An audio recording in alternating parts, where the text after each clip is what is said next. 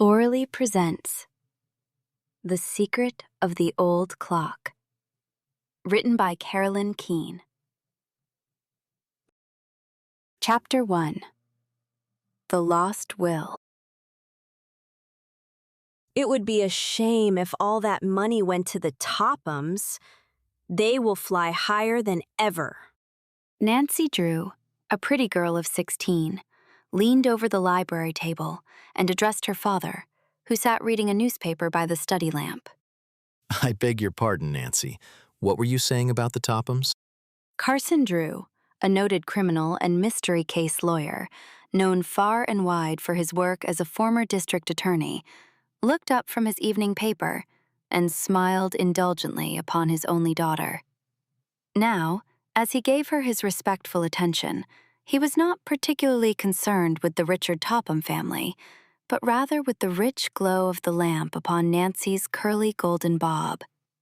Not at all the sort of head which one expected to indulge in serious thoughts, he told himself. Mischievously, Nancy reached over and tweaked his ear. You weren't paying a bit of attention, she accused him sternly. I was saying I think it's mean if those snobbish Tophams fall heir to all of Josiah Crowley's fortune. Can't something be done about it? Removing his horn-rimmed spectacles and carefully folding the paper, Carson Drew regarded his daughter meditatively. I'm afraid not, Nancy. A will is a will, you know. But it does seem unfair that all the money should go to them, especially when they never treated Josiah Crowley like a human being. The Tophams were never noted for their charitable dispositions. Carson Drew observed with a smile. However, they did give Josiah a home. Yes, and everyone knows why. They wanted to work him into leaving all his money to them. And it seems that their scheme worked, too. They treated him like a prince until he made his will in their favor, and then they acted as though he were dirt under their feet. Folks said he died just to be rid of their everlasting nagging. The Tophams aren't very well liked in our little city, are they? Mr. Drew commented dryly. Who could like them, Father? Richard Topham is an old skinflint who made his money by gambling on the stock exchange. And Cora, his wife, is nothing but a vapid social climber. The two girls, Isabel and Ada, are even worse. I went to school with them, and I never saw such stuck-up creatures in all my life. If they fall heir to any more money, this town won't be big enough to hold them. In her estimate of the Topham family, Nancy Drew did not exaggerate. Nearly everyone in River Heights shared the opinion that the Tophams were snobbish and arrogant, and the treatment they accorded old Josiah Crowley had aroused a great deal of unfavorable comment. Nancy had never known Josiah well, but had often seen him on the street, and secretly had regarded him as a rather nice but extremely queer sort of individual. His wife had died during the influenza epidemic following the World War, and since that time, Crowley had made his home with various relatives. Although well-to-do, he preferred to visit around. At first, the Tophams had evidenced no interest in the old man, and he had been forced to live with kindly relatives who were scarcely able to have him with them. Crowley appreciated the sacrifice and openly declared that he intended to make his will in their favor. Then, 3 years before his death, the Topham family experienced a sudden change of heart. They begged Josiah Crowley to make his home with them, and at last he consented. Presently, rumor had it that the Tophams had induced him to make his will in their favor. But as time went on, and Mr. Crowley, though failing in health, maintained as firm a grip on life as ever, the Tophams treated him unkindly. Although he continued to live with them, it was whispered about that frequently he slipped away to visit his old friends, and that he intended to change his will again, cutting the Tophams out entirely. Then one day, Josiah Crowley took to his bed and did not get up. Just before his death, he attempted to communicate something to the doctor who attended him, but his words were unintelligible. After the funeral, only one will came to light, and, to the surprise of everyone, it gave the entire fortune to the Tophams. Father, what do you suppose it was that Mr. Crowley tried to tell the doctor just before he died? Nancy demanded, after a moment of thought. Do you imagine he was trying to disclose something about his will? Very likely, Nancy. Probably he intended to leave his money to more deserving relatives, but fate cheated him of the opportunity. But isn't it possible that he did make such a will and that he was trying to tell what he had done with it? Yes, that's a possibility, of course. Josiah Crowley was rather queer in many ways. Perhaps he hid the will somewhere, Nancy suggested thoughtfully. If he did, I'm afraid it will never come to light. The Tophams will see to that. What do you mean, Father? The estate is a considerable one, I understand, Nancy, and the Tophams don't intend that anyone shall get a cent of it. It's my private opinion that they will take care that a second will is never found. Do you mean that if they discovered the will, they would destroy it? Well, I'm not making any accusations, Nancy, but I do know that Richard Topham is shrewd, and he isn't noted for his honesty. Can't the present will be broken? I doubt it.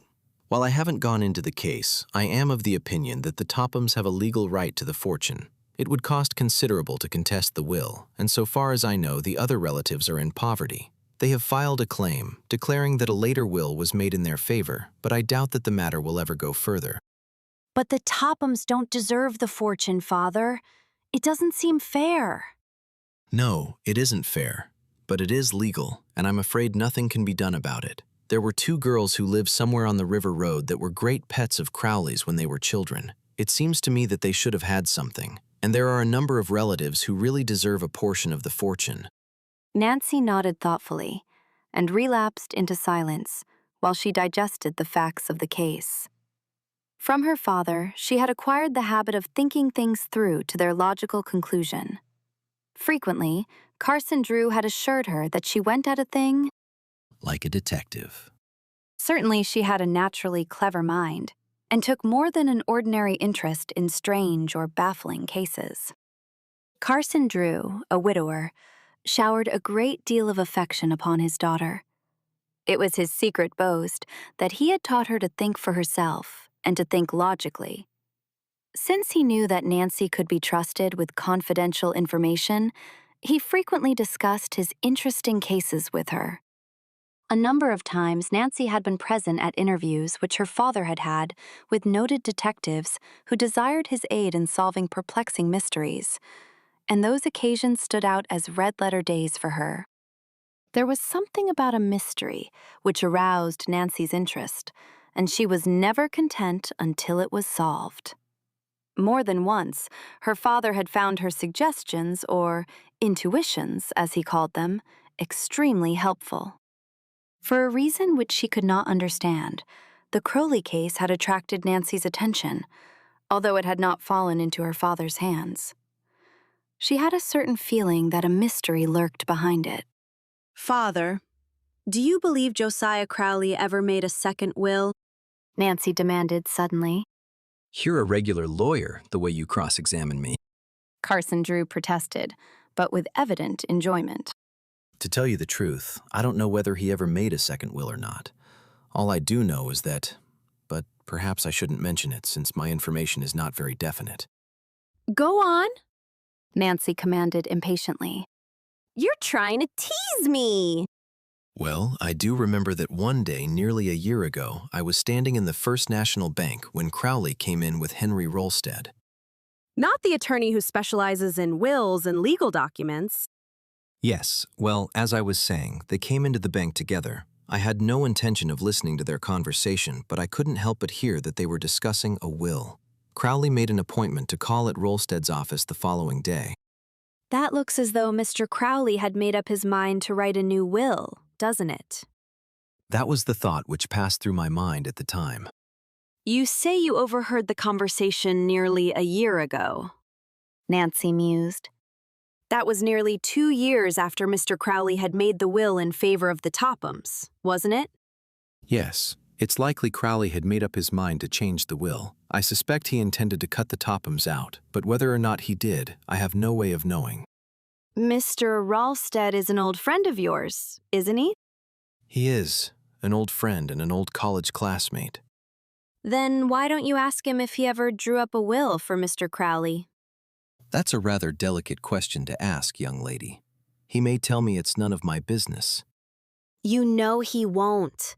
You're such a noted attorney that other lawyers feel flattered when you take an interest in their cases.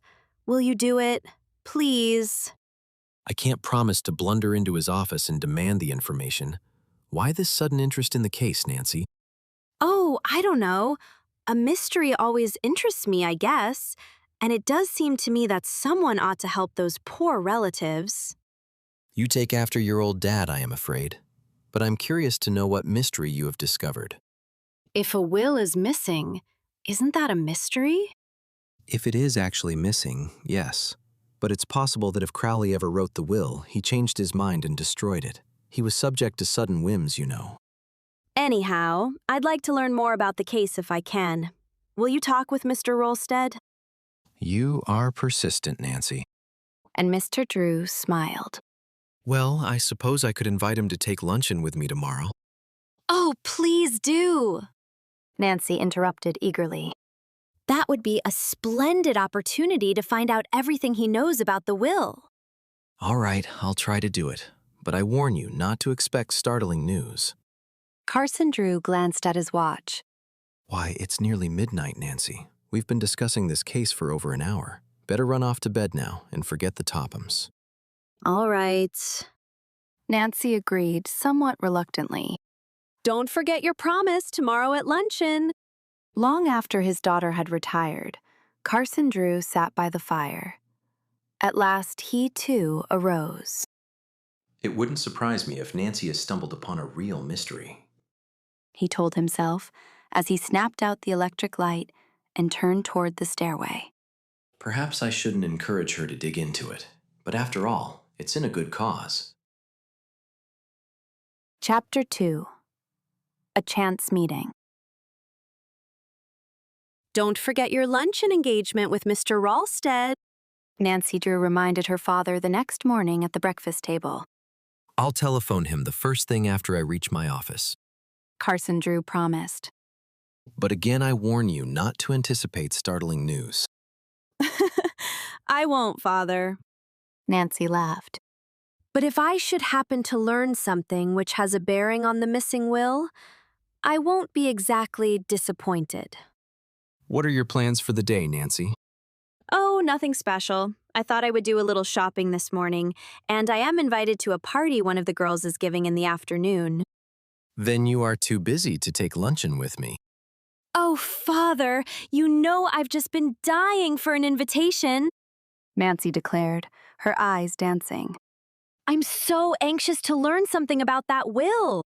All right, if you have time, drop in at my office about 12:30. Mr. Rolstead may not accept my invitation, but if he does, we'll try to find out something about Josiah Crowley.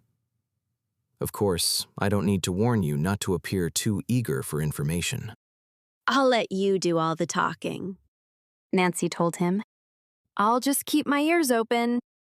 I'll look for you at 12:30 then. Mr. Drew pushed back his chair and glanced at his watch.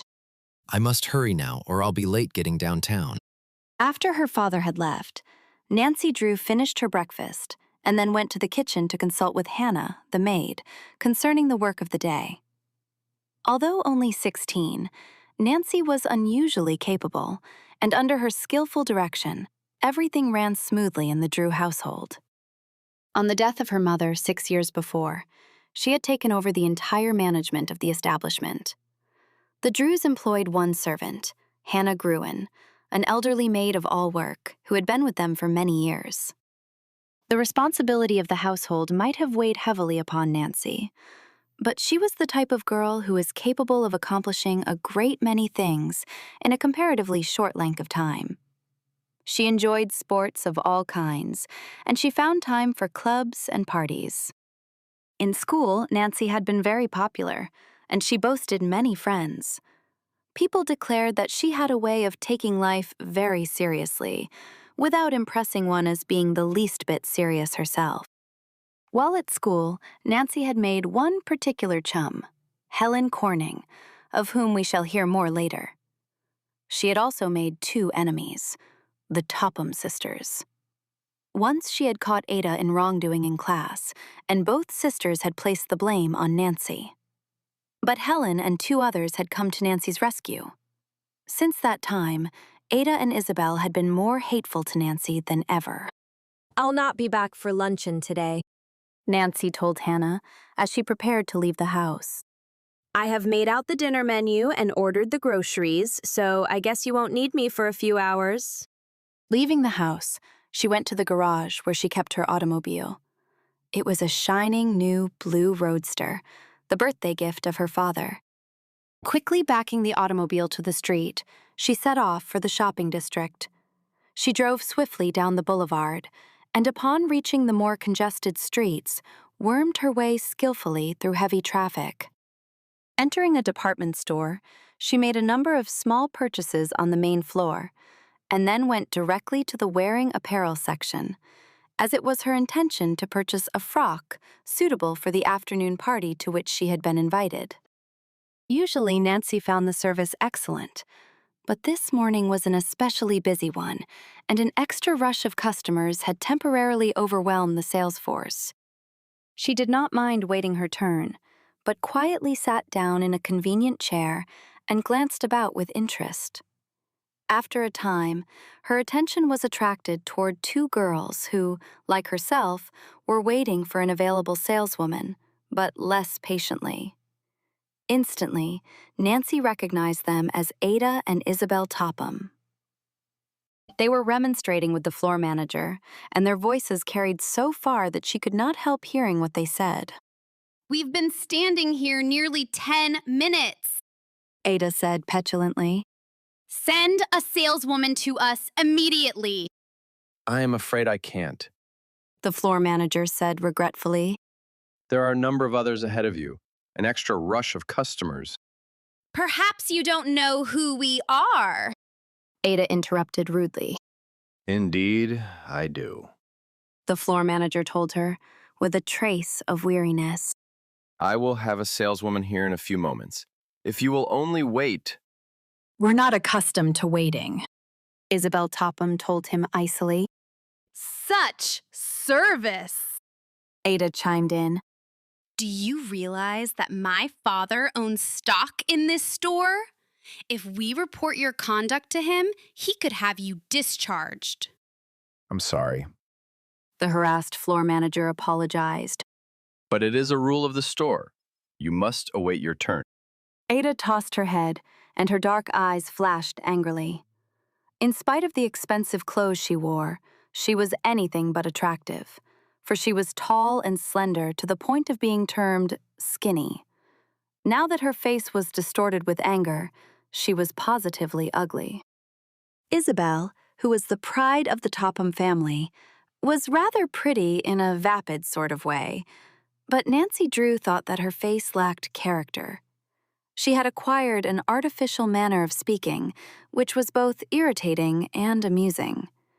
It was her mother's ambition that someday she marry into a wealthy family, and every opportunity was given her for a brilliant match. The 2 sisters were older than Nancy, but had been in her class at school. She had found them stupid, as well as arrogant. They had never been popular with their classmates and had boasted few friends. Now, as they turned from the floor manager and saw her for the first time, Nancy bowed. Isabel coldly returned the bow, but did not speak a word of greeting. Ada gave no indication that she had even noticed her. Snobs. Nancy told herself. The next time, I won't even bother to speak to them. At that moment, a saleswoman hurried toward the Topham girls, and at once they began to shower abuse upon her for her failure to wait upon them sooner. Nancy watched them curiously as they examined the gowns which the saleswoman brought out for their approval. Evidently, Isabel and Ada were in an unpleasant frame of mind, for they tossed aside beautiful creations of lace and chiffon with scarcely a second glance. They found fault with everything. A very chic gown, The saleswoman told them hopefully, as she displayed an attractive dress. It is a Paris model and arrived this morning. Ada picked it up, gave it one careless glance, and then tossed it into a chair. The gown slipped to the floor in a crumpled mass, and, to the horror of the saleswoman, Ada stepped on it as she turned to examine another dress. In disgust, Nancy moved away and began to examine a rack of dresses in another part of the room. Presently, as she wandered back, she saw that Ada and Isabel were leaving without having made a purchase. As they swept past, Ada brushed against her. Instead of apologizing, she wheeled and surveyed Nancy coldly. Do watch where you are going, she said tartly. Nancy stifled a sharp retort and made no reply. Not without amusement, she watched the Topham sisters as they flounced to the elevator. I don't wonder that people say such mean things about them, Nancy told herself. Her thoughts were cut short as a saleswoman offered her services. It was the same girl who had waited upon the Topham sisters. Nancy quickly selected a party frock of blue crepe, which matched her eyes, and went to the fitting room to try it on.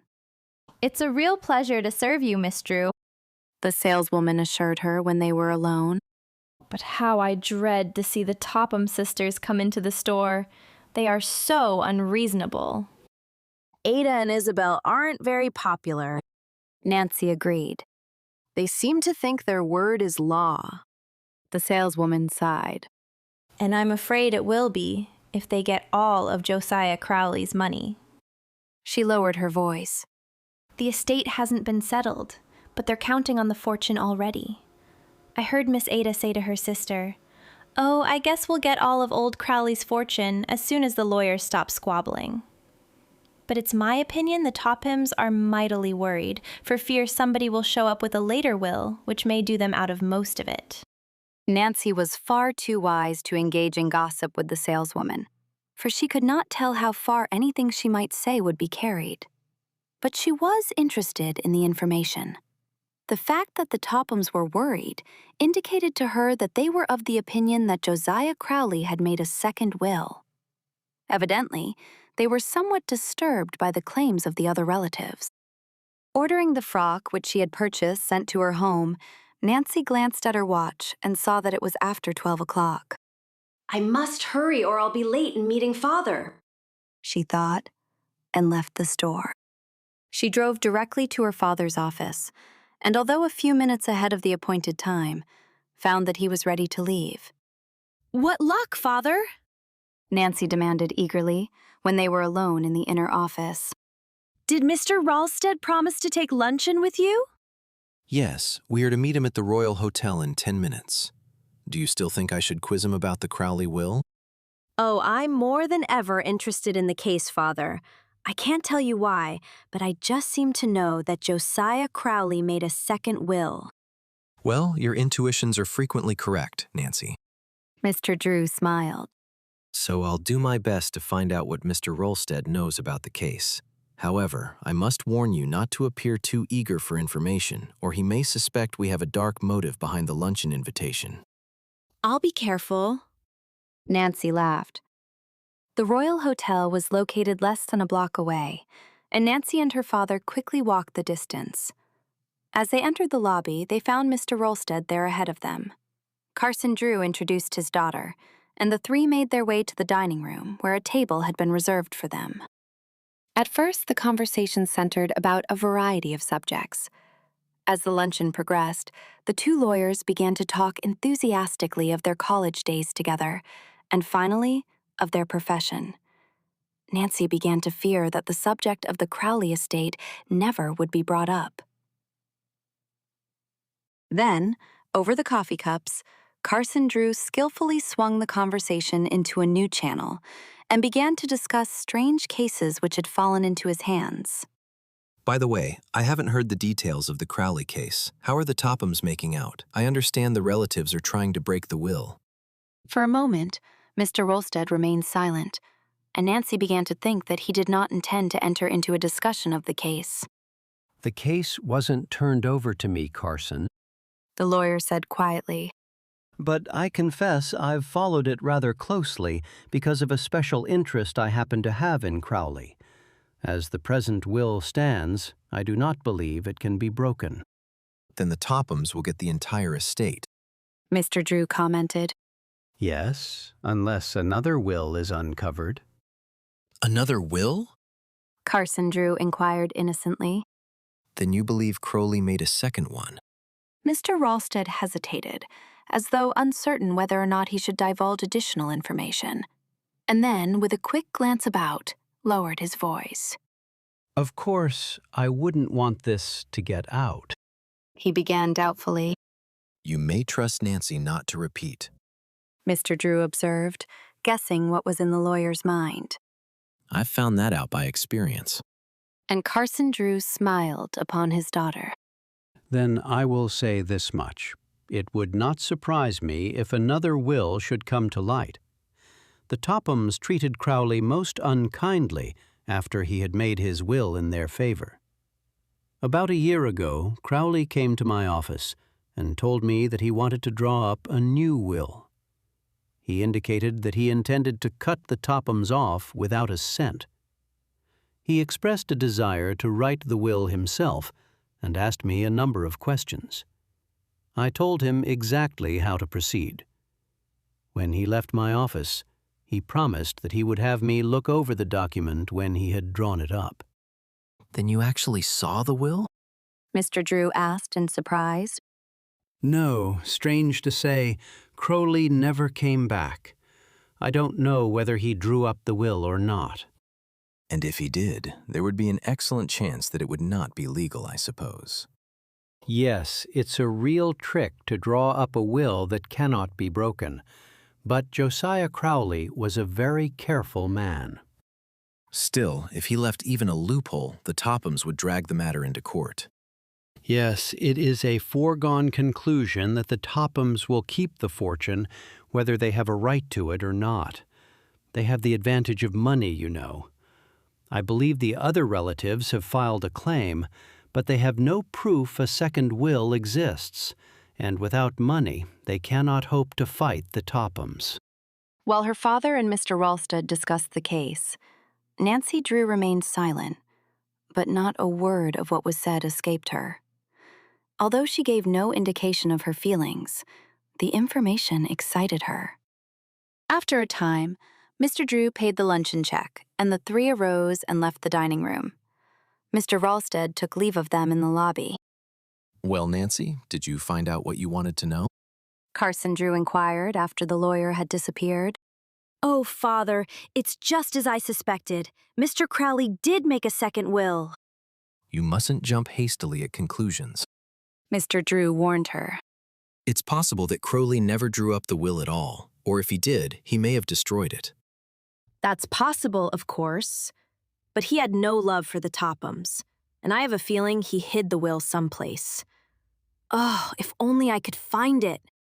It would be as easy as looking for a needle in a haystack. Mr. Drew replied. If I were you, I would forget about the case, Nancy. I can't forget about it until I've at least made an attempt to find out what became of that will. Nancy insisted stubbornly. All right, dig into the mystery if you like, but I'm afraid you've set yourself an impossible task. I don't see how you hope to discover what became of the will when you haven't even a clue. I'll find a way. Nancy laughed. Give me time, and I'll surprise you. But after she had said goodbye to her father and was slowly driving toward home, doubt assailed her. She knew that the odds were against her. Although she was determined to find out what had become of the Crowley will, she was at a loss to know how to begin. As her father had reminded her, she did not have a single clue. Where there's a will, there's a way, She quoted whimsically. That old proverb is doubly true in the Crowley case. If there actually is a second will, I'm going to find it. And if I do, I hope it won't prove to be in the Tophams' favor. Chapter 3. Racing the Storm. Nancy, if you haven't planned anything special for the day, I wonder if you would care to do a little errand for me. Inquired Carson Drew one morning at the breakfast table. Why, of course. Nancy agreed pleasantly. What is it? I have a number of legal documents which must be delivered to Judge Hartgrave at Masonville sometime before noon. I would take them myself, but I have several important appointments this morning. I'll be glad to do the errand for you. Nancy promised willingly. I can run over to Masonville in the roadster. It isn't more than a 15-mile jaunt. Fine, that's a load off my mind. You're sure you don't mind? It's such a wonderful day. I'll enjoy the trip. Mr. Drew parted the curtains at the dining room window and looked out. It is a bright day, but I can't say I like the appearance of those clouds in the west, Nancy. I'm afraid it may rain. You know how quickly our storms come up. I'll start just as soon as I can get ready then. Where are the papers? At the office. We can ride down together. Nancy Drew hurried away to find her hat and purse. Before Mr. Drew had collected his own belongings, she had backed the roadster from the garage and was waiting for him at the curbing. I haven't heard you mention the Crowley case lately. Mr. Drew commented as they rode along together. Have you forgotten about it? Nancy's face clouded. No, I haven't forgotten, but I must admit I have made no progress. I guess I'm not cut out for a detective. Don't feel discouraged, Nancy. The Crowley case would baffle a professional. I haven't given it up yet, Father. I may stumble onto a clue one of these days. When they reached the law office, Nancy stopped the roadster and her father got out. He disappeared inside the building and, returning a few minutes later, placed a fat manila envelope in Nancy's hand. Give this to Judge Hartgrave. You know where to find him? Yes, I'll have no trouble in finding his office. I've frequently driven as far as Masonville. Selecting the shortest route to her destination, Nancy deftly shifted gears and was off. As she rode along the gravel road, her eyes traveled to the fields on either side of the highway. Like a true daughter of the Middle West, Nancy Drew took pride in the fertility of her state and saw beauty in a crop of waving green corn, as well as in the rolling hills and the expanse of prairie land. More than once, Nancy glanced anxiously at the sky. The sun shone down on the gravel road with dazzling intensity, but a large black cloud had settled in the west. Still, it did not appear to be rolling up very fast, and Nancy told herself that there was no need to worry. It won't rain for an hour or two, and by that time I'll be home, she thought. Nancy took her time on the road, and it was nearly 11 o'clock when she finally drove into Masonville. She went at once to Judge Hartgrave's office, but was informed that he had gone to the courthouse. Nancy knew that the legal papers which she had been sent to deliver were important, and rather than leave them with the office girl, she set off in search of the judge. She had considerable trouble in finding him, and it was nearly 12 o'clock when at last she delivered the manila envelope into his hands. Learning that Nancy was the daughter of Carson Drew, Judge Hartgrave insisted that she take luncheon at his home before returning to River Heights. Nancy accepted the invitation and spent a very pleasant hour in company with the judge and his wife. When at last she had insisted that she must start for home, it was after 1:30. I have half a notion to take a different route back, she told Judge Hartgrave as she stepped into her blue roadster. It's a beautiful drive on the river road, but the trip will take longer, and I am afraid it may rain.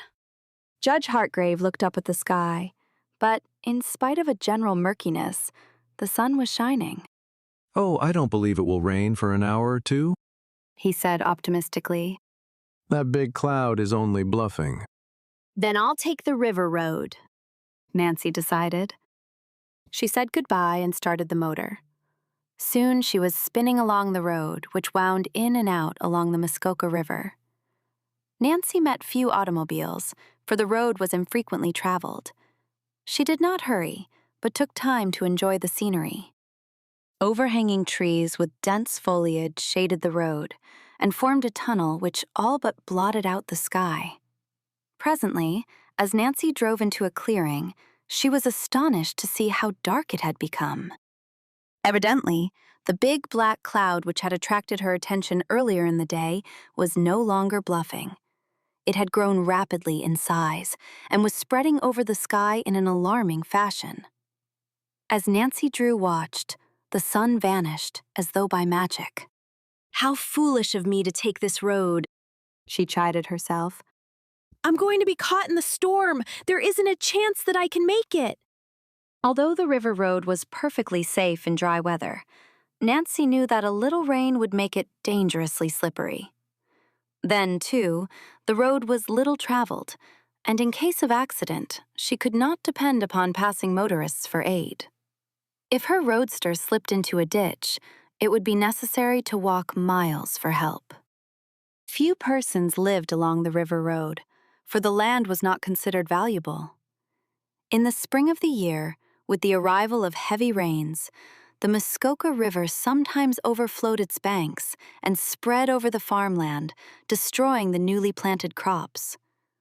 For this reason, the district was not a popular one, and the land was held by poor folk.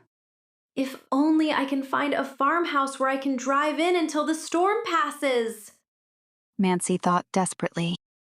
The sky was now entirely overcast, and in among the trees it was as dark as night. Nancy could not see the road distinctly and switched on the headlights of her roadster. A brisk breeze began to stir the trees, and the leaves seemed to whisper a fearful warning of the storm to come. A feeling of uneasiness took possession of Nancy Drew. She stepped on the accelerator, and the roadster fairly leaped forward, as though it too understood the need for haste. Suddenly, a flash of forked lightning coursed across the sky and was followed by a loud clap of thunder. That was close, Nancy murmured uncomfortably. She bent low over the wheel and took the curves as fast as she dared.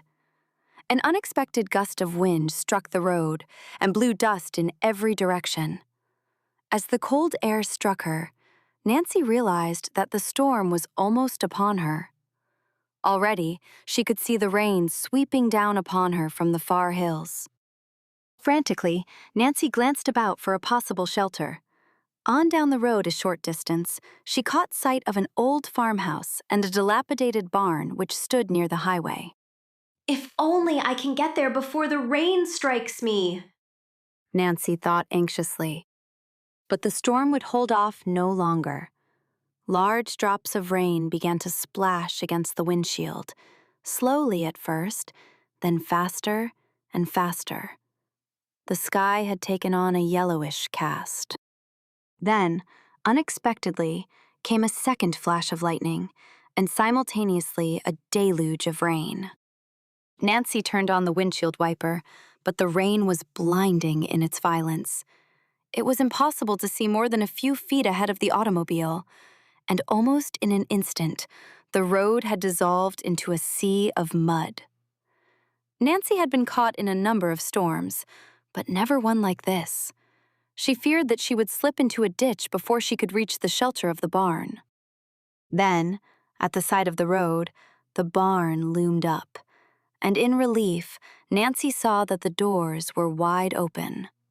Without an instant's hesitation, she headed straight for the building and drove in.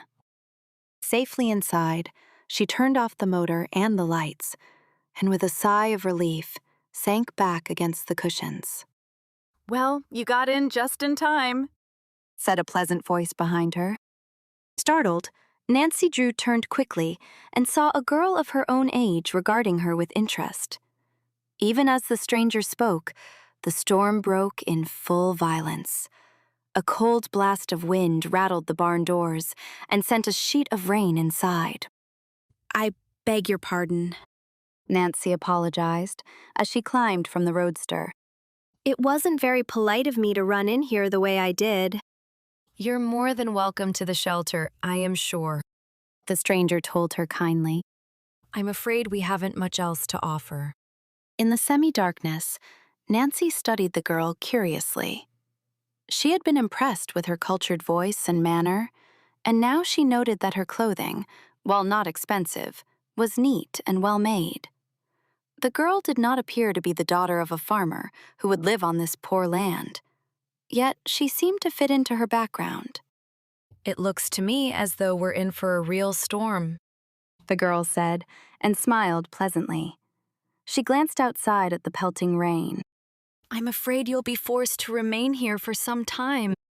So long as I'm not out in the rain, I don't mind. Nancy replied quickly. That is, if you don't object. Object? The girl spoke impulsively. Oh, you can't understand how eager we are for visitors. Grace and I seldom have a chance to talk with anyone our own age. Sometimes a whole week will go by and we won't see anyone but the postman. Nancy Drew had a natural talent for unearthing interesting stories. And now, a sixth sense seemed to tell her that she had encountered something unusual. She was eager to learn more about the girl and her reason for leading such an isolated life. I must thank you for your hospitality, Nancy said with a friendly smile. After all, perhaps the storm has done us both a real favor in throwing us together. At the moment, Nancy Drew little dreamed that the next few hours were to reveal the truth of her polite utterance. Chapter 4. An interesting story. The storm is getting worse every minute, Nancy Drew's companion observed. Nancy followed her to the barn door and looked out. The rain was now coming down in torrents, and as the girls stood in the doorway, a sudden gust of cold wind blew a sheet of water into their faces. Oh, let's get back where it's dry. Nancy laughed. This is terrible. It's getting cold, too, her companion announced, with chattering teeth. Why not come into the house with me? It's far more comfortable there. And, unless I'm mistaken, this storm will continue for an hour or so. I don't like to trouble you. Oh, it's no trouble at all. Grace will never forgive me if I don't bring you inside. She turned to Nancy with an apologetic smile. I guess I forgot to introduce myself. My name is Allie Horner. And I am Nancy Drew. Not the daughter of Carson Drew, the noted lawyer? Yes, Nancy admitted in surprise. Do you know my father? Oh, no, but I guess everyone has heard of him. Allie Horner began to take off the raincoat which she wore. Here, take this, and I'll find you a pair of rubber boots. I don't want to take your raincoat, Nancy protested. What will you wear? Oh, I have an old coat hanging here on a nail. I'll use that. Anyway, the rain won't hurt my dress. Under protest, Nancy donned the raincoat and put on a pair of rubber boots which were several sizes too large for her. She made such a grotesque picture that the two girls could not help but laugh. Then they closed the barn doors. Now, Allie directed. Let's make a dash for it.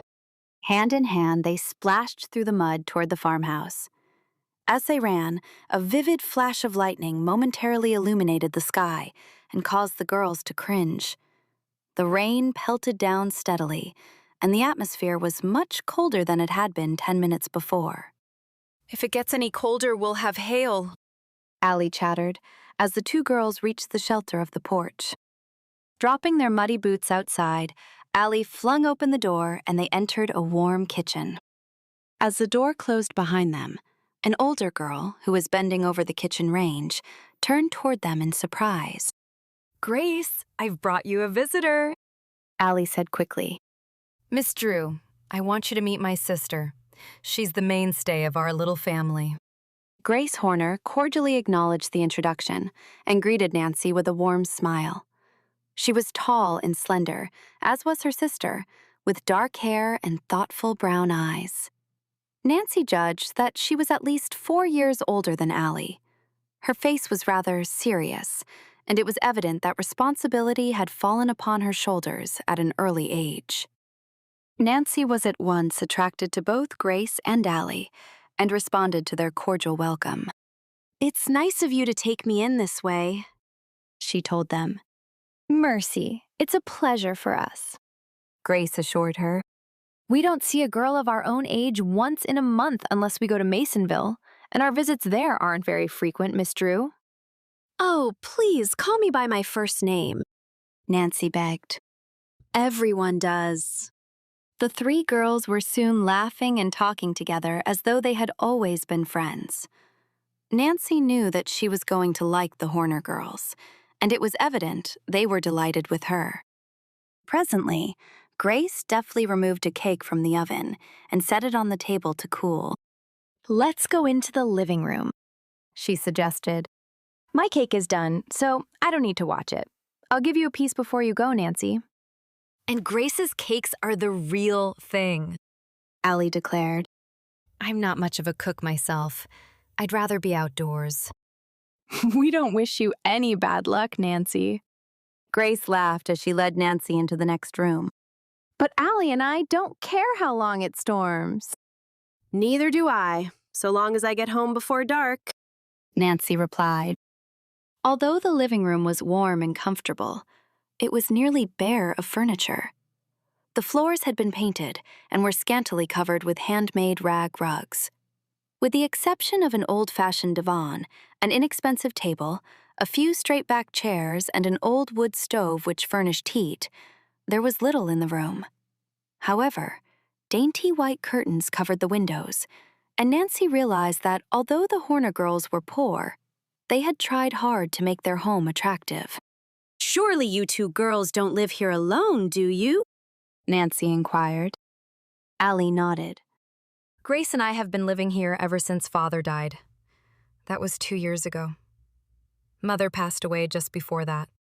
The girl added, with a slight catch in her voice. But how do you manage? It must be dreadfully hard for two girls to run a farm by themselves, said Nancy in wonder. Our farm isn't very large now, Grace said quietly. We have only a few acres. I know you wonder how we live, but are too polite to ask. Allie broke in. Grace helps a dressmaker at Masonville whenever she can get work. She makes all our clothes, too. And I raise chickens. Chickens? Nancy asked in surprise. Can you make much at that? Well, it all depends. This year, the market hasn't been so high as usual, and the price of eggs has dropped, too. But I enjoy the work, and I could make it pay if only I could afford to start a flock of white leghorns. Allie is a regular outdoor girl, Grace explained with a smile. We divide our work. I attend to the house, but she would rather be outside. We get along very nicely in the summer, Allie went on. We raise vegetables and have enough for our own use. But in the winter, it's hard. I don't know how we'll manage this year. We'll find a way, Allie, Grace told her with a brave smile. We always have. She arose from her chair and turned to Nancy.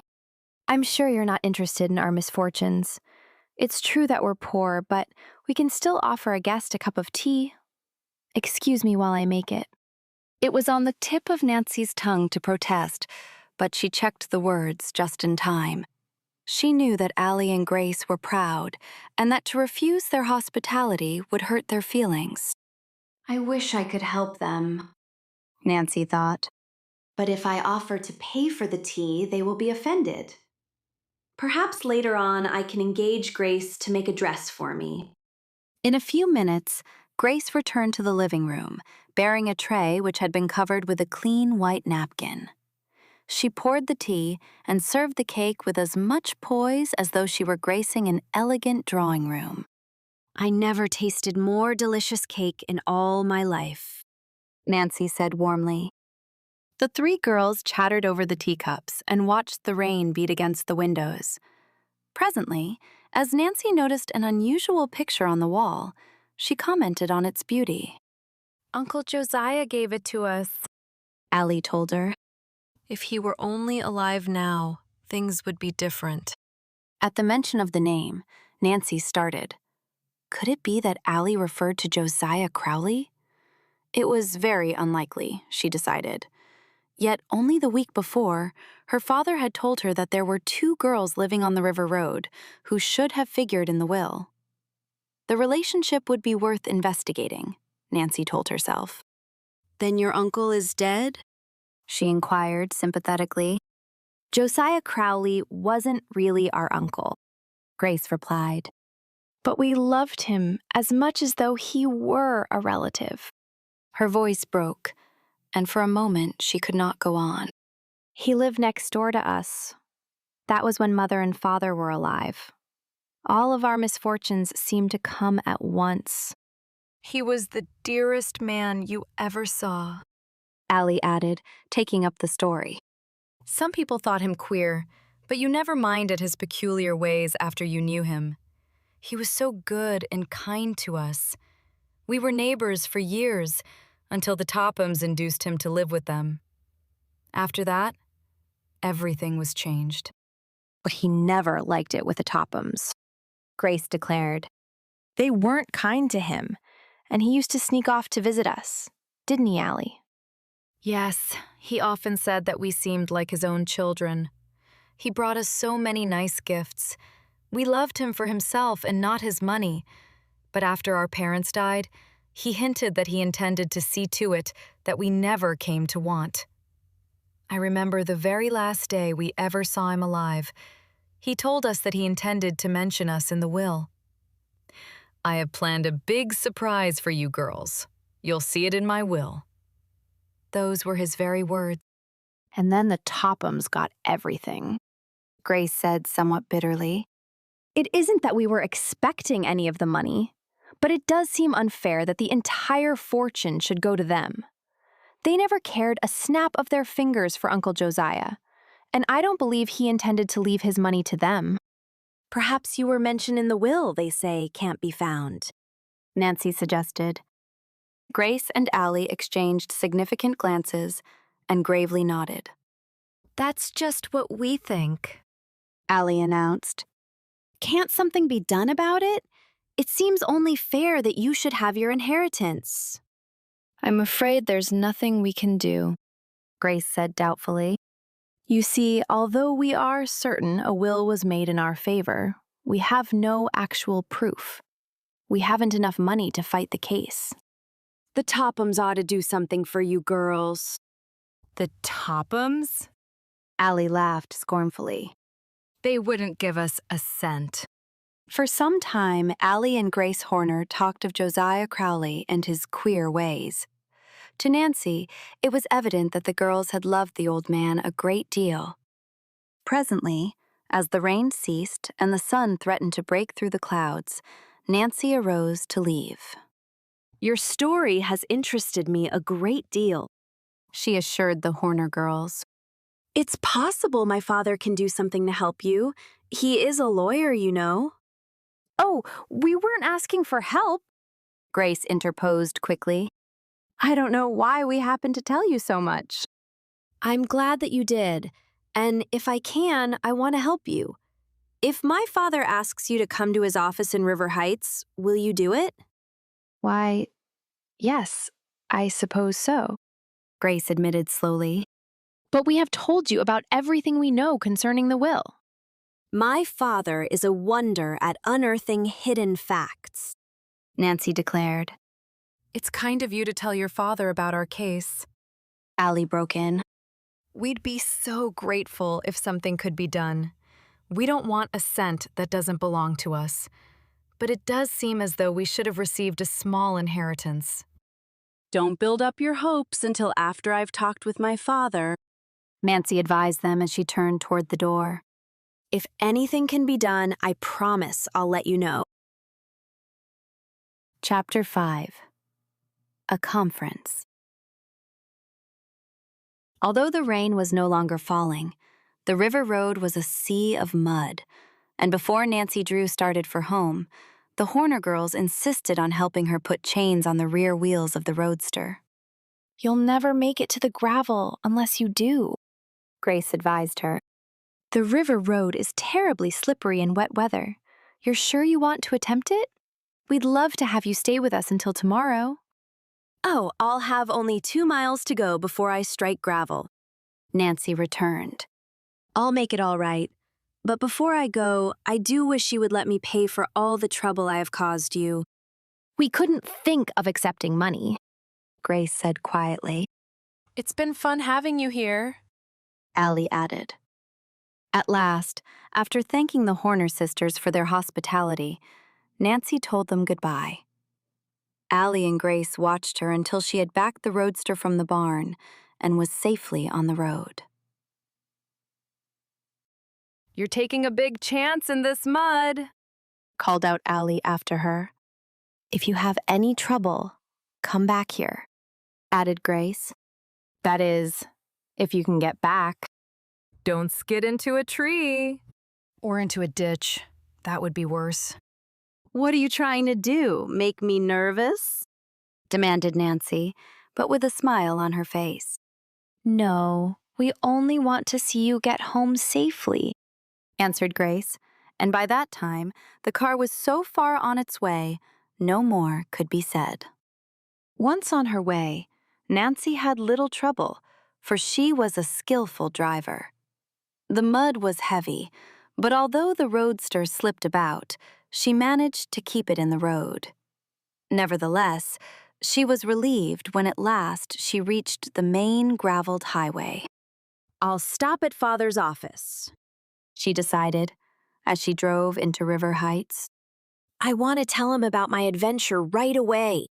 She parked the car and surveyed it rather ruefully as she climbed out. Poor thing needs a bath. But even if I did get into mud, it was worth it. Otherwise, I would never have found out about the Horner girls. As Nancy was admitted to her father's private office, he arose from his chair to greet her. I'm glad you're here safe and sound, he declared in relief. I've been worried ever since that storm came up. I telephoned the house and Hannah said you weren't back. It gave me a bad scare. I had a little adventure, Nancy announced with an important air. Quickly, she told of her meeting with the Horner sisters and what she had learned concerning the Crowley will. Allie and Grace Horner are as poor as church mice, but they're proud, too, Nancy ended. If only we could do something to help them. They deserve a portion of the Crowley estate, but they'll never get it unless someone takes a hand. From what you say, it looks as though Crowley really did make a will in their favor, Carson Drew commented thoughtfully. I never had any particular liking for Richard Topham, and I'll admit it would please me to see him lose the money. I'll be glad to do anything I can to help the Horner girls, Nancy. We might invite them to the house for a little conference. I was hoping you would suggest that. You say the girls have no idea what became of the will? They never saw it. Well, it's possible that by talking with them, we may learn something which may serve as a clue. I'll invite them to the house tomorrow if you want me to, Nancy said quickly. You're so clever at asking questions, and the Horner girls will do anything in their power to help. Mr. Drew studied his desk calendar for a moment. All right, but make it day after tomorrow afternoon at 3. I have no appointment for that hour. Now that she had accomplished her purpose, Nancy gave her father a hug and fairly danced toward the door. I knew you'd try to help them, she called back over her shoulder. Now that you've promised, I'll scamper off and let you get your work done. Nancy's interest in the Crowley case had intensified since her chance meeting with the Horner girls, and it was with impatience that she awaited the conference. All the day of the appointment, she kept watching the clock, wondering if Allie and Grace would keep the engagement. She had sent them the invitation, and they had promised to come, but Nancy was a trifle uneasy, especially as the hour of 3 approached and the 2 girls had not arrived. I don't see why they don't come, she fretted. The words were scarcely out of her mouth when the doorbell jangled. That must be the girls now, she cried as she hurried to open the door. It was indeed Allie and Grace Horner. Nancy greeted them enthusiastically and, ushering them into the comfortable study, introduced her father. At first, the Horner sisters were rather ill at ease, but after a few minutes, they relaxed and began to talk frankly. Tell me about Josiah Crowley, Carson Drew suggested. I understand that he was rather a peculiar man. Oh, he was. Allie began impulsively. I've seen him go about hunting for his spectacles when they were on his nose all the time. Did he ever hide things? Mr. Drew inquired. Did he? Allie laughed. He was always putting things away in what he called a safe place. The place was usually so safe that he could never find it again. Did he ever say anything which would lead you to believe that he had hidden a will? Aurely shook her head. Not that I can remember. Why, he did, too. Grace broke in. One day, when he was at our house, he got to talking about the Tophams and the way they were trying to get his money. I guess they'll be fooled all right when they find out I've made another will, he said with that odd little chuckle of his. This time, I'm not going to trust it to any lawyer. I'll put it away in a place that I know will be safe. That's right. Aurely agreed. I had forgotten. Was Crowley living with the Tophams at the time he told you this? Carson Drew asked quickly. Grace nodded. Do you think it possible that he hid the will somewhere in the house? You mean at the Tophams? Grace inquired. Of course, I have no way of knowing, but it's my opinion that he did. Nancy and her father exchanged quick glances as the same thought occurred to them. Perhaps the Tophams had discovered the will and already had destroyed it. Carson Drew asked a few more questions. The Horner girls were eager to help, but they were unable to furnish additional information which had a direct bearing on the missing will. After Nancy had served tea, they thanked Carson Drew for his interest in them and arose to depart. If I find that I am able to help you in any way, I will do so. Mr. Drew told the sisters as he escorted them to the door. And of course, there will be no charge for my services. However, unless the will is found, there is really very little that can be done. After Aurely and Grace had left, Nancy turned inquiring eyes upon her father. Charming girls. He commented. And undoubtedly deserving. Then you'll help them? Nancy demanded eagerly. I am afraid there is nothing I can do, Nancy. Mr. Drew returned regretfully. The will is probably lost forever. It wouldn't surprise me if it had been destroyed.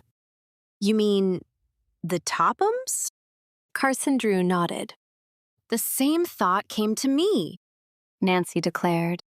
It would be just like them to destroy it if it fell into their hands. They have no scruples whatsoever.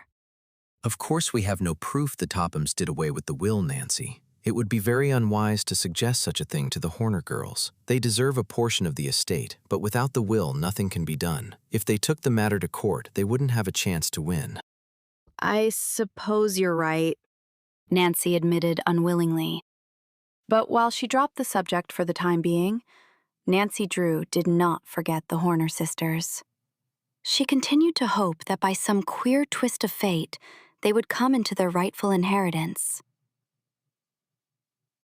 If the will has been destroyed, I don't see how anyone can help them, she told herself, rather unhappily. But until I'm sure of it, I'm not going to give up. She squared her shoulders with determination. I'll find some way to discover what became of the will. Chapter 6. An Unpleasant Encounter. In spite of Nancy Drew's firm decision to assist the Horner girls, the days slipped by and, try as she would, she could think of no way to discover whether or not the missing Crowley will had fallen into the hands of the Tophams. Although she seldom discussed the case with her father, he knew that she was troubled. You're worrying about the Horner girls, he observed one day. I am afraid you are taking their misfortunes too seriously. There is nothing you can do without the will, and you had best forget about it. Why, you've scarcely been out of the house since the Horner girls were here. Go shopping or anything to take your mind from the subject. I have been thinking about Aurely and Grace, Nancy admitted, with a rueful smile. I was so sure I could do something for them. Give your mind a rest, and perhaps you'll have an inspiration. Mr. Drew encouraged her kindly. All right, I'll take your advice and go shopping, though I really haven't a thing to buy. The fresh air will do me good, I suppose. After luncheon, Nancy left the house and made her way toward the business section of River Heights. The walk was a long one, but she took it at a brisk pace. Nancy, naturally, was athletic, and as she swung along, more than one passerby turned to look after her in admiration. After window shopping for a time, she wandered into a department store more from curiosity than because she had anything to buy. She moved about aimlessly, gazing at whatever struck her fancy. Suddenly, Nancy's attention centered upon two girls who were hurrying down the aisle ahead of her.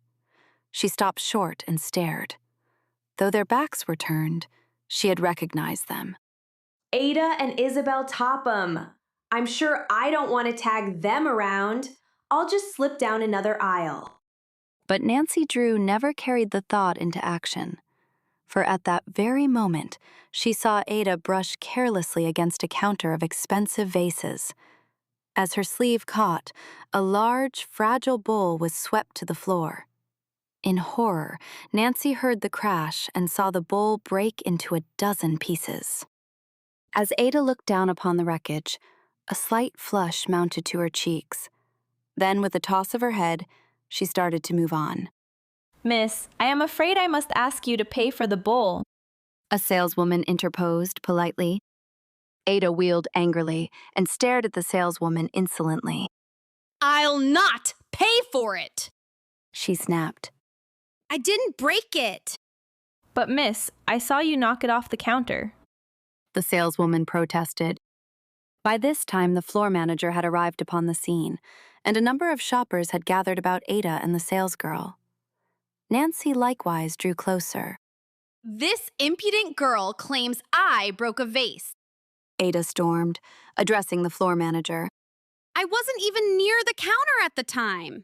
However, I did see her knock it to the floor herself. Isn't that so, Isabel?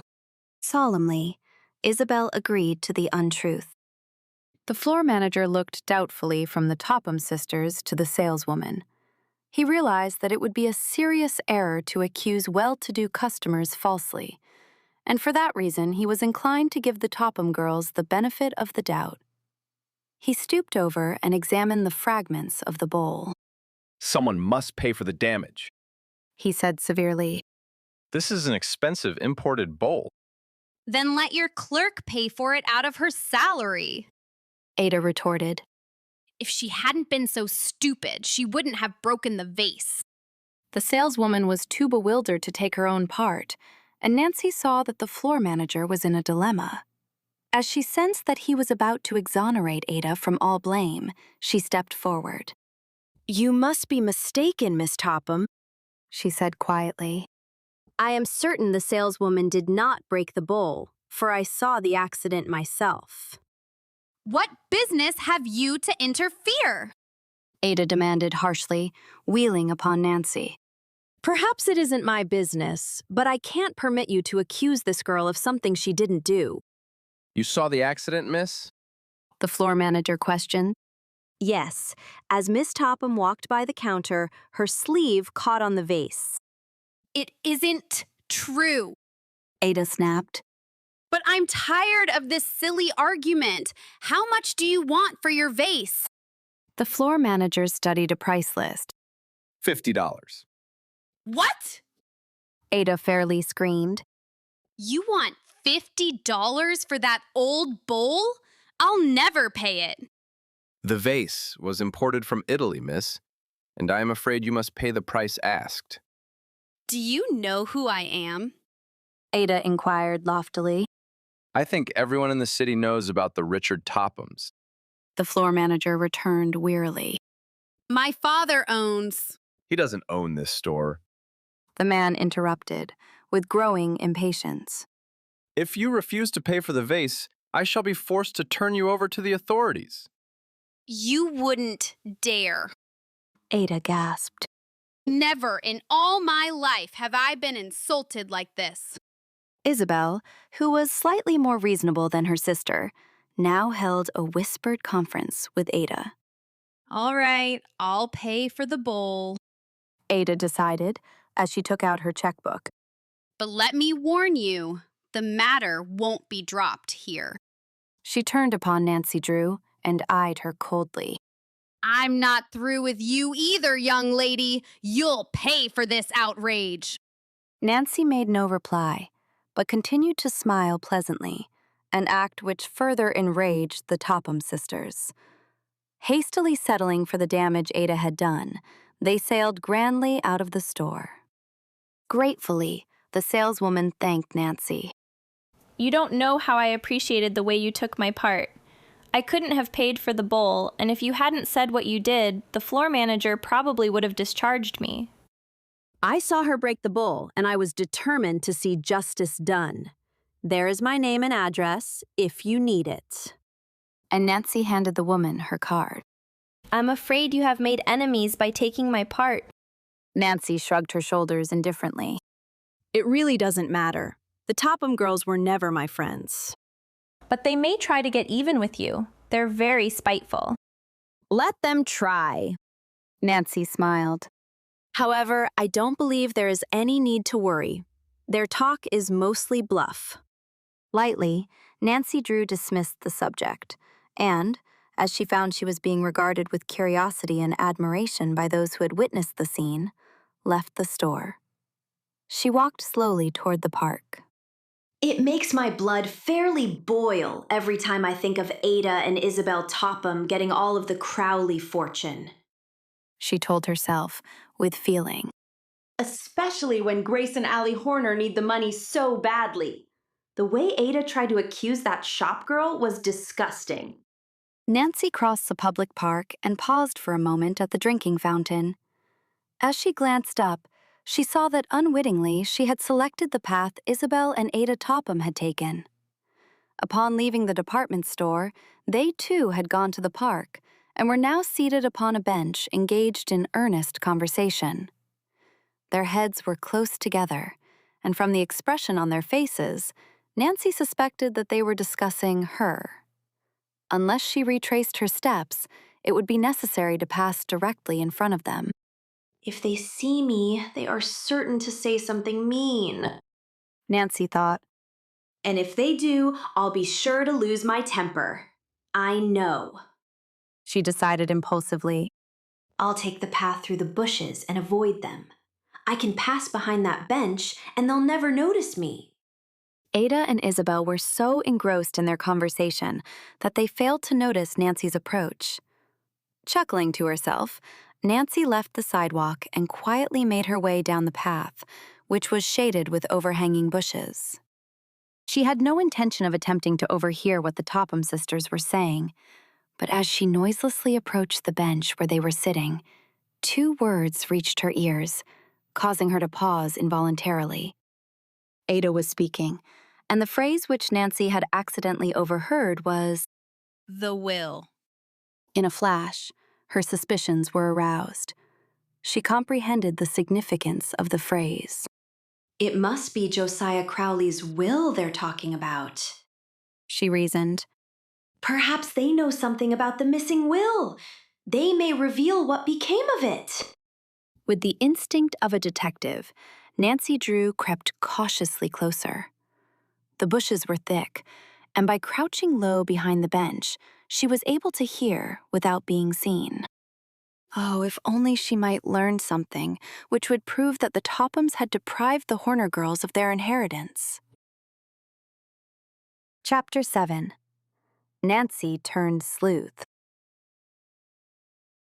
While Nancy Drew eagerly waited, scarcely daring to breathe naturally lest her presence be detected, Ada began to speak. Well, if there should happen to be another will, we may be dumped, she said sourly. I don't believe Josiah Crowley ever made such a will, Isabel replied, in so low a tone that Nancy scarcely caught the words. Evidently Nancy Drew does, or she wouldn't be taking such an interest in those Horner girls, Ada returned.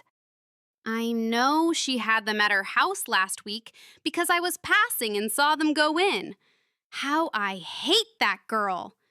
If she should get her father interested, he might dig up another will. Even if another will does turn up, we can trust Dad to take care of it, Isabel commented dryly.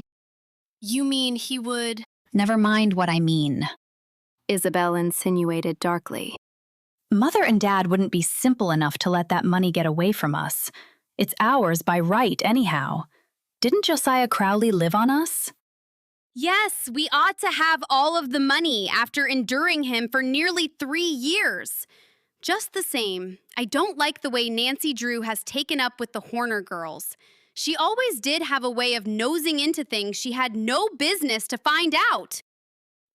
Oh, pooh for her. Isabel scoffed. Let her try to discover anything she likes. The money was given to us fairly enough. The conversation ended abruptly as Isabel and Ada arose from the bench and walked on down the street. Nancy waited until they were out of sight and then emerged from the bushes. There may be a chance to find that missing will after all, she reasoned as she sank down on the bench vacated by Isabel and Ada. Nancy had always been convinced that Josiah Crowley had made a second will. However, since her talk with the Horner girls, she had shared her father's opinion that the document had fallen into the hands of the Tophams, only to be destroyed. This conviction had discouraged her. Now the information which she had gleaned from the snatch of overheard conversation gave her new hope. From what Isabel and Ada had said, she was led to believe that if Josiah Crowley had made a second will, the Tophams were as ignorant as herself concerning its whereabouts. Anyway, it's encouraging to know the will hasn't been destroyed, Nancy told herself. But there's one thing certain. If the Tophams ever get their hands on it, they'll take care it never comes to light. From what Isabel and Ada said, I judge they're beginning to realize their position is anything but secure. If I'm ever to find that will, I must get busy before they beat me to it. Nancy Drew possessed her father's liking for a mystery, and she delighted in a battle of wits when championing a worthy cause. Carson Drew had often remarked that he enjoyed the detective work of his cases better than the court work, but Nancy knew he was too busy with his own cases to devote much attention to the missing Crowley will. If anything were done to help the Horner girls win their inheritance, she must accomplish it herself. As Nancy reviewed the facts of the case, it seemed to her that she must have overlooked a possible clue. Never had a mystery appeared more baffling. For nearly 10 minutes, Nancy sat lost in deep thought. Then, with a cry of delight, she sprang to her feet. How stupid of me not to think of it before. The Horner girls aren't the only ones who should have figured in the will. There were a number of relatives, and Father said that they filed a claim too. I wonder who they are. If I could talk with them, it's possible I might learn something that would have a bearing on the case. Convinced that the inspiration was a happy one, she set off toward her father's office. He was engaged in an important conference when she arrived, and Nancy was forced to wait 10 minutes before she was admitted to the inner office. Now what? Her father asked, smiling as she burst in upon him. Is it a new dress you want? Nancy's cheeks were flushed, and her eyes danced with excitement. Don't try to tease me, she protested. I've stumbled onto something important, and I want information. At your service, Nancy, Mr. Drew said. But if it's about that Crowley case, I've told you everything I know. Nancy poured out the story of her encounter with the Topham sisters in the department store and told of the conversation she had overheard in the public park. Mr. Drew listened with interest until she had finished. And now, what is it you want? He asked gravely. I thought if I went to those other relatives, I might be able to learn something which may help solve the mystery. A good idea, Nancy. But I don't know their names, and that's why I came to you. I wish I could help you, but I'm afraid I can't. Mr. Drew said regretfully. Nancy's face fell. Wait a minute, he called as she turned to leave. I can't supply the names you want, but I think I can tell you where to find them. Where? At the courthouse. They should be on file. He glanced at his watch and frowned. But I'm afraid it is too late to go there this afternoon. Oh, and I'm anxious to find out right away, Nancy declared in disappointment. If I delay even a single day, the Tophams may get ahead of me and find that will. Suddenly, her face brightened as she thought of something. I know. I'll jump into the roadster and run out and have a talk with the Horner girls. They should be able to furnish me the information. You can try them at least. That's just what I'll do, Nancy decided as she turned again toward the door. Just a minute. Carson Drew stopped her. I wonder if you realize just what you were getting into, Nancy. Why, what do you mean? Only this. Detective work isn't always the safest occupation in which to engage. I happen to know that Richard Topham is an unpleasant man when crossed. If you actually succeed in learning anything which may help the Horner girls, you are certain to have the Tophams in your wool. I'm not afraid of them, Father. Good. Mr. Drew exclaimed. I was hoping you would say that. I'm glad you have the courage of your convictions, but I didn't want you to march off into battle without a knowledge of what, undoubtedly, you will be up against.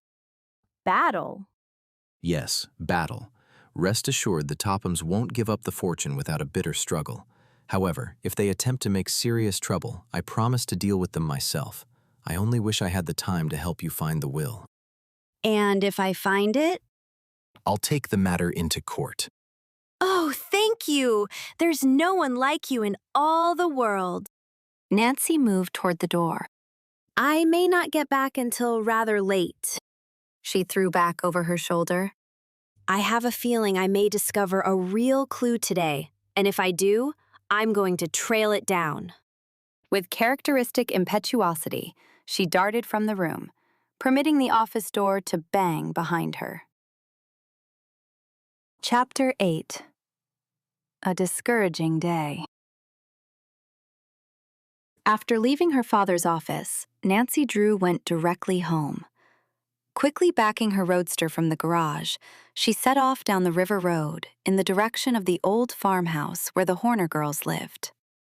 Before leaving the main highway, Nancy glanced anxiously at the sky and was relieved that no clouds were visible. After my last experience, I don't intend to get caught in another storm, she admonished herself. The recent rain had made the roads rough, and Nancy bumped about in the roadster rather uncomfortably. At last, however, she came within sight of the farmhouse, and as she viewed it from a distance, noticed that it was even older and more run down than she had thought. The house was large and rambling, but apparently it had not been painted in years. Shingles were falling from the roof, and the porches sagged. As Nancy's eyes traveled to the old barn, she wondered how it had managed to survive the recent storm. If Allie and Grace Horner only had money, they could make the place attractive, she thought, as she drove through the open gate.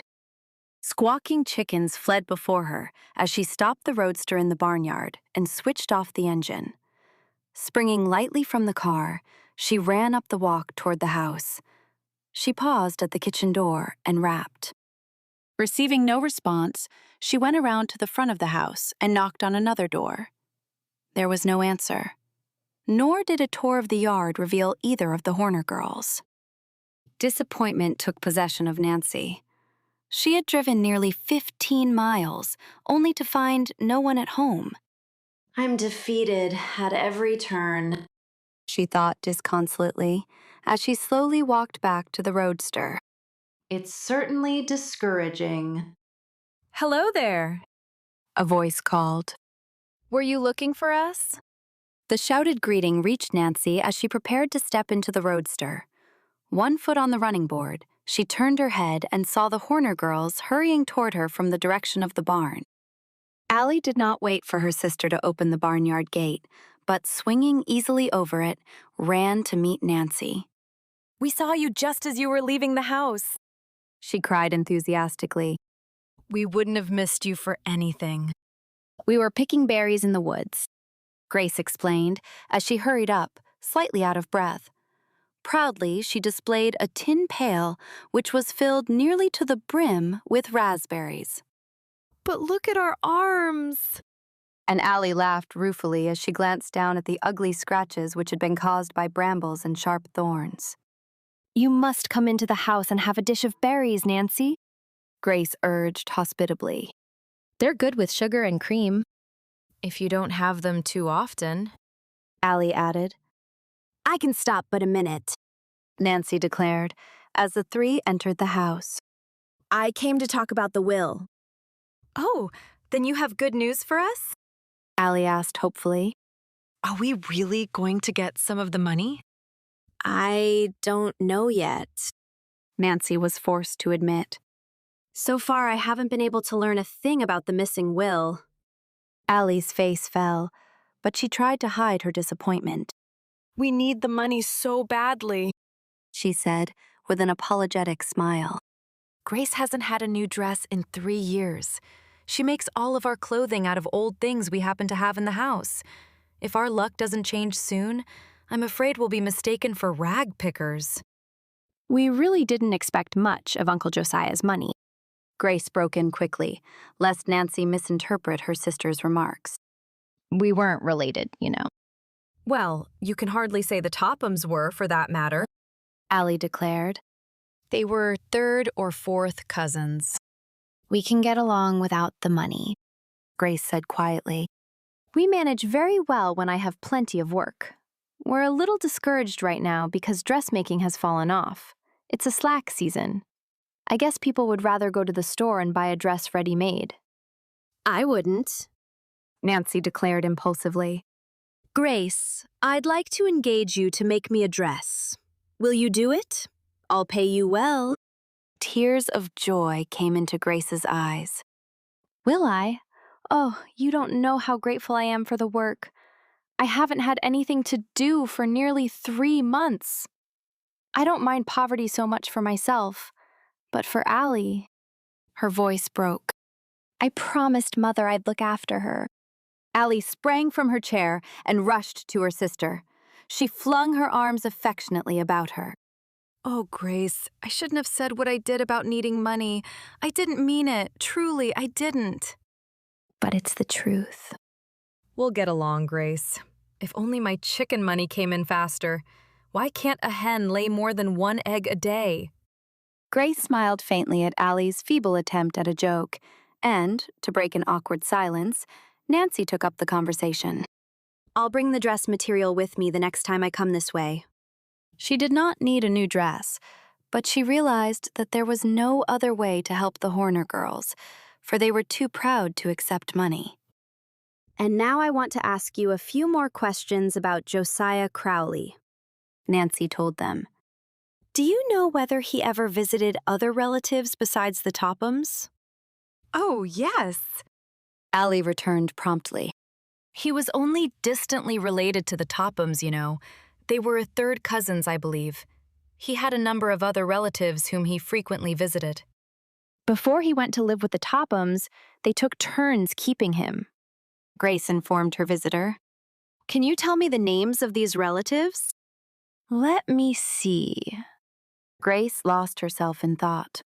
There are 2 cousins living in Masonville. Matilda and Edna Turner. Allie prompted her.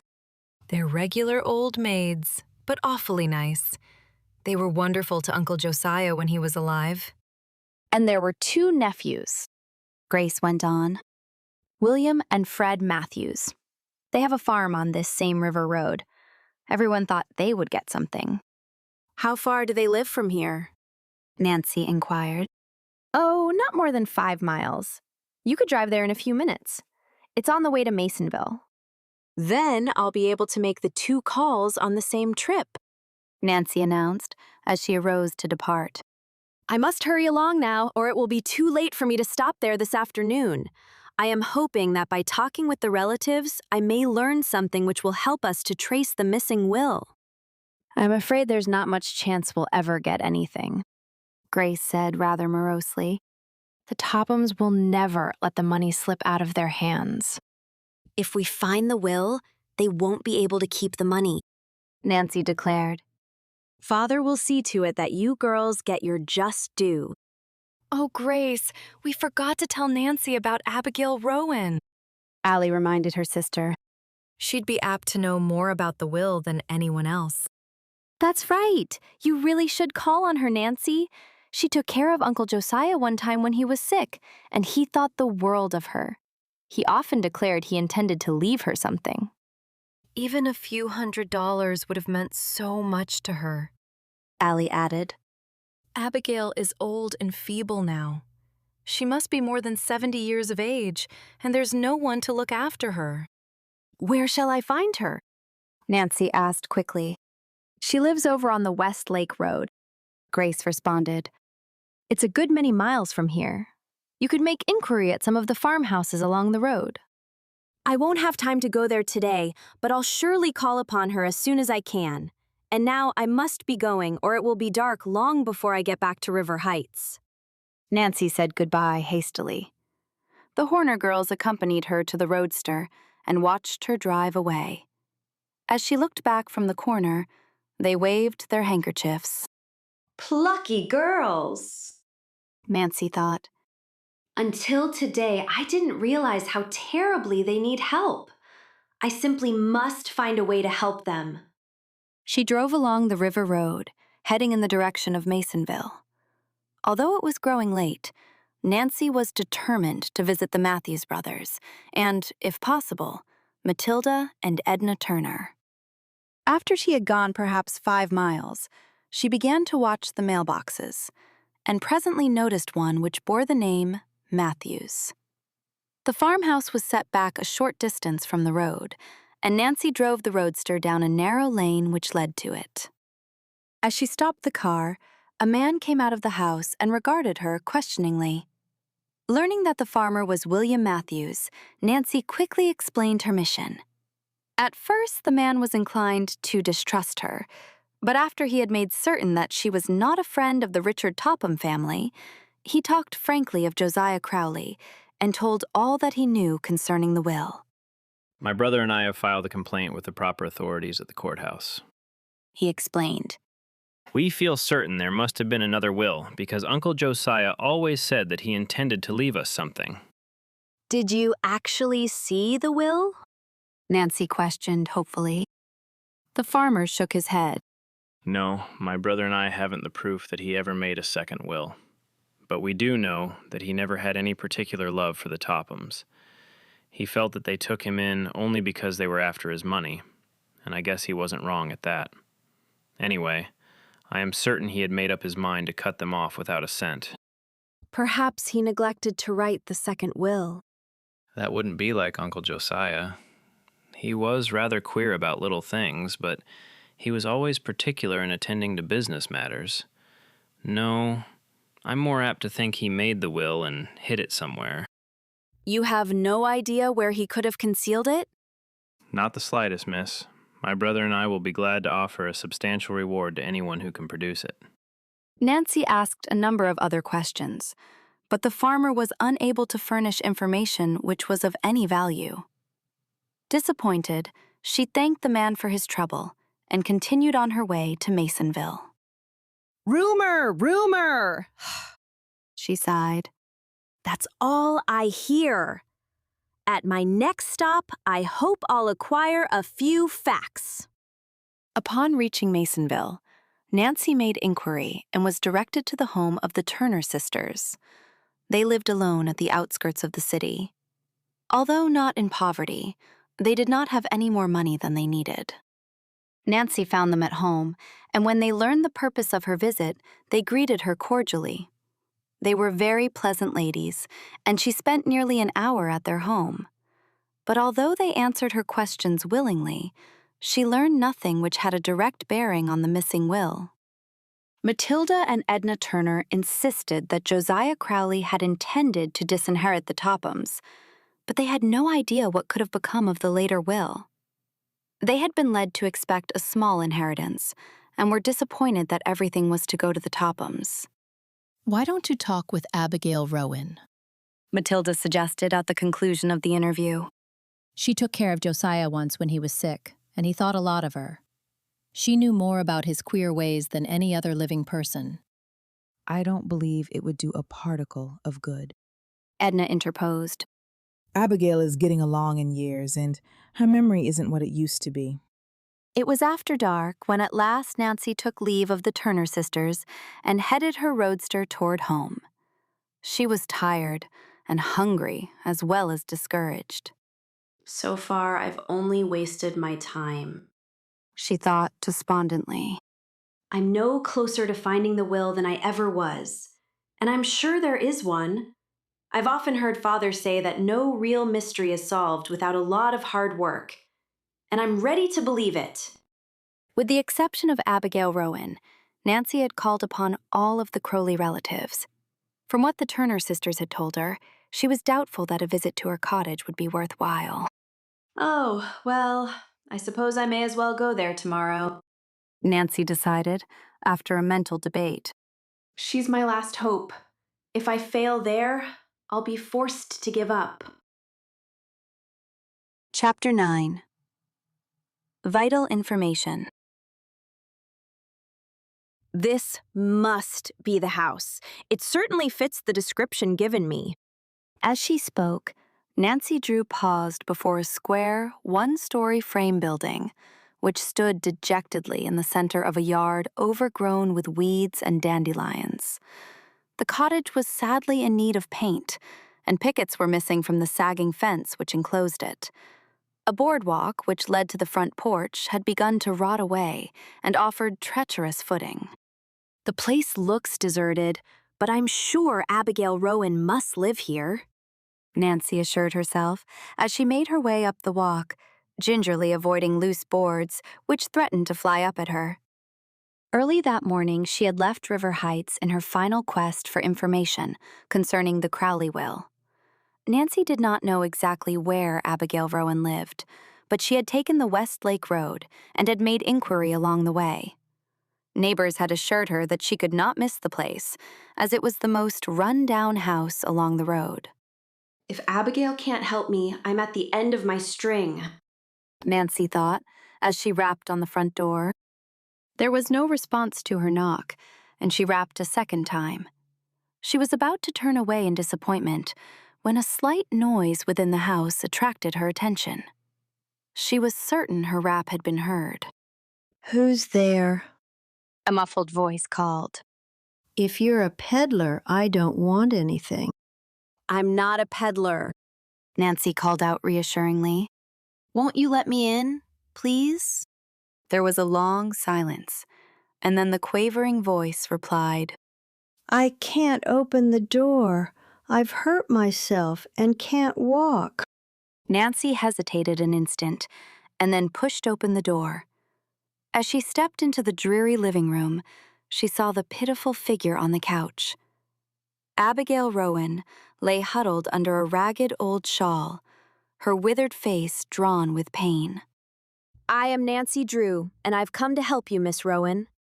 At the words, the old lady turned her head and regarded Nancy with a stare which was almost childlike. "You've come to help me?" she repeated unbelievingly. "I didn't think anyone would ever trouble themselves about old Abigail again." Here, let me arrange the pillows for you. Gently, Nancy moved the old woman into a more comfortable position. "Yesterday I fell down the cellar stairs," Abigail explained. "I hurt my hip and sprained my ankle. I can't take a step without it nearly killing me." Haven't you had a doctor? Nancy asked in astonishment. "There ain't been a soul come near me." Abigail sighed. "I've just laid here on my bed and wondered how soon the end would come. I'm getting along in years now, and it won't be long." Nonsense, Nancy protested brusquely, for she saw that the old lady's trouble had made her morose. You have a good many happy years yet before you. Can you walk at all? Are you certain your hip isn't broken? "I can walk a little, but it hurts something awful when I do." Then your hip isn't broken, Nancy said in relief. Let me see your ankle. Why, you don't even have it wrapped up. Where are the bandages? I'll fix it for you. "There's a white rag in the closet in the kitchen," Abigail told her. Nancy shook her head sternly. A rag won't do. You have a bad sprain, and it must be taken care of properly. You really should have a doctor. "I can't afford it," Abigail murmured. Let me pay for it, Nancy begged. Abigail shook her head stubbornly. "I'll not take charity. I'd rather die in my bed." Well, if you're set on not having a doctor, I'm going to the nearest drugstore and get bandages and a number of other things. Nancy insisted. But before I go, I'll make you a cup of tea. There ain't any tea in the house. Then I'll get some. What else do you need? I need most everything, but I can't afford to pay for it. You might get me some tea and a loaf of bread. That's enough. You'll find the money in a jar in the cupboard. It's not very much, but it's all I have. I'll be back in a few minutes, Nancy promised. She stopped in the kitchen long enough to examine the cupboards. As she had suspected, they were practically empty. With the exception of a little flour and sugar and a cheap can of soup, there appeared to be nothing in the house to eat. Nancy discovered the money jar, but an investigation revealed that it contained less than $5. It's probably every cent poor Abigail has in the world, she thought. Nancy did not take any money from the jar, but quietly slipped out the back door. Hurrying to the roadster, which she had left at the roadside, she drove to the nearest store and ordered nearly $10 worth of groceries. She wished that she might take a doctor back with her, but she realized that Abigail was set in her ways and would not accept the service since she could not pay for it. Before she returned to the cottage, Nancy stopped at the drugstore and purchased bandages and liniments. She carried the supplies into the house and quickly set about making Abigail more comfortable. She bathed the swollen ankle and bound it neatly with the clean bandage. It feels better already, Abigail told her gratefully. I don't know what I'd have done if you hadn't come when you did. As soon as she had attended to the woman's immediate needs, Nancy built a fire in the kitchen range and put on the tea kettle.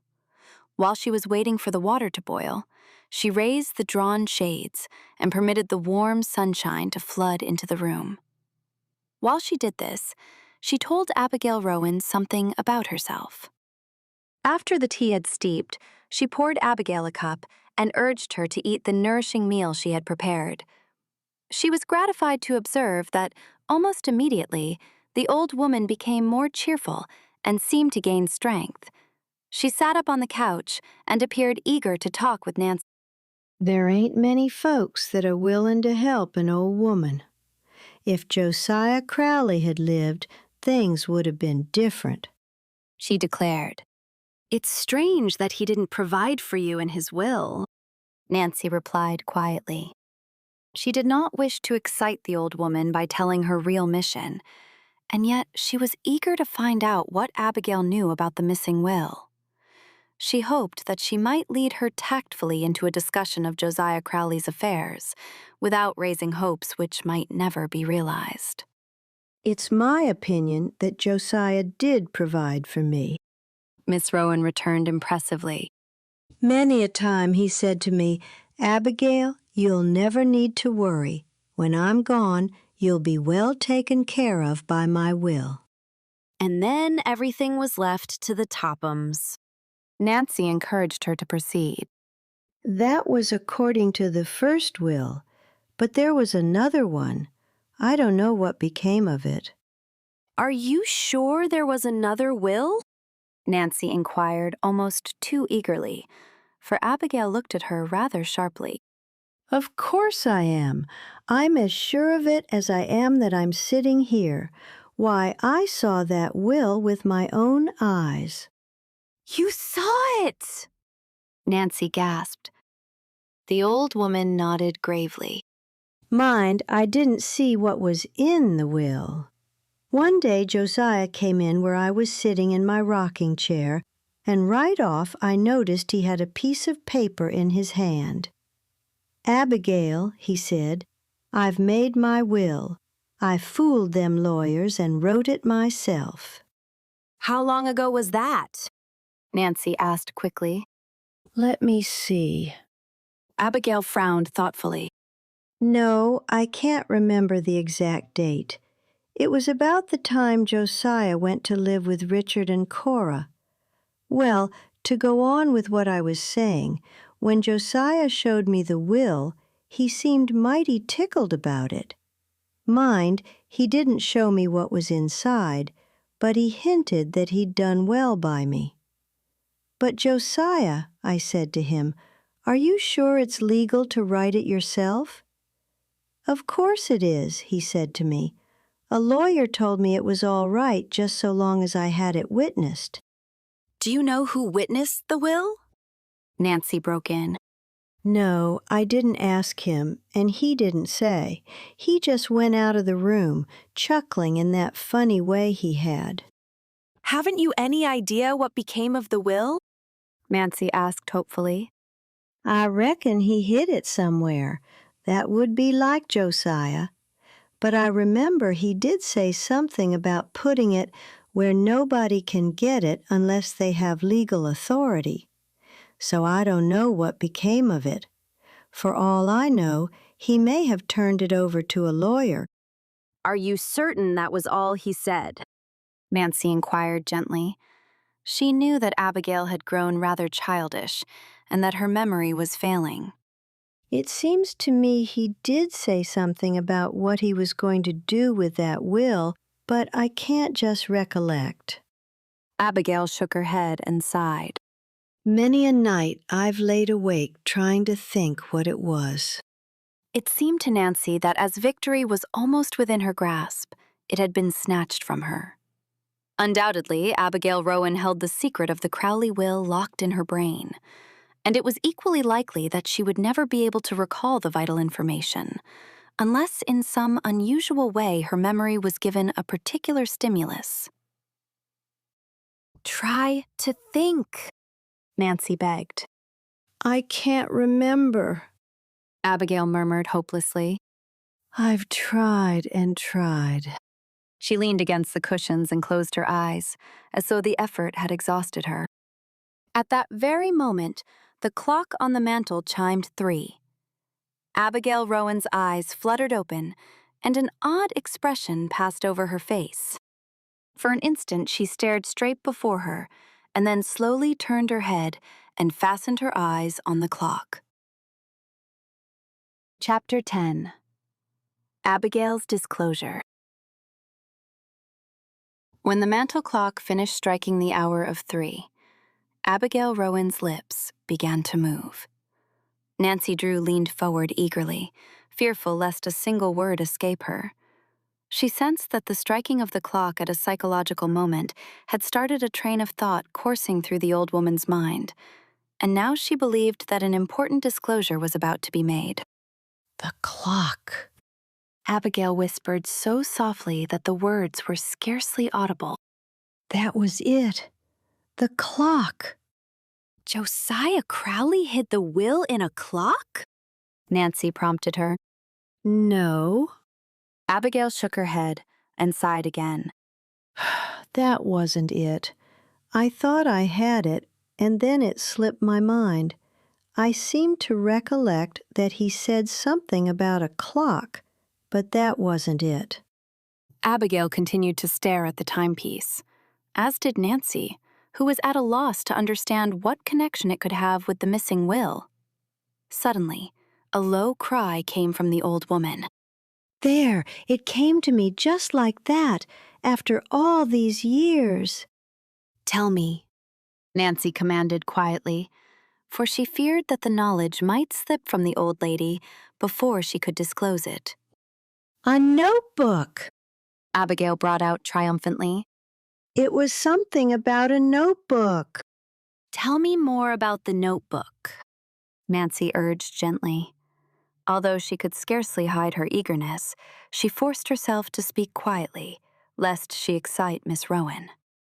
"I remember it all now. Josiah wrote about the will in a little notebook of his. One day he said to me, 'Abigail, after I'm dead, if my will doesn't come to light, you can find out all about it in this little book of mine.'" What became of the notebook, Miss Rowan? "I can't seem to recollect. He hid it someplace." Again, Nancy Drew was baffled. Involuntarily, her eyes traveled to the mantel clock. She studied it critically. What connection could the clock have with the missing will, she asked herself. Certainly there must be one, for otherwise its striking would not have caused Abigail to think of the notebook. Nancy had studied psychology in school and was familiar with the power of suggestion and association. Now her keen mind jumped to the conclusion that a clock had something to do with the missing Crowley will.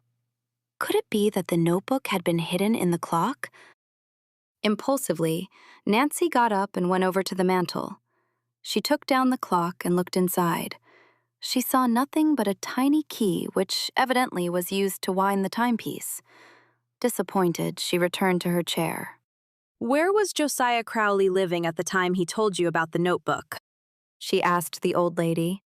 He was living in his own house then, but he was just getting ready to go to the Tophams. He'd been visiting around with his various kin and letting his own house stay empty. After the Tophams asked him to live with them, he sold his home. What became of the household goods? Nancy inquired. Oh, the Tophams got most everything. There must have been a family clock, Nancy mused, half to herself. A family clock? Abigail repeated. Oh, yes, there was a clock. Can you describe it? Nancy questioned. Well, it was just an ordinary mantel clock, tall and with a square face. Something like that one over there. The old lady pointed to the timepiece Nancy had just examined. Only Josiah's was more elaborate. It had a moon or something on top. What became of the clock? I don't know. Abigail responded indifferently. I suppose the Tophams got it. They took everything else. It was on the tip of Nancy's tongue to tell Abigail that Josiah Crowley might have hidden his will inside the family clock, but she hesitated to excite the old lady. After all, it was only a theory, and it would not be kind to encourage Abigail Rowan to believe there was a likelihood of gaining an inheritance unless it were a fact. I'll wait until I'm sure before I say anything about it to her, Nancy decided. She asked a number of other questions, but it was soon apparent that Abigail had told all that she could recall about the will. Although Nancy spoke of the family clock a number of times, its mention did not seem to interest the old lady. At last, Nancy arose to depart, but before leaving, she promised Abigail she would return in a few days to see how she was getting along. It was likewise her intention to stop at the nearest house to ask a neighbor woman to look after the old lady during her absence. But she said nothing of this, as she knew Abigail would protest. After attending to the mission, she sprang into her roadster and started for River Heights. Nancy Drew was highly elated at the information she had gleaned, and was now more interested in the case than ever. I'll not tell the Horner girls what I have learned, Nancy advised herself. At least not until I have learned more about the family clock. If nothing comes of my theory, Allie and Grace would only be disappointed. I'll not raise their hopes until I have something important to tell. As Nancy drove along on the West Lake Road, she reviewed the facts of the Crowley case. Unquestionably, Josiah Crowley had made a second will.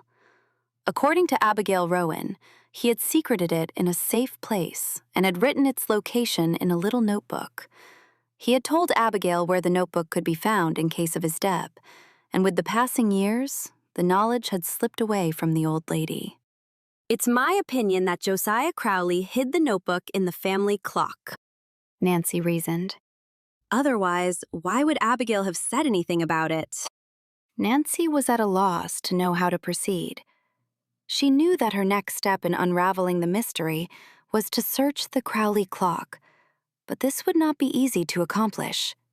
If, as Abigail had indicated, the clock had fallen into the hands of the Tophams, the task might be an impossible one. Then, too, it was not at all unlikely that the Tophams had already discovered the notebook. In that case, they would have destroyed it, Nancy told herself. Still, from the conversation I overheard in the park, I feel reasonably certain the notebook has never been found. No, if Josiah Crowley ever hid it in the clock, it must still be there, and it's up to me to get hold of it.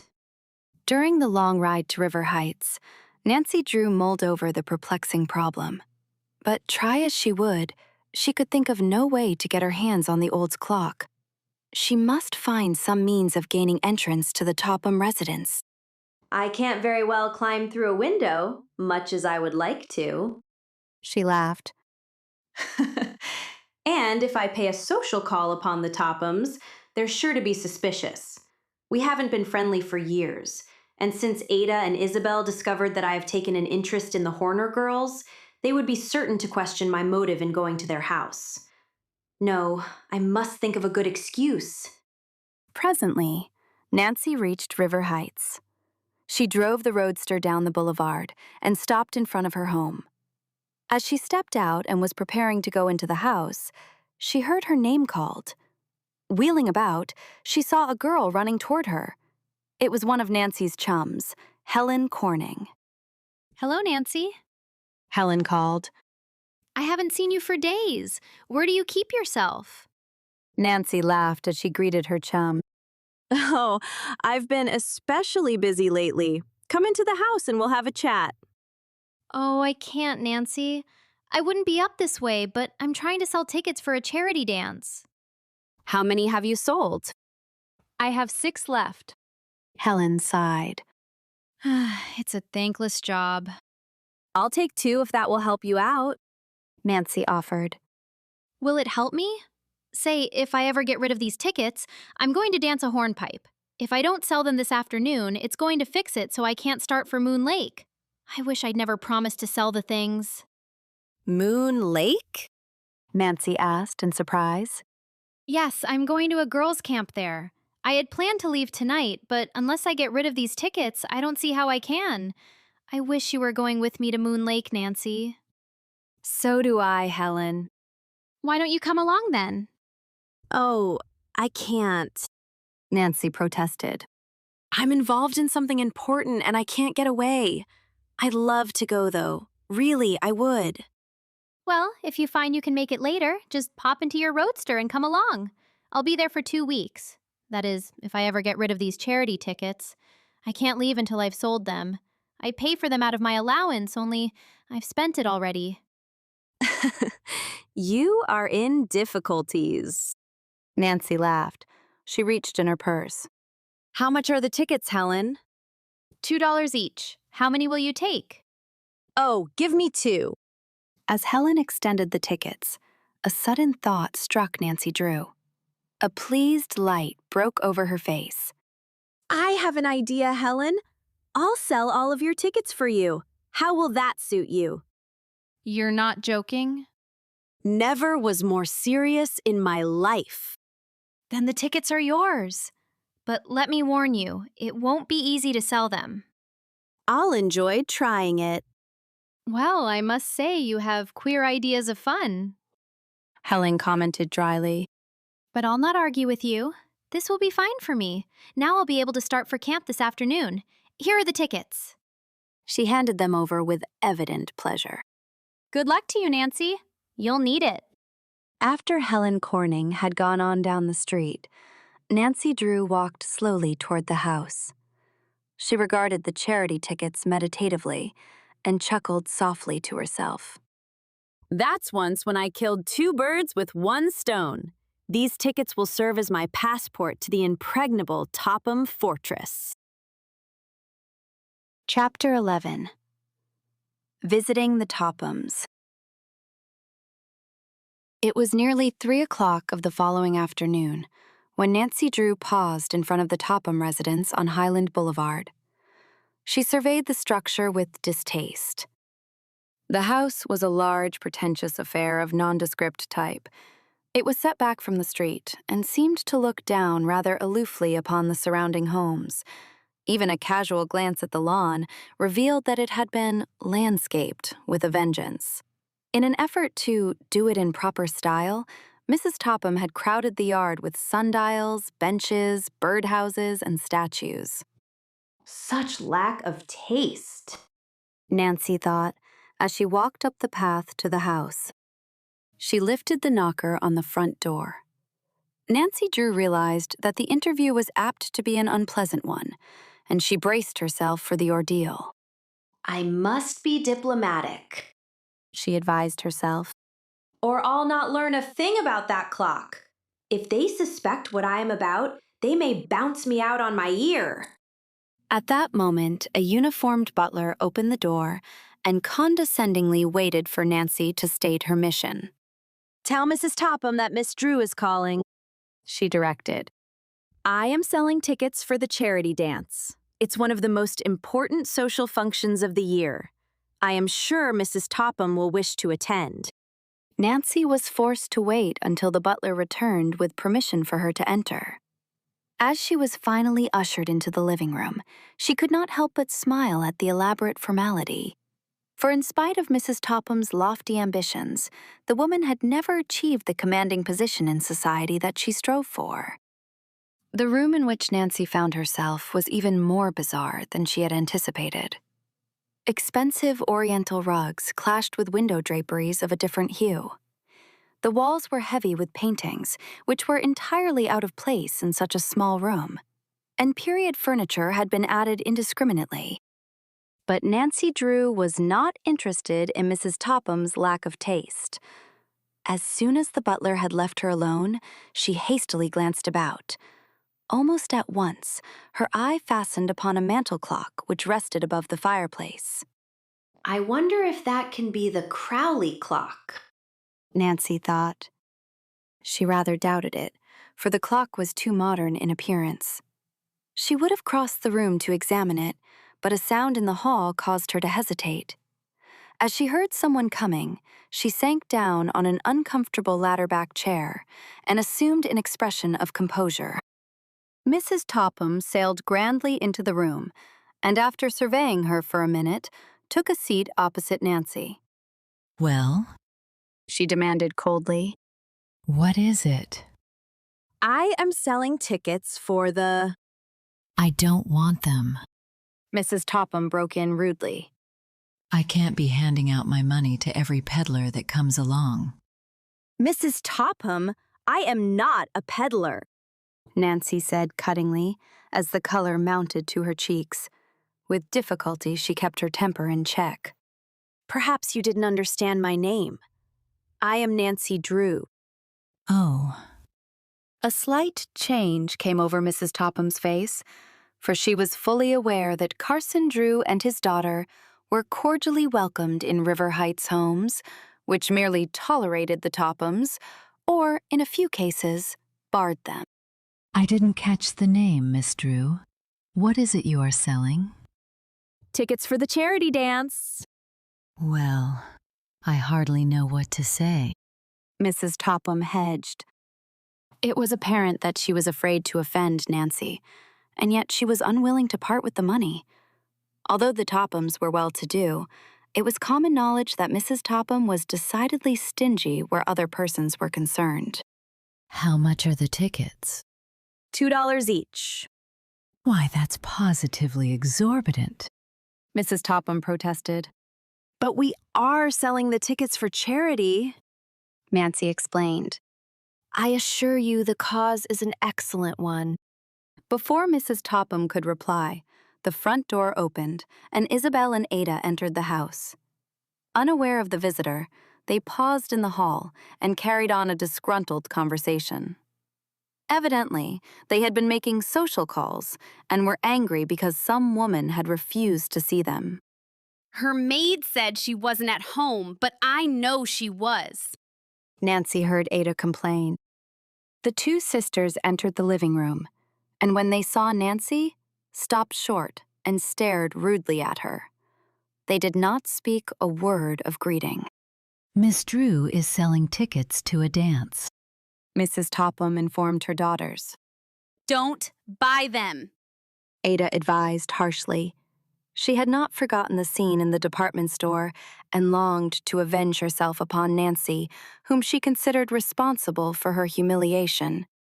But Ada, Mrs. Topham protested feebly. I thought it might help our social standing to take a few tickets. Don't be silly, Mother, Ada snapped. You'll only waste your money. We don't want to go anyway. All right, I won't buy the tickets. Good afternoon, Miss Drew. Reluctantly, Nancy arose. She was somewhat taken aback at the unceremonious dismissal, for she had not accomplished the real purpose of her visit.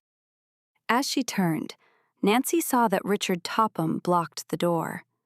He had entered so quietly that his arrival had been unobserved. "Just a minute, Miss Drew," he said. "How many tickets have you there?" 4. Nancy gasped in surprise. "I'll take them all." With a grand gesture, Richard Topham opened his pocketbook and carelessly pulled out a $20 bill. "Keep the change. He ordered with assumed indifference. Give it to the charity." Richard, His wife gazed at him with disapproval. have you lost your mind? A $20 bill, she whispered. "It's you who can't see beyond your nose. Mr. Topham retorted, but in a low voice. You're always trying to get into society, and then you pass up a real opportunity. This donation will get our names into the paper." He slumped into the nearest chair and, opening the afternoon paper, buried himself in the stock page. Mrs. Topham knew that the matter was closed, for she scarcely dared speak to her husband when he was absorbed in the market reports. Nancy, too, realized that she had no excuse for prolonging her stay. I really must be going, she said quickly. What time is it, anyway? There's a clock in front of you, Isabel told her pointedly. Why, so there is, Nancy returned pleasantly. She glanced at the timepiece as though she had never seen it before. Oh, surely that can't be the old Crowley clock. I'm so interested in heirlooms. I should say not. This is a far more expensive clock than the one Josiah Crowley left us. Mrs. Topham informed her caller condescendingly. Indeed. But I suppose you still have the family clock stored away in your attic. It's so hard to part with heirlooms. Cleverly, Nancy led Mrs. Topham to further disclosures. It wasn't hard to part with that old-fashioned thing. Mrs. Topham returned. We didn't want it cluttering up the attic, Isabel added. Crowley left so much old junk. We considered the clock entirely out of place in our modern home. Mrs. Topham continued. So we sent it up to our bungalow on Moon Lake. Unwittingly, Mrs. Topham had given Nancy the information which she sought. The purpose of her visit accomplished, the girl politely thanked the Tophams for the purchase of the charity tickets and quickly took her leave. As she walked down the path to the street, she chuckled softly to herself. The Tophams may be old schemers, but this time they weren't so clever. Unless I am mistaken, those tickets will prove the most expensive ones they ever bought. Before they get through, it may cost them the Crowley fortune. Chapter 12. Following a Clue. Although highly elated at what she had learned from the Tophams, Nancy Drew was at a loss to know how to proceed. Undoubtedly, the old Crowley clock was set up in the bungalow at Moon Lake, but to get there was another matter. Nancy was determined to profit by the information, but was confronted with a number of serious problems. Moon Lake was located among the hills 40 miles away, and the roads were not of the best. Nancy did not know the exact location of the Topham cottage. Then, too, she needed an excuse for making the long trip. If the Tophams learn I have gone to Moon Lake, they may become suspicious, she counseled herself. I must think of some excuse to broadcast as a smokescreen. But try as she would, Nancy could think of nothing. She took a certain amount of pride in her detective work, and now that she felt she had struck a valuable clue, she did not wish to ask advice from her father. She preferred to solve the mystery herself and then surprise him with the solution. At dinner that night, Nancy was unusually silent, and Carson Drew commented on her preoccupation. It seems to me you have been looking troubled lately, he observed. Do you feel well? Never felt better in my life. Nancy laughed. Just the same, I believe you need a vacation. I realize that it isn't easy for a girl your age to look after a big house like this. After a time, the responsibility gets to be wearing. How stupid of me! Nancy exclaimed. In her excitement, she permitted a fork to fall from her hand and clatter against the plate. Carson Drew, who did not comprehend what was passing through his daughter's mind, looked at her in surprise. Stupid? He inquired. Oh, I mean, it was strange. I didn't think of Helen Corning before this. Nancy said hastily. Helen is going to a girls' camp on Moon Lake. I'm dying to go to Moon Lake. May I start the first thing in the morning? I know I can get in. They have room for half a dozen more girls, Helen said. I think it would be an excellent idea, Nancy. A nice rest will do wonders for you. Go, by all means. Nancy Drew was delighted that she had stumbled upon an excuse which would make it appear natural for her to go to Moon Lake. Early the next morning, after packing a suitcase, she started off in the roadster. As it was not out of her way to go by the river road, she decided to stop at the Horners and give Grace the dress goods she had promised her. As she drove in at the gate, one glance told Nancy that something was wrong. She saw a number of dead chickens in the barnyard, and as the Horner girls came toward her from the direction of the hen house, it was evident that Allie had been crying. Why, what is the matter? Nancy asked quickly. Oh, it's my chickens, Nancy. They're all dying. I can't understand it. This morning when I went to feed them, I found 10 dead. I'm so discouraged. And yesterday a fox took 2. Grace added. I guess fate is against us. I'm afraid I'll lose all of my chickens before I get through. Allie declared unhappily. I don't know what is killing them. They seem to have a strange disease. Allie is all broken up, Grace said quietly. She's worked so hard with her chickens. Most of them are pets. And then we need the money so badly. Now that dressmaking has fallen off, the chicken money is our only means of support. Please, won't you let me help? Nancy begged, reaching for her pocketbook. Accept a little loan to tide you over? Grace shook her head firmly. Thank you for your kindness, Nancy, but we can't take your money. We'll manage somehow. If only Uncle Josiah had provided for us. Allie sighed. You haven't learned anything more about the second will, Nancy? I haven't anything definite to report, Nancy replied, evading the question. She did not wish to raise false hope, and she thought it best not to tell of her discovery. But I'm still hoping we'll be able to trace the will. I doubt it, Grace commented pessimistically. I'm on my way to Moon Lake now, Nancy told the girls. I stopped here to deliver the dress goods.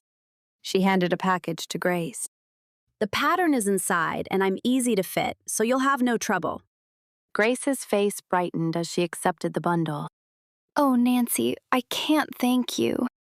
It is I who should thank you. Nancy laughed. And now, let me pay for the dress in advance. Again, Grace stubbornly shook her head. Not until the work is finished. That isn't good business. Nancy saw that Grace and Allie were too proud to accept help, and regretfully abandoned the idea of trying to give them money. I'll come back in a few days for a fitting, she promised, as she prepared to drive away. Nancy's talk with the Horner girls had left her rather depressed, for she realized that in spite of their pride, Allie and Grace would soon be forced to accept charity. Oh, if only she could help them. And poor old Abigail, Nancy thought. If Josiah Crowley had used a grain of sense, things wouldn't be in such a muddle. Nancy soon branched off from the river road and headed south toward Moon Lake. The highway was little traveled, and it was necessary for her to devote all of her attention to driving. The road had not been dragged after a recent rain, and the ruts were deep. Jagged rocks and stones were scattered in the path, and it seemed to Nancy that the hills went straight up and straight down. Presently, she noticed that the roadster had taken a strange notion to turn to the left of the road, in spite of her efforts to keep it in the middle. Not without foreboding of trouble, she stopped the car and got out to make a tour of inspection. As she had suspected, a rear tire was flat. A puncture, Nancy murmured in disgust. If that isn't just my luck. Oh well, I suppose I must fix it myself, because there won't be another car along for an hour on this road. It was not the first time Nancy Drew had changed a tire, but she never relished the task. Rummaging under the seat, she pulled out the tools and quickly jacked up the rear axle. She loosened the lugs which held the tire in place and tugged at it. Again and again she pulled, but the huge balloon tire could not be budged. Then, as she gave one mighty tug, it came off, and Nancy Drew fell backwards into a sitting posture in the road. Well, it's off anyway, she told herself with satisfaction as she brushed the dirt from her clothing. It required but a few minutes to put on the spare tire and fasten the old one to the rear of the car. Then, in relief, Nancy started on her way again, but the accident had delayed her nearly an hour. It was after 12 o'clock when at last she came within sight of Camp Avondale, where Helen Corning was staying. Through the tall trees, she caught a glimpse of a long row of shacks and saw the smoke rising from the cookhouse. Beyond, the blue lake sparkled and glimmered in the sunlight. As Nancy drove into the camp, a group of girls gathered about the roadster. Helen Corning came running out of a cabin to greet her chum. Girls, it's Nancy Drew! She exclaimed enthusiastically. Now the fun will start. Park your car over there back of the cookhouse, Nancy. Am I too late for dinner? Nancy demanded. I'm nearly starved. You're just in time, Helen assured her. Oh, Nancy, I'm so glad you came. So am I. How long can you stay? Oh, I don't know. Until you get tired of me, probably. Then you'll stay for the rest of the summer. Helen laughed. Nancy was escorted to the main building of the camp, where she met the lady in charge and registered. She is to stay with me, said Helen, and so it was arranged. When the girls walked off, Nancy told Helen about selling the charity dance tickets and gave her the money paid by Mr. Topham. He surely was generous, said Helen in surprise. He did it just to show off, declared Nancy. I am positive of it. Nancy scarcely had time to deposit her suitcase under her cot and freshen up a bit from her long ride when dinner was called. The food was plain but substantial, and already she discovered that she had developed an enormous appetite. Dinner over, she was rushed from one thing to another. The girls insisted that Nancy join them in a hike. She returned to camp with a desire for a good rest. But Helen Corning had other plans. We're all going for a ride in the launch before supper, she declared. Don't you ever rest here? Nancy groaned. Oh yes, at night. This is your first day here. You'll be used to it in a day or so. Either that, or I'll be a wreck. But you don't want to miss the launch ride, Nancy. You'll have a splendid opportunity to see all the summer cottages on Moon Lake. Summer cottages? Nancy asked quickly. Instantly, she thought of the Topham bungalow and wondered where it was located.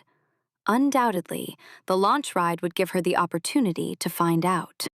You'll go, won't you? Helen begged. You can rest after supper. Yes, I'll go, Nancy promised. You couldn't keep me here. Although she was tired, she was really enjoying herself immensely. 6 girls loaded themselves into the launch, and someone started the motor. It's always a relief when the engine starts, Helen explained. Every so often it balks. As the little launch turned out into the lake, it seemed to Nancy that she had never seen a more beautiful sight. The sun, which appeared to be sinking down into the water, resembled a great ball of fire. Yet she did not forget the real purpose of the trip. The Tophams have a bungalow up here, haven't they? She questioned. Yes, it's across the lake from here. We'll come to it presently. The Tophams aren't there now? Oh no, the cottage is closed. There's a Negro caretaker who looks after it. They call him Jeff Tucker. Is it hard to get to the place? Oh, not if you go by launch, but it's a long way if you take the road around the lake. I didn't know you were particularly interested in the Tophams, Nancy. Oh, they're no friends of mine. Nancy returned hastily. I was merely curious. After a time, as the launch chugged along close to the shore, Helen waved her hand toward a bungalow which was set back some distance from the water. The Tophams own that one, she informed her chum. Eagerly, Nancy turned her head and looked. She told herself that she would remember the location. We're going to have a wonderful time here together. Helen chatted happily on. Next week there's going to be a big dance too. Oh, there's so much of interest at Moon Lake, Nancy. You'll stay, won't you? Involuntarily, Nancy's eyes swept the shore and came to rest on the Topham bungalow. You're right, Helen, she agreed heartily. There are a number of interesting things here. Yes, if you want me to, I'll stay. Chapter 13. An Adventure. Nancy Drew had made up her mind to visit the Topham cottage the very next day. But in making her plans, she had counted without Helen Corning and her friends. They were unwilling that she should be alone even for a minute. From the moment she awoke in the morning and sniffed the fragrant odor of the pines, she was rushed from one thing to another. After a breakfast of fruit, fried eggs, crisp bacon, and hot cornbread, she was pressed into a tennis game. The afternoon was devoted to swimming and water polo. By evening, Nancy Drew was so tired she could scarcely keep her eyes open, and she was thankful for the opportunity of tumbling into bed. Tomorrow, I simply must find a way to visit the Topham cottage, she told herself just before she dropped off to sleep. Immediately after breakfast the following morning, Helen Corning announced the plan for the day. The girls have decided on an all-day hike into the woods, Nancy. You'll go, won't you? Nancy groaned. Ugh, you're wearing me to a frazzle, Helen. Please let me off this time. I'd like to stay in camp today and just rest up. Well, all right. Helen agreed unwillingly. I'll stay with you. Oh, no! Nancy protested vigorously. I won't let you do that. You like to hike so well. Please go on. I'll have a good time all by myself. Really, I will. I don't like to leave you, Nancy, but if you insist. I do, Helen. Please don't worry about me. I'll have a good time here. If you don't mind, I may take the launch out while you're gone. If you do, you'd better not go far, Helen advised her. We girls bought it secondhand for a song, and it's my private opinion the engine isn't much good. I'll be careful, Nancy promised. She could scarcely hide her eagerness to be off, but she was forced to wait until Helen and her friends had started on their hike. It seemed to Nancy that they would never leave, but at last they trudged away with their knapsacks slung over their shoulders. You'll wish you had gone too, Helen called back over her shoulder. As soon as the girls were out of sight, Nancy hurried down to the launch, which was tied to the dock not far from the camp. She examined the engine. She had frequently handled motorboats, but never one of this particular make. I believe I can manage it all right, if only I can get the engine started, Nancy told herself. She discovered a pin sunk in the rim of a flywheel, and after adjusting other parts, pulled it out rather timidly. She gave the wheel a vigorous turn to the right.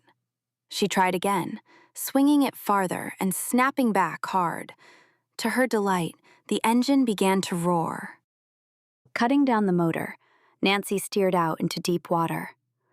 At first she followed the shore, but as she became more familiar with the wheel and as the engine appeared to work perfectly, she headed out into the lake. Nancy experienced a real thrill as the little launch responded to her hand. The lake was as smooth as glass, and there was scarcely a cloud in the sky. As the launch cut through the water, a tiny spray blew in Nancy's face, but she did not mind. Far ahead, she could see the opposite shore, and she headed straight for the point where she knew the Topham bungalow was located. If only the caretaker will let me in when I get there, she thought, as she drew near her objective point. But she was doomed never to reach the opposite shore that day, for unexpectedly, there was a miss in the steady throb of the engine. The motor gave one long, slow wheeze and died. Oh, what can have happened to it now? Nancy cried anxiously. I can't have run out of gasoline. An examination of the tank revealed that it was nearly full. Nancy studied the engine doubtfully. Like most girls, she had never interested herself in the mechanics of what made wheels go around. Hateful thing, she murmured. I believe it stopped on purpose. Too late. Nancy recalled that her chum had warned her about the engine. Now, as she glanced toward shore, she saw no hope of rescue. She was within sight of the Topham bungalow, which appeared deserted, but miles from her own camp. For nearly an hour, she worked over the engine, but her efforts were useless. The stubborn motor refused to start. I'll have to sit out here all day, Nancy thought miserably. This means I won't get to visit the Topham cottage after all. It was especially tantalizing to be so close to the bungalow, and yet know that she could not reach it. Nancy was tempted to swim, but she gave up the idea almost as quickly as it occurred to her, for she realized that even if she reached the Topham bungalow, she would have no means of returning to camp. She decided that it would be better to remain on the lake and wait for a passing boat to rescue her. Slowly, the hours dragged on, and the launch drifted farther and farther from shore. Never had time seemed to pass so monotonously. There's one thing certain, Nancy Drew told herself. If I ever get out of this launch, I'll never set foot in it again. The camp boat seemed to be the only one on the lake, and as the day wore on, she began to wonder if she ever would be rescued. The sun beat down upon her, and with the passing hours, she became hungry as well as uncomfortable. After today, I'll never have another chance to visit the Topham bungalow alone, she thought. Helen means well, but she will stay with me every minute. I think the best thing I can do is to tell her I am starting for home tomorrow. That is, if I'm ever lucky enough to reach shore. On my way back to River Heights, I'll stop at the Topham cottage. Helen will be disappointed, but it can't be helped. For want of other occupation, Nancy turned her attention again to the engine. When the sun sank into the water several hours later, she was still bending over it, a determined look in her eyes. There, she muttered as she straightened up. I've certainly done enough to it. If it won't go now, it never will. She gave the wheel a vicious swing, and, to her astonishment, the engine began its steady roar as unconcerned as though it had never stopped. If that isn't the limit, Nancy exclaimed in wonder. Hopefully, she glanced toward the shore. But already shadows were beginning to lurk among the trees, and she knew that in less than an hour, it would be dark. It's too late to visit the bungalow tonight, she decided regretfully. I'd better get back to camp before this engine changes its mind again. Obedient to her will, the little launch plowed through the water toward camp, its engine laboring faithfully. As she eased up to the dock, Nancy saw Helen and her friends just trudging into camp. They hailed her with delight. I'm nearly dead, Helen announced. You were smart to stay in camp, Nancy. She stopped abruptly and stared at her chum. Why, you're all sunburned, and you're covered with grease. What have you been doing? taking a sunbath. Nancy laughed. By the way, Helen, you were right about that engine, but I don't think it will give you any more trouble this summer. Anyway, I've donated 8 hours to the cause. 8 hours? Helen gasped. You've not been out on the lake all that time? It served me right, I guess. I should have gone on the hike. But while Nancy made light of her adventure, she was disappointed. She had wasted a day, and time was precious. Would she ever reach the Topham bungalow? So far, she had been thwarted at every turn. Chapter 14. An exciting discovery. Nancy Drew, why are you packing that suitcase? You're not leaving camp already. Helen Corning, entering the cabin which she shared with Nancy, stopped in the doorway and stared in amazement at her chum, who was folding wearing apparel carefully into her suitcase. I'm afraid I must leave this afternoon, Nancy admitted regretfully. But you've been here only 3 days, Helen protested. Don't you like the camp? Oh, I've had a wonderful time, Nancy cried impulsively. And the girls have been so nice to me. I'd love to stay, but I can't. There's something important I must attend to at once. Can it wait? I'm afraid not. I've waited too long already. But the dance, Nancy. You don't want to miss it. I don't want to, Helen, but I really must go this afternoon. I can't understand what's made you change your mind so suddenly. It wasn't that horrid experience in the launch, was it? Nancy Drew laughed and shook her head. She could not tell Helen her real reason for departing. So long as she remained at camp, she knew that Helen and her friends would not leave her alone for a minute. It would be impossible to visit the Topham bungalow on the opposite side of the lake without offering explanations, and Nancy was unwilling to disclose the purpose of her trip. In spite of Helen's teasing, she remained firm in her decision to leave camp. Directly after luncheon, she slung her suitcase into the roadster and took leave of the girls. Regretfully, they watched her go. Now, if only I can find my way to the Topham bungalow, Nancy thought. The previous day, she had casually inquired from Helen which road led to the Topham bungalow, but the directions had been rather hazy. Coming to a fork, she selected the left-hand road, which appeared to circle the lake. As Helen had indicated, it was winding and narrow, and richly sprinkled with sharp rocks. From camp, it was comparatively easy to reach the Topham bungalow by launch, but the distance around the lake was nearly 8 miles. Nancy was forced to drive slowly, and had she met another car, it would have been difficult to have passed. In places, the road was muddy, for overhanging trees and bushes protected the moist earth from the rays of the sun. The going was especially hard because of 2 deep ruts, which apparently had been made by a heavy truck. I wonder what a truck was doing up this road, Nancy mused somewhat curiously. The tracks appear to have been made today, too. As she drove along, she noticed a number of summer cottages, but as the season was late, nearly all were boarded up. At last, she came within sight of a clearing, and through the trees caught a glimpse of the Topham bungalow. I hope I'll find the caretaker, she thought. I'd certainly hate to go back without seeing him. Not without a feeling of anxiety, she stopped the roadster at the edge of the road. To her surprise, she observed that the tracks made by the truck did not continue further. Apparently, the truck had turned in toward the bungalow. Nancy hurried up the path. As she emerged from among the trees, she stopped short and stared ahead in amazement. The entire camp was in disorder.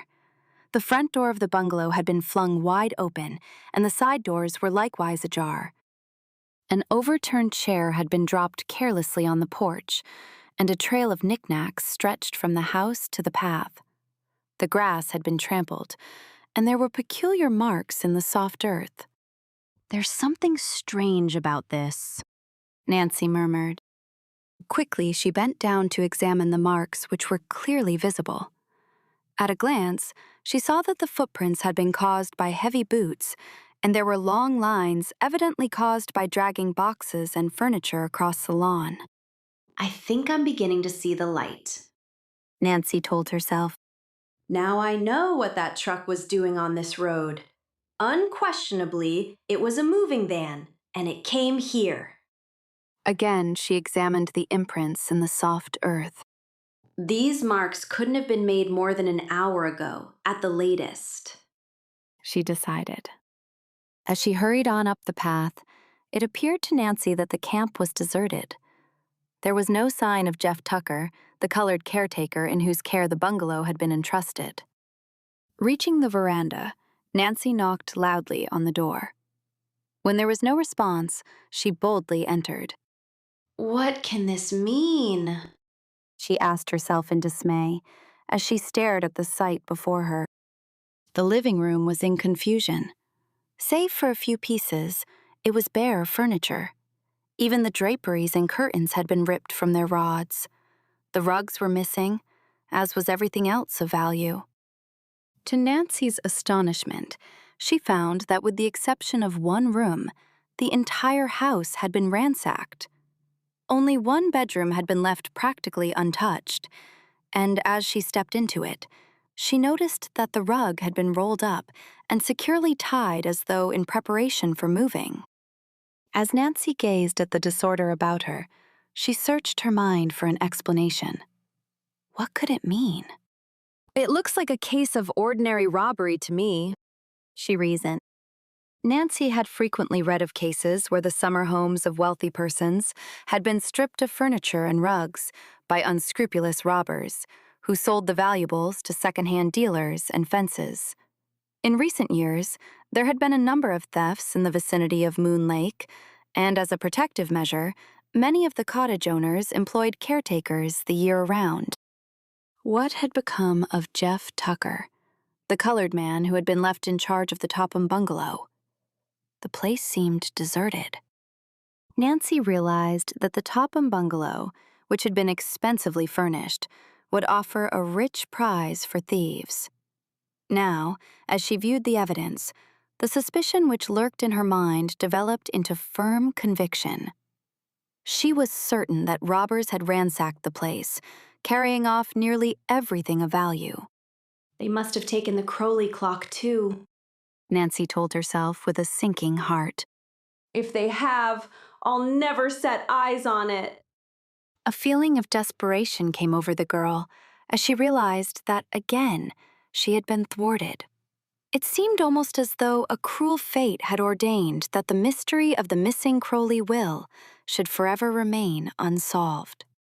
It's barely possible the robbers overlooked the clock, Nancy thought hopefully.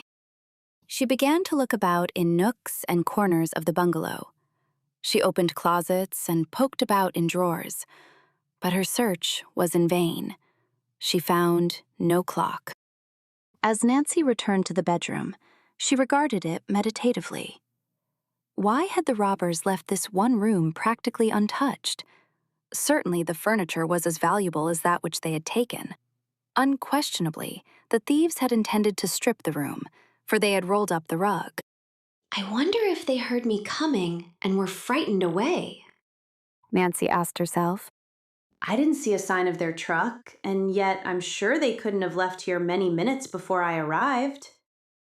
As the thought occurred to her, she glanced uneasily over her shoulder. She realized that she was buried in a wilderness some miles from the nearest house, and the knowledge that unscrupulous men were in the vicinity was anything but reassuring. What if those robbers should still be around here? Flashed through her mind. As Nancy Drew listened tensely, the very silence of the empty house was startling. A strange feeling came over her. She could almost sense that someone was watching her every movement. Chapter 15. A desperate situation. How silly of me to be afraid. Nancy Drew laughed nervously. Probably there isn't a person within miles of here. As she glanced about the bungalow, it was with relief that she assured herself the place was deserted. Yet, for some reason, she was unable to free herself entirely from the feeling that an unseen danger lurked in wait for her. The very walls seemed to smirk and grimace at her, and there was an ominous something in the air. Now that Nancy felt certain that the Crowley clock had been stolen, she was anxious to get away from the Topham bungalow as quickly as possible. I'll drive to the nearest town and report the robbery to the police, she decided. Those men won't be able to travel very fast with a heavy moving van. There's a chance that they may be caught yet. Having made the decision, Nancy moved toward the front door. Passing a window, she chanced to glance out, and what she saw caused her to pause in sheer fright. A heavy-set man with a cap pulled low over his eyes was coming up the path toward the house. For a moment, Nancy Drew was held in a paralysis of fear. She was positive that the man who was coming toward her was one of the members of the robber band. Only an instant did the girl hesitate. Then she turned and ran back into the bedroom. Too late, she saw that she had trapped herself, for this room had no outside door.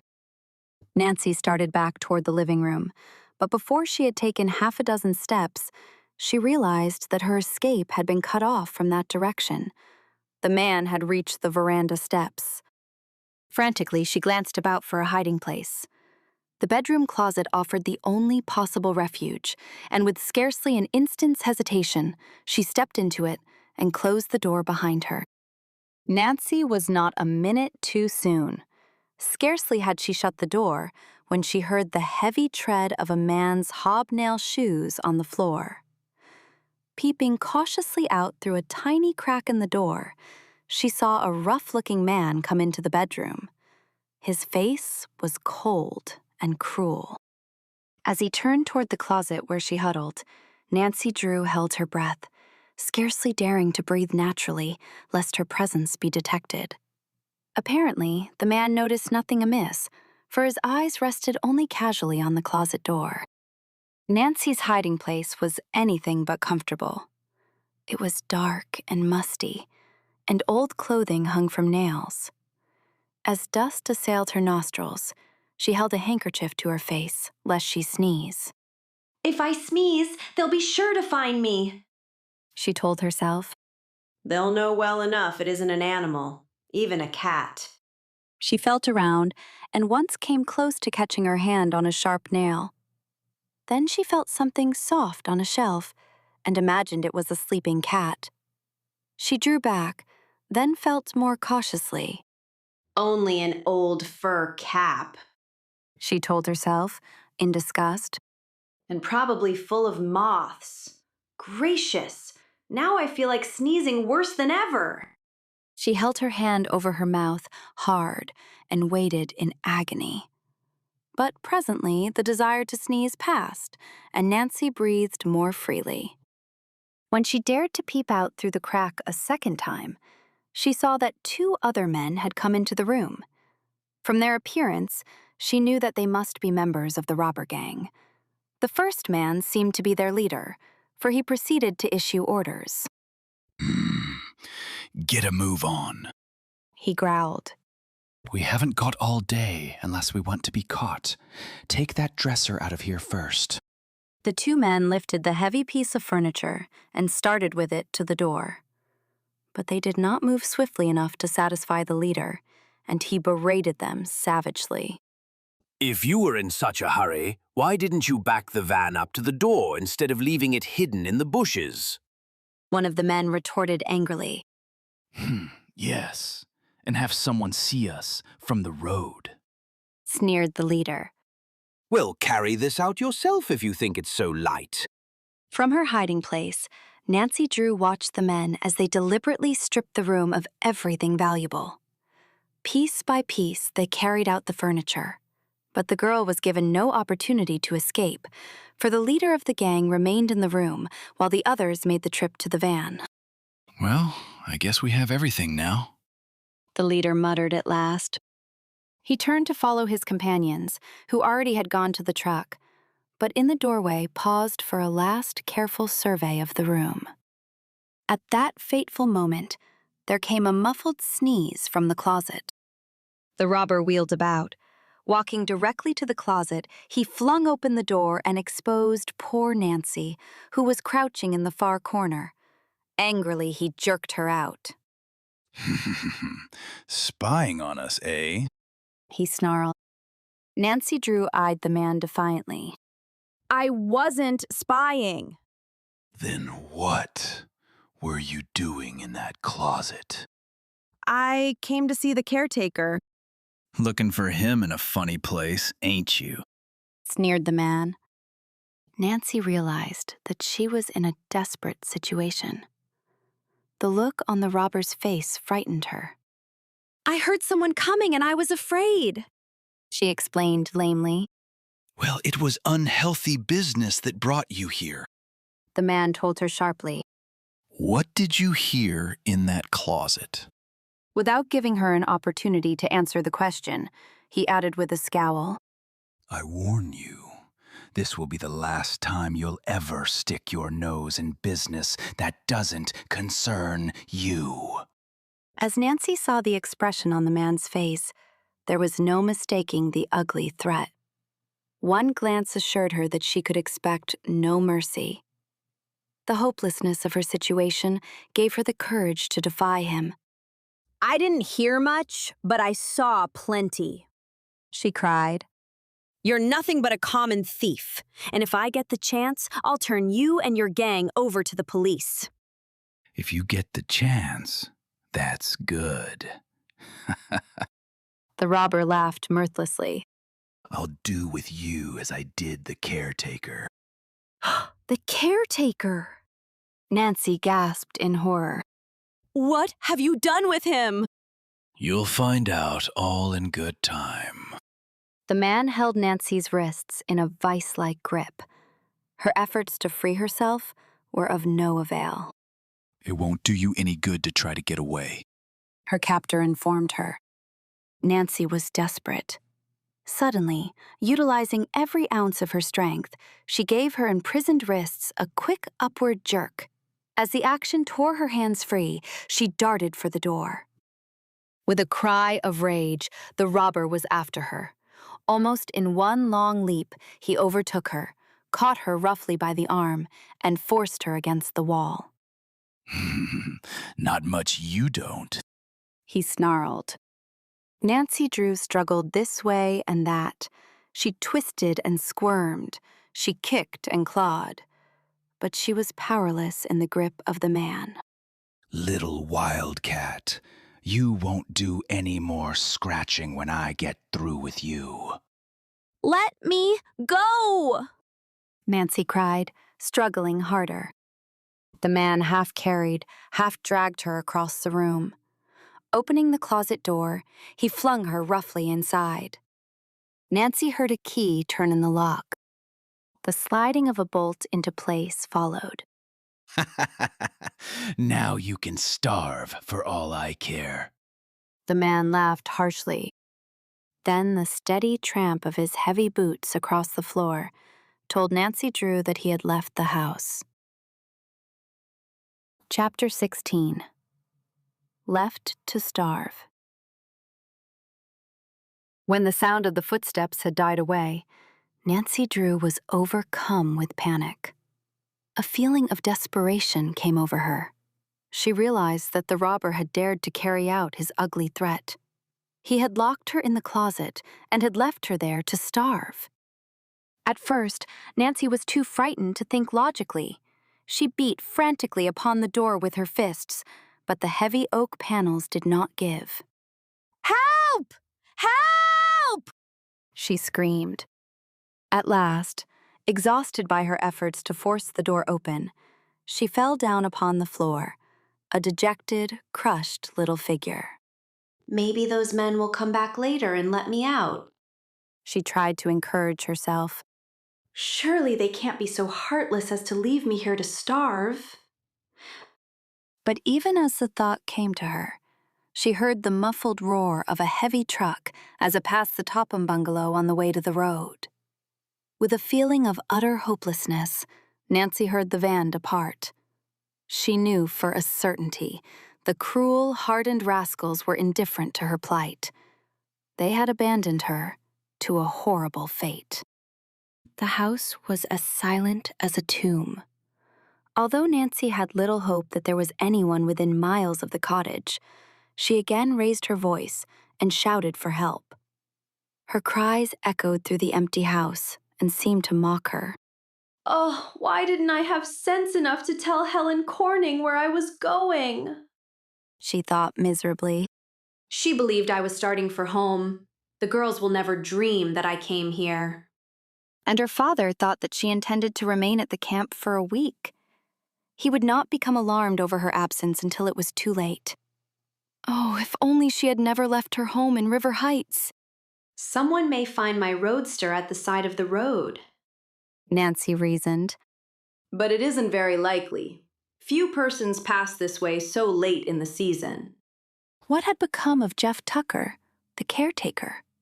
Certainly she could expect no aid from that quarter.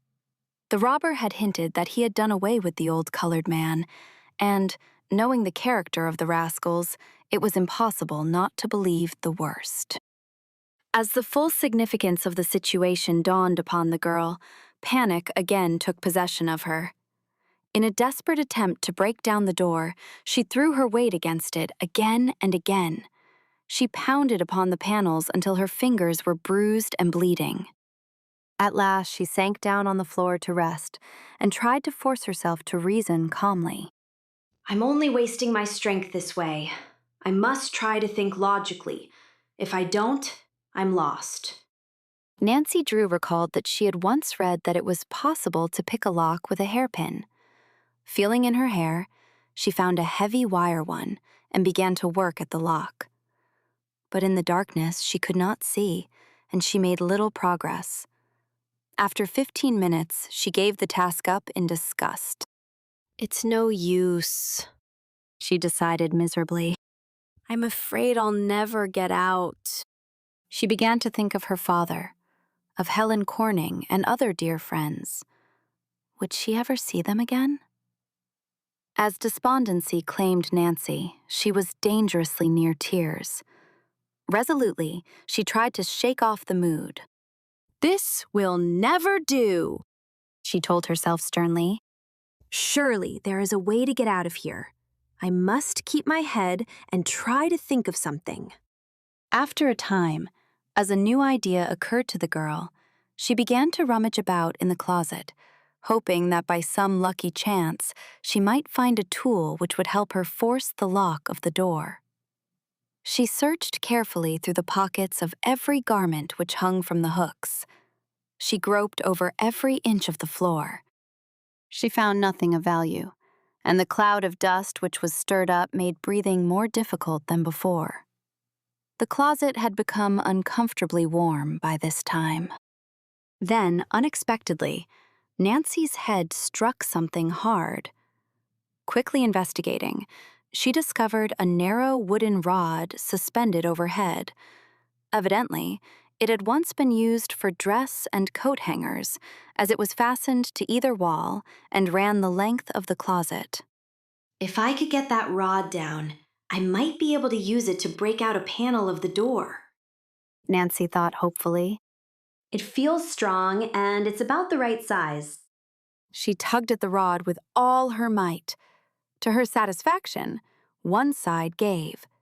Another hard jerk brought the rod down on her head. To her bitter disappointment, Nancy found as she examined the rod that it was too long to use as a ram. But after a little experimentation, she discovered that she could press it into service as a wedge. Inserting it in the crack between the hinges, she threw all of her weight against the rod. At first, the door did not budge. Archimedes didn't know what he was talking about when he said the world could be moved with a lever, Nancy murmured. I'd like to see him move this door. As she applied steady pressure to the rod a second time, she saw that the hinges were beginning to give. Encouraged, she applied more force. It's coming! She cried. Once more, she threw her weight against the rod. A hinge tore from the casing, and the door sagged. It was now easy to insert the wedge, and Nancy knew that success would soon be hers. Then, just as another hinge gave way, she was startled to hear footsteps. Someone came running into the bedroom, and a heavy body hurled itself against the door of the closet. The unexpected action stunned Nancy. Could it be that one of the robbers had heard the noise she had made and had returned to make sure that she did not escape? She discarded the theory as quickly as it came to her. The robbers were far too wise to tarry once their disgraceful work had been accomplished. Then, too, she had heard their moving van leave. Frantically, Nancy rattled the doorknob. "Oh, you was a caged lion this time," a rather unsteady voice remarked. "You is one of these tough robber boys, is you? Well, you won't do no more pilfering, 'cause I done got you surrounded." Let me out! Nancy pleaded. I'm not a robber! The sound of a feminine voice coming from the closet nonplussed the man. "Say, robber boy, is you imitating a lady's voice to throw me off the scent? If you is, it won't do no good, 'cause I's a natural-born two-legged bloodhound." Nancy thought of a way to convince him. She let go her longest and loudest feminine scream. "That's enough! Hold your siren! I'll let you out. There ain't a man in the world could make a racket like that. This way out, lady." Expectantly, Nancy waited, but the door did not open. "My lordy!" she heard to her horror. "I's done gone and misplaced the key." Chapter 17. Jeff Tucker's Story. There was another long wait, and then, to her relief, Nancy Drew heard a key turn in the lock, and then a bolt shot back. Quickly, she pushed the closet door open and stepped out into the light. She stood face to face with Jeff Tucker, the colored caretaker employed by the Tophams. The robbers had led her to believe that they had harmed the old fellow, and Nancy was glad to see him well and happy, albeit a little too happy, for Jeff Tucker plainly had had a bit too much to drink. Jeff still knew very well what was going on about him, but a certain alcoholic glitter in his eyes and his somewhat unsteady stance informed Nancy that he was not just as sober as the proverbial judge. She suspected that while he had been absent on his convivial celebration, the robbers had made off with the Topham furniture. For even in his condition of semi-inebriety, Jeff seemed to realize that something was amiss. He stared at Nancy. Then his eyes roved about the topsy-turvy room. "Say, white gal, you tell me where all this here furniture is at." Nancy smiled in spite of herself at the old caretaker's bewilderment. For try as he might, he evidently could not rationalize the situation. The most definite information I can give you, she said, is that some robbers carted it away. If you had been here attending to your duty, it would never have happened. That's right. Blame me. I ain't supposed to be no standing army. I's just a plain cold man with a wife and 7 children a depending on me. No mom. I ain't having no truck with them machine gun boys." Jeff paused and passed his hand over his forehead, as if he were trying to wipe away the alcoholic cobwebs that were accumulating about his perceptive faculties. Then suddenly, he pointed a bony finger at Nancy and demanded, "How come you here?" That's a fine question for you to ask, replied Nancy indulgently. But I don't mind telling you. I arrived just as the robbers were hauling off the last of the furniture. They locked me in the closet. I must have been there for hours. "You was in that there closet all that time." Jeff's voice suddenly took on a pathetic tone. "You poor child. Suppose you had to starve to death and die, or the house had burned down, or you was scared into fits, Or, There now, Jeff. Don't take on about what might have happened to me. I'm all right. Nancy determined to try persuasion on the old fellow in order to find out what had happened to him. Tell me where you were last night, she suggested gently. well, miss, it was this here way. I was out in that yard a-cawing around last night, and a-thinking how I wished I was someplace where I wasn't. Just any place. I didn't mind where. I was just all fed up being a caretaker and taking care of all this truck from morning till night. It ain't such an exciting life, miss, and while I's done sowed all my wild oats, I still sows a little rye now and then. Yes, Jeff, I can smell that on your breath right now. Jeff wiped the back of his hand over his mouth in an apparent effort to keep his rye-laden breath from being propagated into the atmosphere. You can't blame me, miss. He protested. He give it to me. Who is this he? Why, that white man who drives up in the big sedan. He sees me out there and knows how lonesome and useless I feels. So he says, Jeff, hop in. I know a place where. So in I hops. Course I locked up this here house and the barn and seen that everything was safe. Safe. From the looks of this room, one could hardly call it that. Oh, well, miss, it looked safe. And I felt safe, too, when we whizzed off in that big car. Then this white man, he says, Jeff, how about a little drink?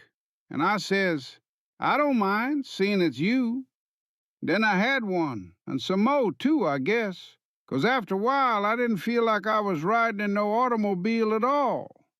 I thought that the chariot had done gone and swung low, and I was a-being wafted off to some place in the general direction of heaven. Well, that was a fine thing to do, I must say, Nancy commented. Then what happened? I comes to.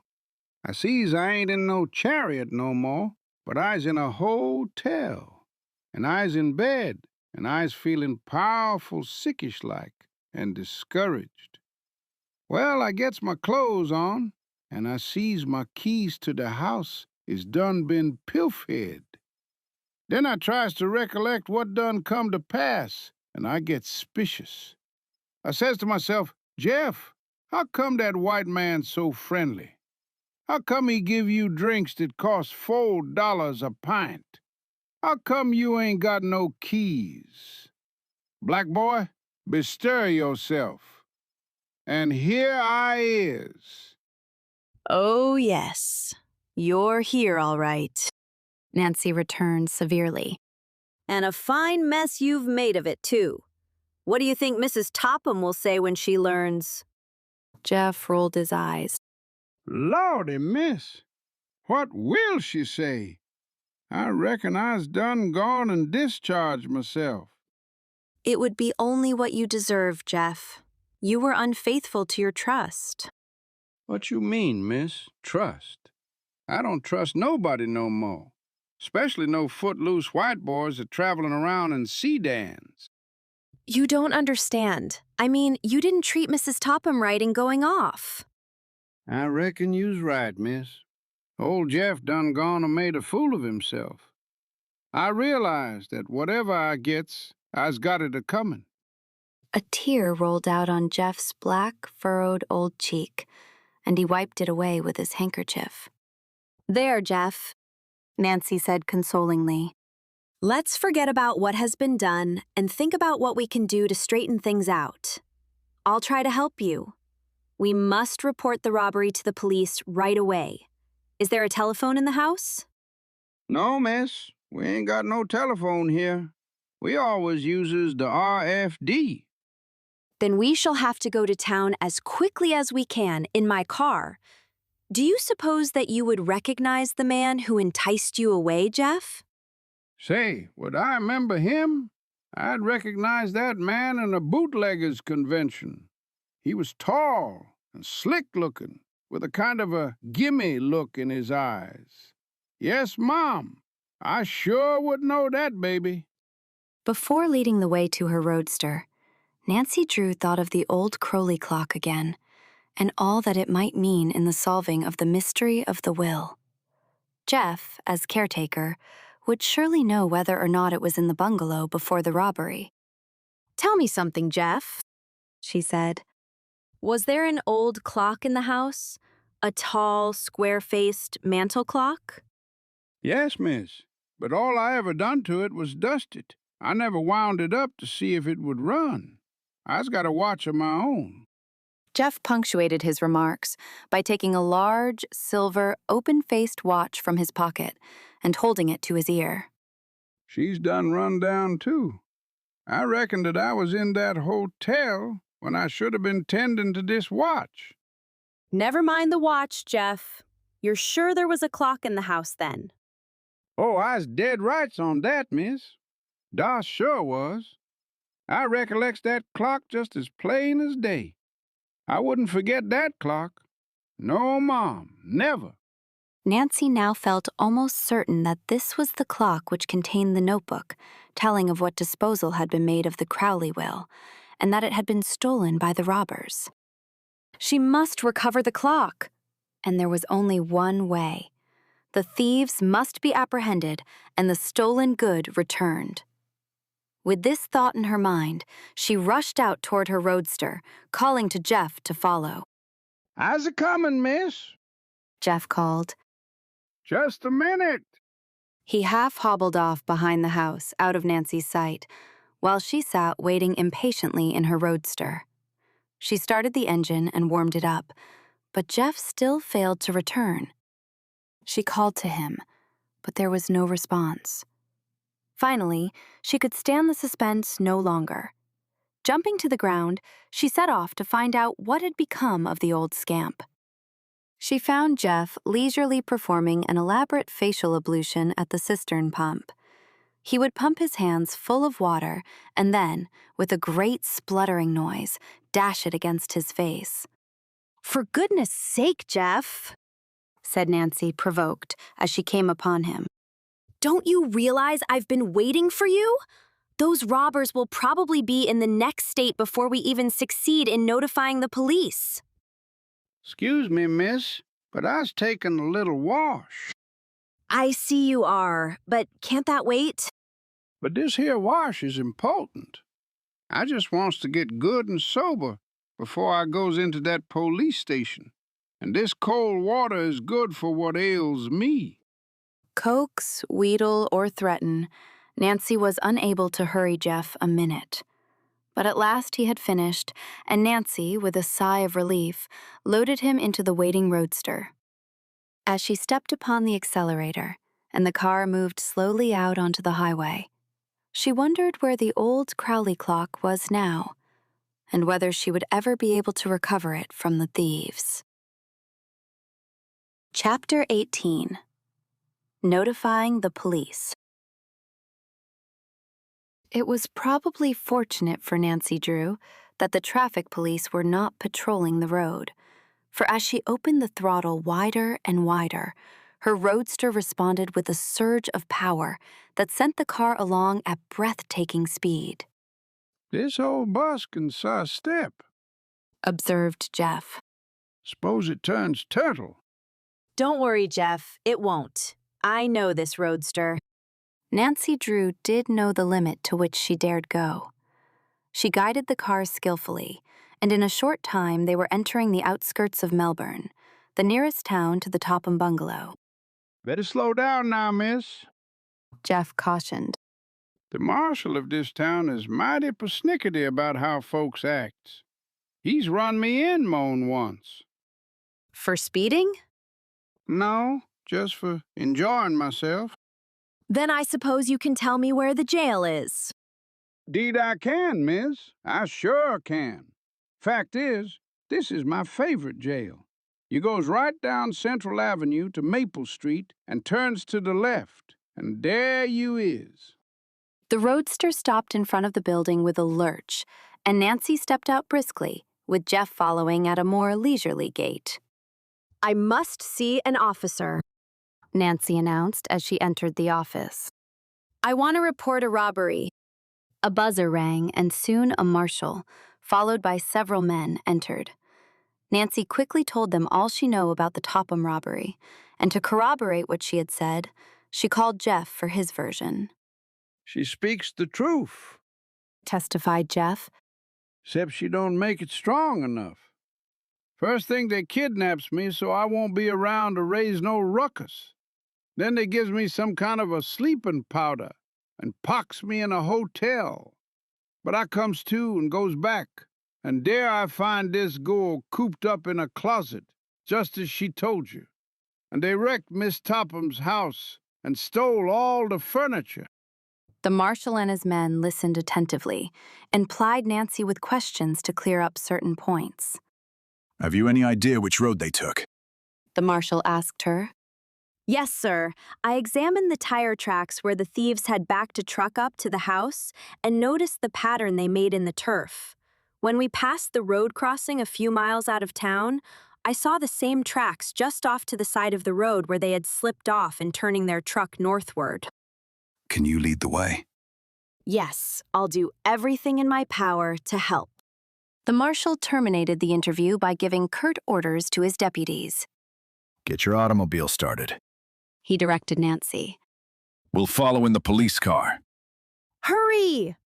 Nancy begged as she turned toward the door. Those men have nearly an hour's start of us now. Hastily, she ran to the street and sprang into the roadster. Starting the motor, she waited impatiently for the marshal and his men to appear. After a seemingly interminable wait, they came out, buckling on holsters. They piled into the police car, which stood at the curbing, and the marshal took the wheel. After several unsuccessful attempts, he started the motor. Jeff Tucker, who had followed the men from the office, would have inflicted his person upon the already overburdened car, but as he attempted to gain the running board, he was forced, gently but firmly, back upon the sidewalk. Follow me!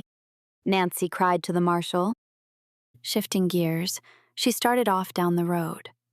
At the corner, she looked back to see that the police car was following, and caught a glimpse of Jeff Tucker, who stood gazing mournfully after the departing automobiles. At the edge of town, Nancy selected the road which she felt certain the robbers had taken. Her high-powered roadster was built for speed, and several times she was forced to slow down in order that the marshal and his men might keep her in sight.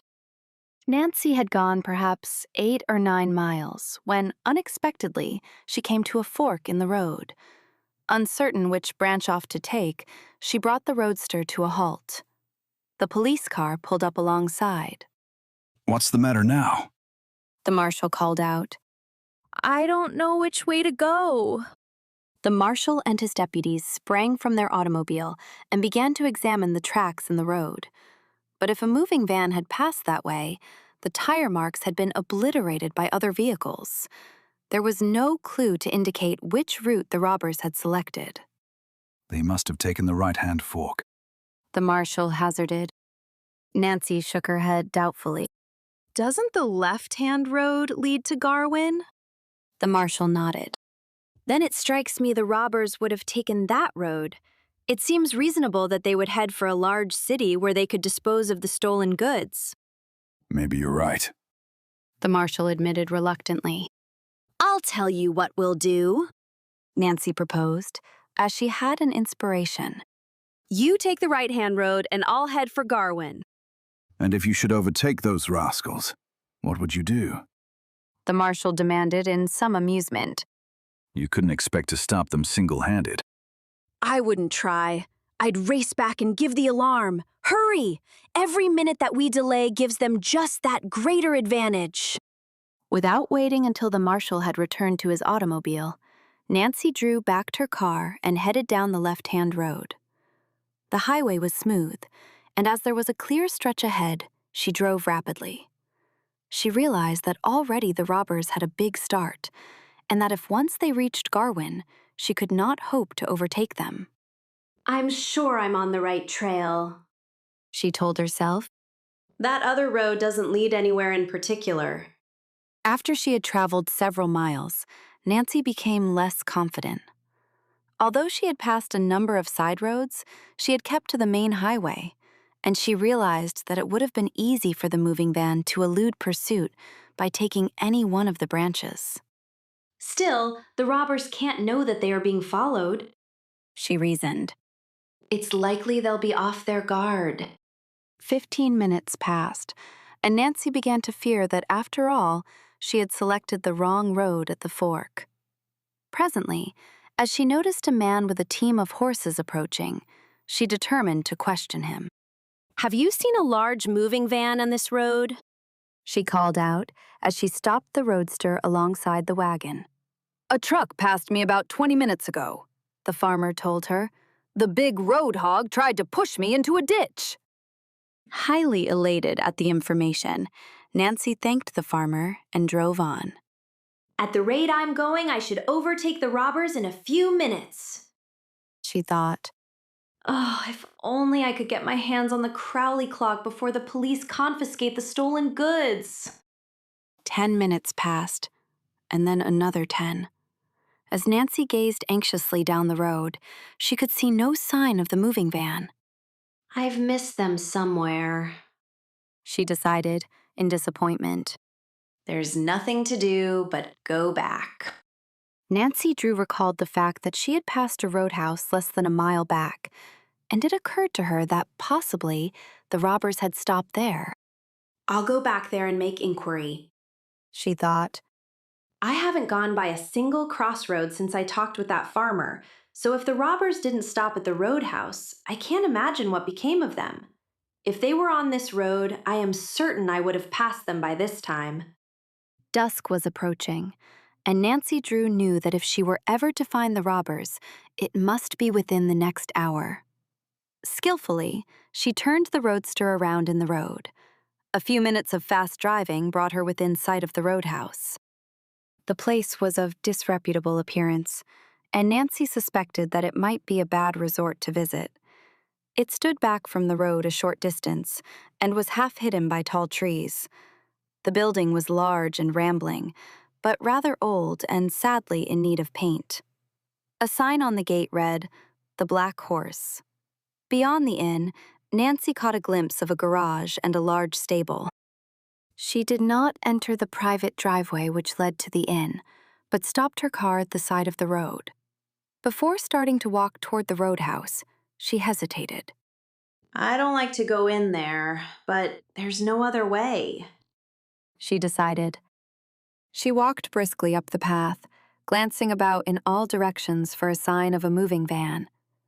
The door of the garage was closed, as was the door of the barn, and the thought occurred to her that perhaps the robbers had parked their van inside one of the buildings.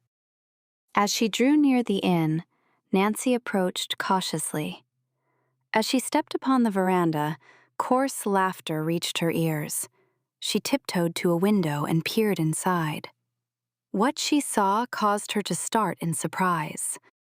In a dingy, dimly lighted room, 3 men were seated about a table, obviously engaged in a drinking orgy. They were the 3 men who had robbed the Topham bungalow. Chapter 19. A Risky Undertaking. I must notify the marshal at once, Nancy Drew told herself as she recognized the 3 robbers. Turning away from the window, she crept noiselessly from the porch, and as soon as she was a safe distance from the inn, broke into a run. As she stepped into her roadster, a sudden thought occurred to her. Those robbers must have parked their van in the garage back of the inn. If only I could get my hands on the clock before I notify the police. Once the marshal takes charge of the stolen goods, I'll have no opportunity. Motivated by the impulse, Nancy drove on down the road a short distance and, rounding a bend, came up on another side road which led into the woods directly behind the inn. Stopping the roadster where it would be hidden by the trees, she got out and hurried through the timber. Before leaving the car, she had secured her flashlight, for already it was growing dark. Cautiously, she approached the inn from the rear. Reaching the garage, she found the doors closed, but investigation disclosed that they had not been locked. She opened one of the doors and looked inside. There was no sign of a truck, only a battered old Ford car. They must have parked the van in the barn, she decided. As she opened the stable door, it squeaked in an alarming fashion. Anxiously, she glanced toward the inn, but so far as she could tell, her actions were unobserved. There was no one in sight. Flinging the door wide, the girl peered hopefully into the dark interior. A low cry escaped from her lips. There in front of her stood the moving van.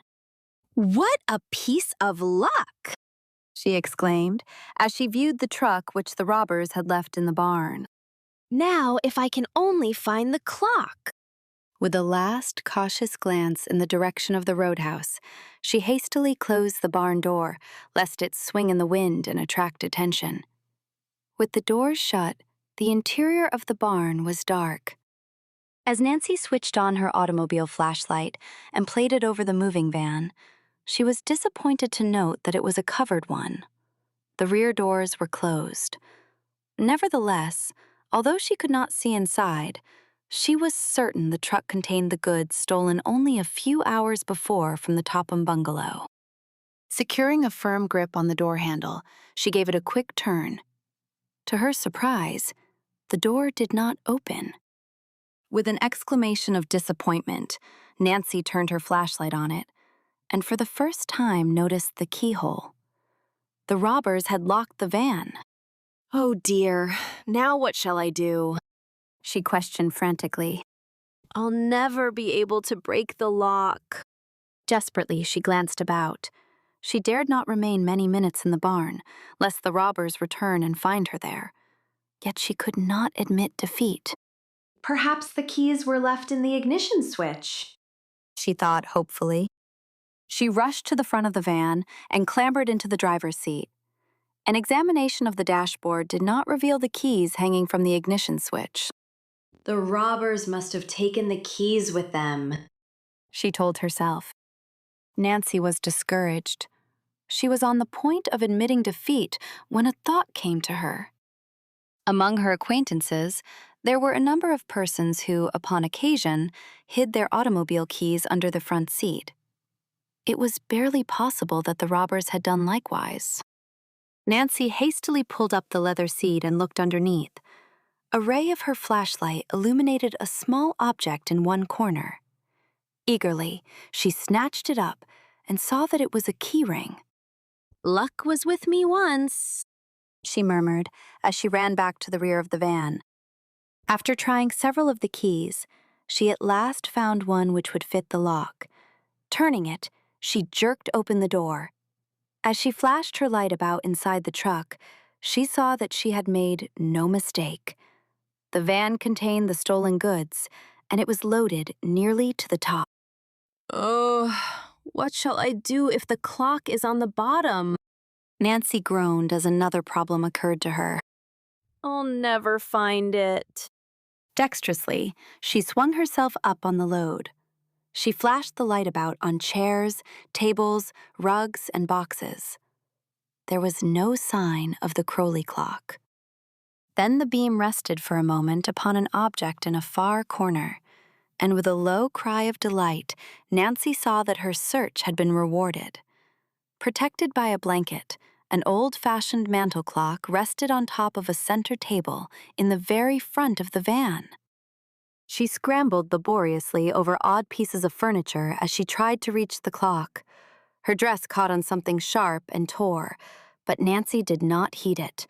She snatched at the blanket and swept the clock toward her. One glance at the timepiece assured her that it fit the description Abigail Rowan had given her. It had a square face, and the top was ornamented with a crescent. Nancy was almost certain that it was the Crowley clock. But as she stood staring at it, her keen ears detected the sound of voices outside the barn. The robbers were coming back. "I'm lost!" flashed through her mind. Clutching the blanket and the clock tightly in her arms, Nancy Drew partly crawled and partly fell over objects as she struggled to get out of the truck before it was too late. She was afraid to think what would happen to her if the robbers discovered her in the van. Reaching the door, she leaped lightly to the floor. She could now hear heavy footsteps coming closer and closer. Nancy slammed the truck doors shut and searched wildly for the keys. Oh, what did I do with them? She thought frantically. She saw that they had fallen from the door to the floor and snatched them up. Hurriedly inserting the right key in the lock, she secured the doors. The deed was not accomplished a minute too soon. As Nancy wheeled about, she distinctly heard the murmur of angry voices outside. The robbers were quarreling among themselves, and already someone was working at the fastening of the barn door. Escape was cut off. Nancy felt that she was cornered. Oh, what shall I do? She thought in despair. Chapter 20. What Nancy Found.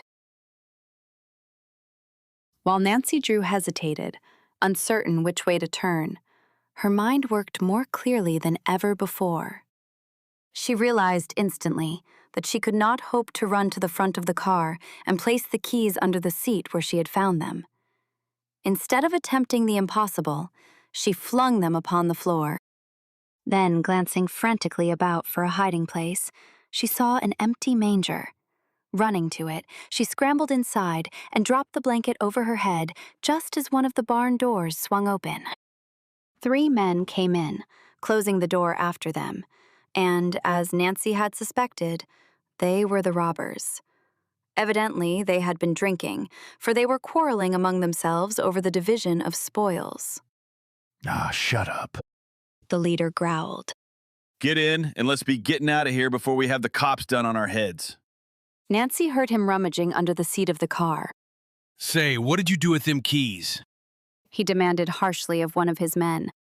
What do you suppose? Came the unpleasant response. I put him under the seat. Then come and find them, and don't be all day about it either. All right, get out of the way and give me a chance. As the second robber went to the truck and began a careful search for the keys, Nancy Drew crouched fearfully in her hiding place. I don't see what could have happened to them keys. The robber complained after an unsuccessful search. I put 'em right under this seat. Say, if you've lost 'em... The leader did not finish the threat, for at that moment, the third robber stooped over and picked up something at his feet. Here they are on the floor. You must have put 'em in your pocket and dropped 'em out. I didn't, the other retorted. I never had them keys in my pocket. The robbers were in a quarrelsome mood and would have engaged in a battle then and there had not the leader interposed.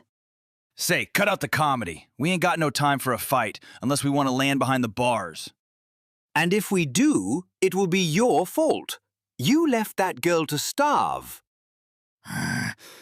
Shut up, the leader snarled. He rattled the rear door of the van and found it locked. There's no harm done this time. No one has meddled with the truck. Now get in before I give you a swift kick. After a few more angry words, the 3 robbers climbed into the front seat and started the engine. Due to their inebriated condition, they had overlooked the barn doors, and before the van could be backed from the building, it was necessary for one of the men to get out and fasten them back. In relief, Nancy watched the men go. The moment they were a safe distance from the barn, she scrambled out of the manger. She paused long enough to make certain that the van had taken the road to Garwin. Then, clutching the precious clock in her arms, she turned and ran. As Nancy darted into the woods, she cast an anxious glance over her shoulder. But to her intense relief, she saw that she was not being followed.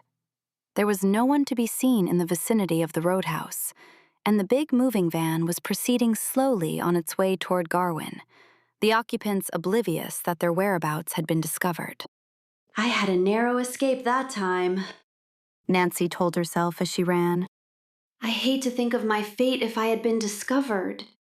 She chuckled softly at her own bravado and clutched the mantel clock more tightly in her arms. Oh, well, it was worth the risk I took. It was dark in the woods, and Nancy could see only a few feet ahead of her. To her chagrin, she discovered that she had left her automobile flashlight somewhere in the barn, probably in the manger. There was no time to go back after it. Confident that her sense of direction was good, she plunged through the bushes toward the place where she had parked her roadster. I'm sure the clock is the right one, she thought. Now, if it only contains Josiah Crowley's notebook. In the timber, there was insufficient light for her to examine the clock, but from the hasty glance she had given it in the barn, she was almost certain it was the timepiece Abigail Rowan had described to her. If the old woman's story was correct, she would find Josiah Crowley's notebook inside. Reaching the roadster and finding it exactly as she had left it, the girl sprang inside. I'll go for the police as fast as I can and send them after the robbers, she decided. The Tophams don't deserve any consideration, but I couldn't be mean enough to sit quietly by and let them lose their household goods.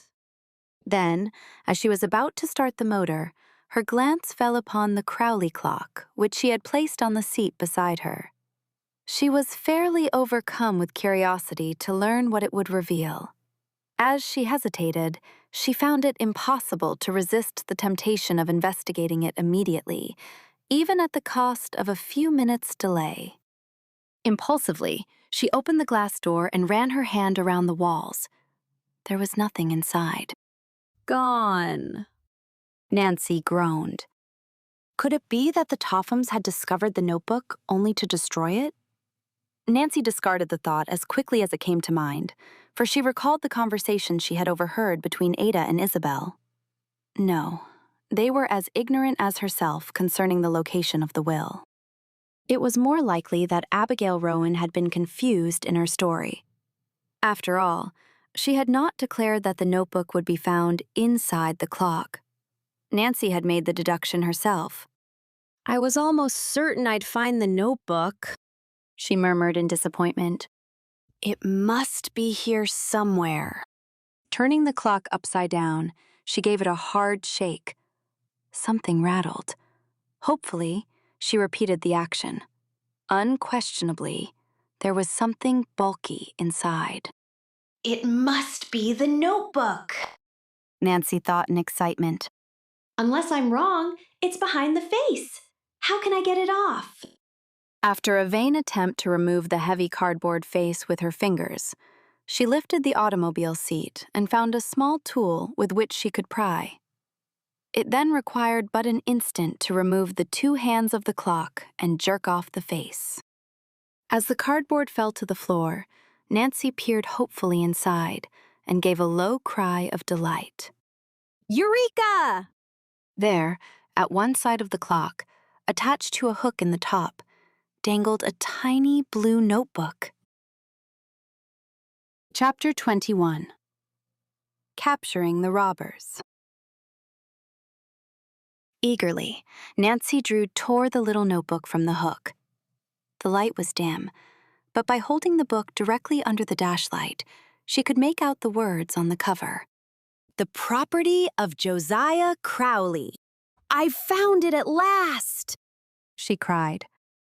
Quickly turning the first few pages, she saw that they were yellowed with age. The writing was fine and cramped, and the ink had faded. These pages were crowded with business notations, but in the poor light it was next to impossible to make out the words. Nancy was excited, for she was positive that the notebook would disclose what Josiah Crowley had done with his will. Yet, she realized that she could not hope to read through the book without a considerable loss of precious time. If she were to report the whereabouts of the robbers to the police, she must not delay another instant. I'll read the notebook later, she decided. Hurriedly replacing it on the hook inside the clock, she tacked on the face again. Then, dropping the timepiece on the seat beside her, she covered it with a blanket. Starting the engine, she skillfully backed the roadster and headed for the main road. Reaching the highway, she cast an anxious glance in the direction the robbers had taken. There was no sign of a light on the road. The moving van had disappeared. I must travel some now, Nancy told herself grimly. Those robbers have at least 10 minutes start, and I may have trouble finding the marshal and his deputies. Bending low over the steering wheel, she deliberately stepped hard on the accelerator. The roadster leaped forward, as though it too comprehended the need for haste. If those men reach Garwin before the marshal overtakes them, there won't be one chance in 100 of capturing them, Nancy thought. It was foolish of me to take time to look at the clock. Presently reaching the fork in the road, she selected the right-hand turn and with undiminished speed rushed on. She had gone several miles beyond the fork when far ahead she caught sight of an automobile headlight. Nancy promptly reduced the speed of the car. The marshal and his deputies may have given up the search and are coming back, she reasoned.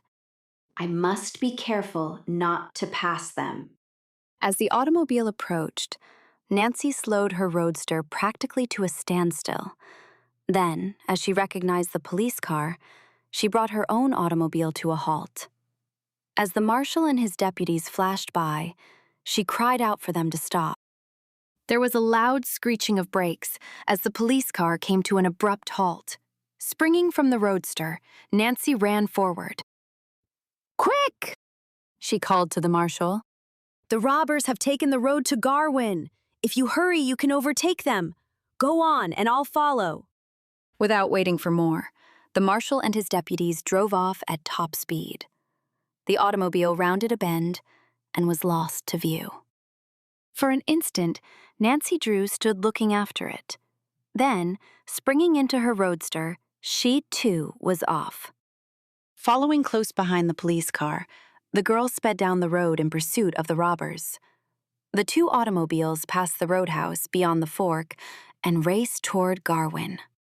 We should have overtaken the robbers by this time, Nancy told herself anxiously, after a number of miles had been traversed, and still there was no sight of a moving van. They can't have gone very far. 10 minutes passed. Then, unexpectedly, she caught a glimpse of a red taillight on the road far ahead.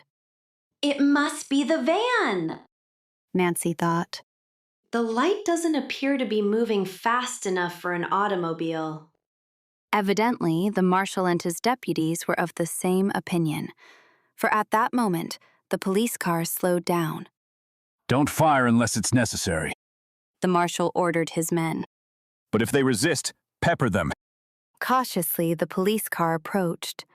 As the headlight played upon the rear of the van, Nancy saw the license plate clearly and recognized the numbers. Then, as the van pulled over to the side of the road, the police car drove alongside. Halt! Came the order. The van did not stop. Instead, it put on additional speed and crowded the police car toward the ditch. Nancy's heart was in her mouth as she watched, for it seemed certain that the marshal and his deputies were doomed. At the very edge of the road, the police car, by a sudden spurt of speed, forged ahead and averted disaster. Halt! Rang out the warning cry a second time. Halt, or we'll fire. There was a sharp crack of a revolver as the robbers fired the first shot. The marshal and his deputies answered with a quick volley. One of the shots found its mark, the front tire. The van swerved in the road, and as the two side wheels went off into a steep ditch, toppled over. In an instant, the marshal and his men were out of the police car and had covered the three robbers. So easily had the van tipped on its side that the men were not injured, but the unexpected jar had thrown them off their guard. Take their guns, the marshal ordered. A deputy relieved the three men of their revolvers and searched their pockets for other dangerous weapons. Another deputy handcuffed them. By this time, Nancy, who had stopped her roadster at the side of the road, reached the scene. As she came running up, the marshal turned to her. Can you identify these men? As a light was flashed upon each of the robbers in turn, Nancy nodded. There is the man who locked me up and left me to starve, she declared, pointing to the leader of the robber band. And the stolen goods are in the van. They'll get 10 or 20 years for this, the marshal promised. We'll hold them on several charges. You are willing to testify against them, I suppose. Yes, if it is necessary, Nancy promised reluctantly. But I don't live in this county, and I'm anxious to get home right away. It seems to me you have enough evidence to convict them. Well, if you don't want to, I guess there's no need for you to go back with us, the marshal admitted. I'll take your address, and if your testimony should be required later, I'll get in touch with you. As Nancy told the marshal her name and address, he glanced at her with new interest. So you're the daughter of Carson Drew. I see you're following in his footsteps. Starting in young, aren't you? Nancy laughed. It was only an accident that took me to the Topham bungalow at the critical moment, she protested modestly. I don't deserve any credit for the roundup. Not many girls would have used their brains the way you did, the marshal observed. Unless I'm mistaken, these robbers are old hands at the game. They have been plying their trade around Moon Lake for a number of seasons. The residents will be mighty grateful for what you've done. And that Mrs. Topham you spoke of, she ought to give you a liberal reward for saving her household goods. Nancy shook her head. I don't want a reward. Just the same, you've earned one, the marshal insisted. If you're shy about blowing your own horn, I'll take it up with this Mrs. Topham myself. You don't know her as well as I do, Nancy remarked. She'll not offer a reward, and even if she did, I wouldn't accept it. In fact, I must ask you not to mention my name to her at all. You don't want any credit for capturing the robbers? The marshal gasped in astonishment. No, I would prefer that my name not be mentioned in connection with the affair. I have a particular reason for making the request. Well, you're a queer one, the marshal remarked. You're the first person I ever saw who didn't want to take all the glory that was coming to him. You'll not mention my name? No, I'll keep it mum, the marshal promised. And if you're anxious not to figure in the case, I guess we can get along without your testimony. He turned toward the moving van. I'll just have a look inside and see if everything is here. Taking the keys, which one of the deputies had turned over to him, the marshal unlocked the rear doors of the van and carelessly glanced inside. It's all here, he announced. Nancy smiled and thought of the clock, which at the moment was hidden under a blanket in her roadster, less than a dozen yards away. Let's be getting away from here, the marshal directed briskly. He singled out one of the deputies. You stay here and guard the stolen goods until we can send another truck after it. I'll see to it that these robbers land behind bars, and then I'll come back. Just a minute, Nancy interposed as the marshal was about to escort the 3 robbers to the police car. I want to ask a few questions. She turned to the leader of the robbers. It was you who stole the keys from Jeff Tucker after getting him drunk, wasn't it? What if I did? The robber growled. I wish I'd finished him. Unceremoniously, the 3 prisoners were crowded into the police car. One of the deputies took the steering wheel, and another stood on the running board, covering the robbers with his revolver. There was no room left for the marshal. Are you going back through town? He asked Nancy. Yes, it's right on my way to River Heights, she responded without a thought as to the purpose of the question.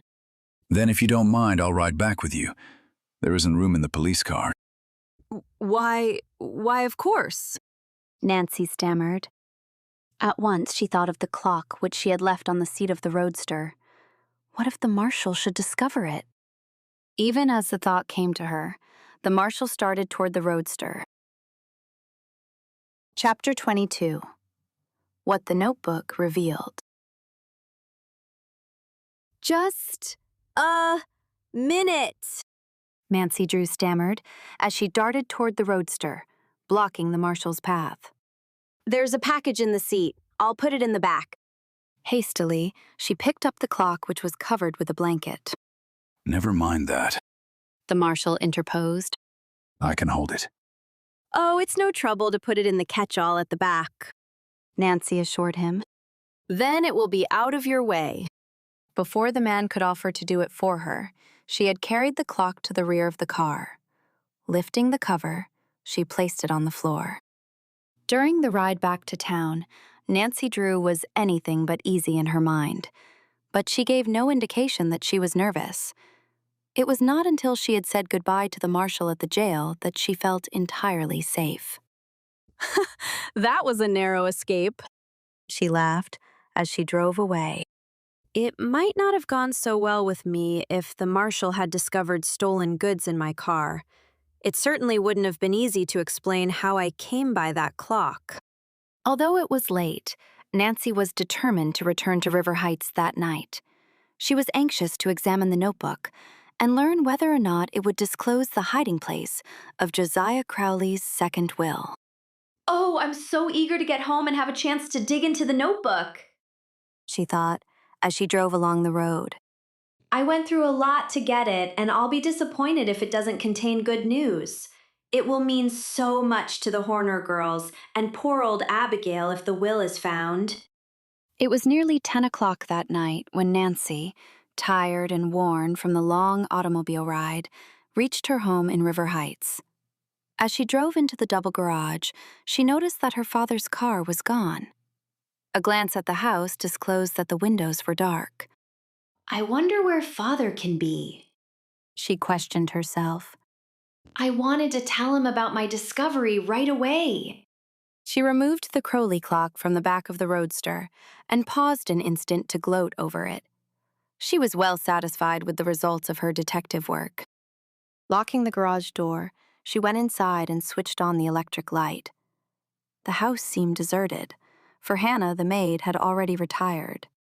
Father's probably working late at the office, Nancy decided. Oh, well, I may as well stay up, and while I'm waiting, I'll have a look at the notebook. During the long ride from Moon Lake, she had been impatient for an opportunity to examine the Crowley notebook, and now she lost no time in finding a screwdriver. She took off the face of the clock, and from the hook, removed the notebook. Now to find what became of the will, she declared as she curled up in a comfortable chair near a reading lamp. Oh, I hope everything turns out right for Allie and Grace and for Abigail Rowan. Carefully, Nancy thumbed over the pages, for they were yellowed with age, and she was afraid they might tear. Evidently, Josiah Crowley had used the same notebook for many years. Page after page, the girl read, perusing inconsequential memoranda and numerous notations of property owned by Josiah Crowley, as well as various business transactions made by him. Nancy was surprised at the list of stocks, bonds, and notes, which apparently belonged to the estate. The amount reached well over $300,000. I had no idea Josiah Crowley had that much money, she murmured. After a time, she grew impatient of the seemingly endless list, and skipping many pages, turned ahead. Suddenly, the phrase, "my will," caught and held her attention. Eagerly, Nancy pounced upon it and began to read. I found it at last, she told herself in excitement. The notation was brief and written in Josiah Crowley's cramped hand. To whom it may concern, my last will and testament will be found in Safety Deposit Box number 148 in the Masonville National Bank. The box is under the name of Josiah Harkston. The date of this entry was recent, and the ink had not faded as in the earlier entries in the notebook. Then there was another will, Nancy exclaimed aloud. Oh, I'm sure it must be in favor of the Horner girls, too. She hurriedly read on, but although she carefully examined every page in the book, there was no other mention of the will. No wonder the will never came to light, Nancy mused. Who would have ever thought of looking for it in a safety deposit box under the name of Josiah Harkston? In his zest for safety, Josiah Crowley nearly defeated his own purpose. Her thoughts were interrupted as she heard an automobile turning in at the drive. Rushing to the window, Nancy saw her father drive into the garage. As he opened the front door, she ran to meet him. Why, hello, Nancy. He greeted her in surprise. If I had known you were here, I'd have come home sooner. I was doing some special work on a case. Back from Moon Lake early, aren't you? Yes, Nancy admitted, trying to hide her excitement. but for a good reason. Before her father could remove his hat, she plunged into the story of her adventures and ended by showing him the notebook which she had found inside the mantel clock. When she had finished, Carson Drew stared at her with mingled pride and amusement. You're a regular detective, Nancy. You're making fun of me. Carson Drew's face sobered.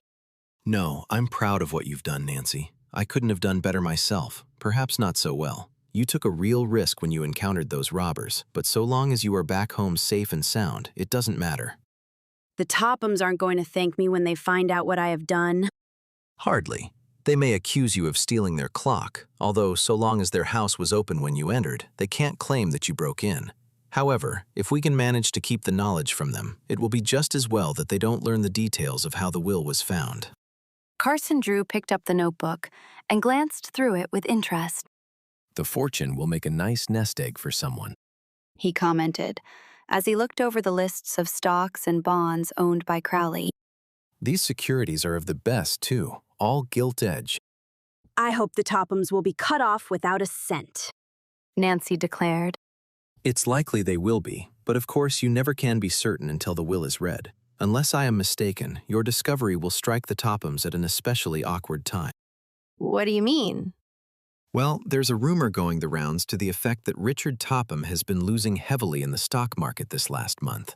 He has been getting credit at a number of the banks on the strength of the inheritance, and I suspect he is depending on Crowley's money to pull him through a tight place. At least he has made every effort to speed up the settlement of the estate. It would serve the Tophams right if they lose everything, Nancy said decisively. They never had a particle of charity for anyone. They would let their relatives starve before they would help them. Carson Drew glanced again at the notebook in his hand. Now that you have found this, the thing to do is locate the will at once before Richard Topham gets wind of what is up, he advised. We want to administer the Coup de Grâce before the Tophams have a chance to get the fortune into their hands. Once the estate is settled, it will not be easy to wrest it away from them. I'd like to turn the matter over to you, Nancy responded promptly. I'm not familiar with legal procedure, and you know exactly what should be done. I'll be glad to help you if I can, Nancy. The first thing, of course, is to get our hands on the will. That should be easy. We can drive over to the Masonville National Bank the first thing in the morning. Yes, but we haven't authority to open the safety deposit box. It may be necessary to get a court order, Carson Drew reminded his daughter. That's so. I hadn't thought of that. But you can manage it, can't you? Carson Drew chuckled. Well, I know the judge. Yes, I think I can arrange it all right. I'll tell him I am acting as counsel for the Horner girls. I really am, because I promised I'd help them if I could.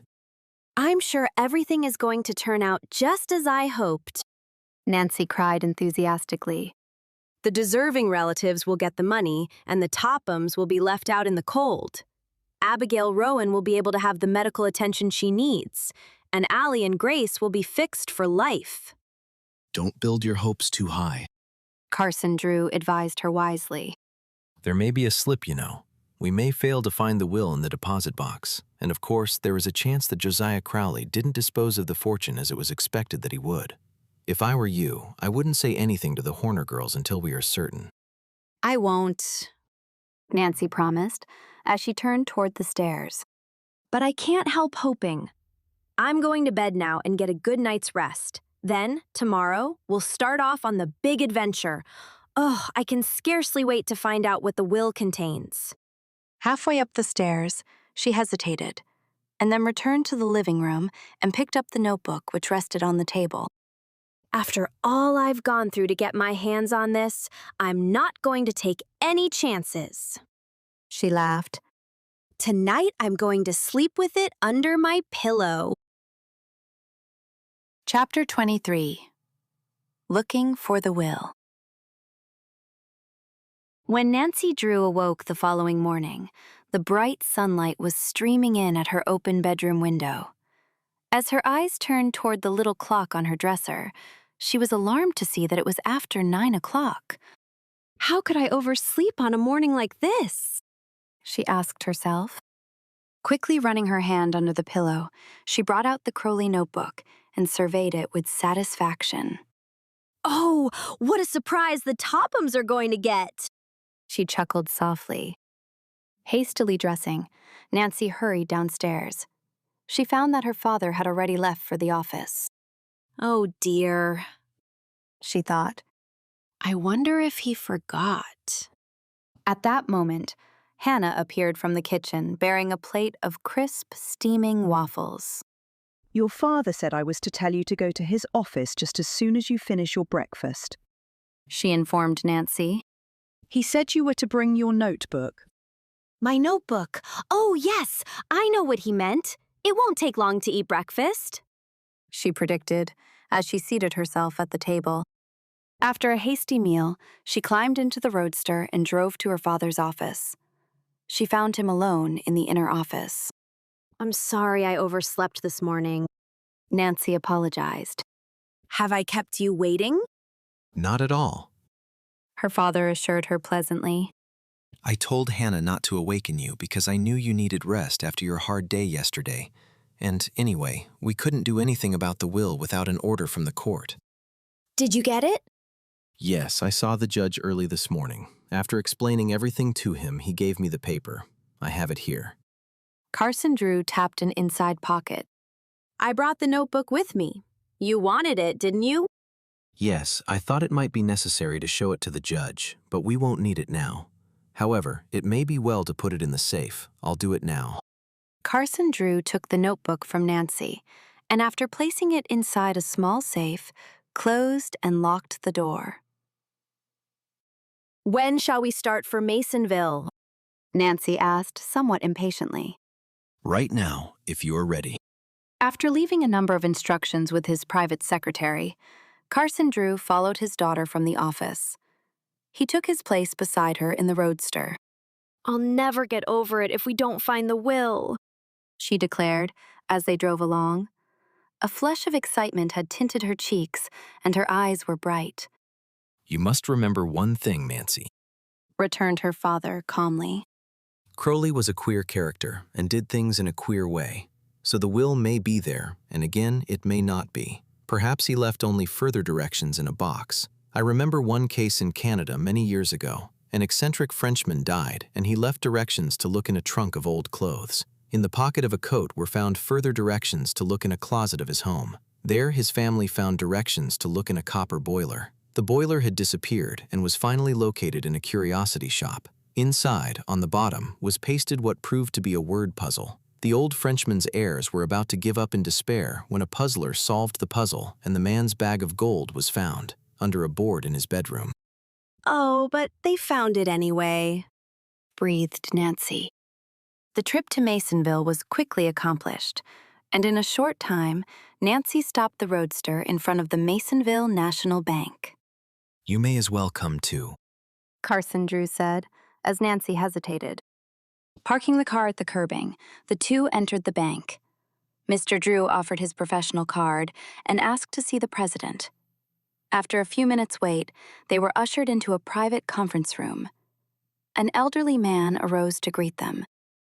The introductions accomplished, Mr. Drew hastened to state his mission. Before he could finish the story, the bank president cut him short. I am afraid you have come to the wrong place. To my knowledge, we have never had dealings with a man by the name of Josiah Crowley. Perhaps you did not know him by that name. I believe he had a deposit box here under the name of Josiah Harkston.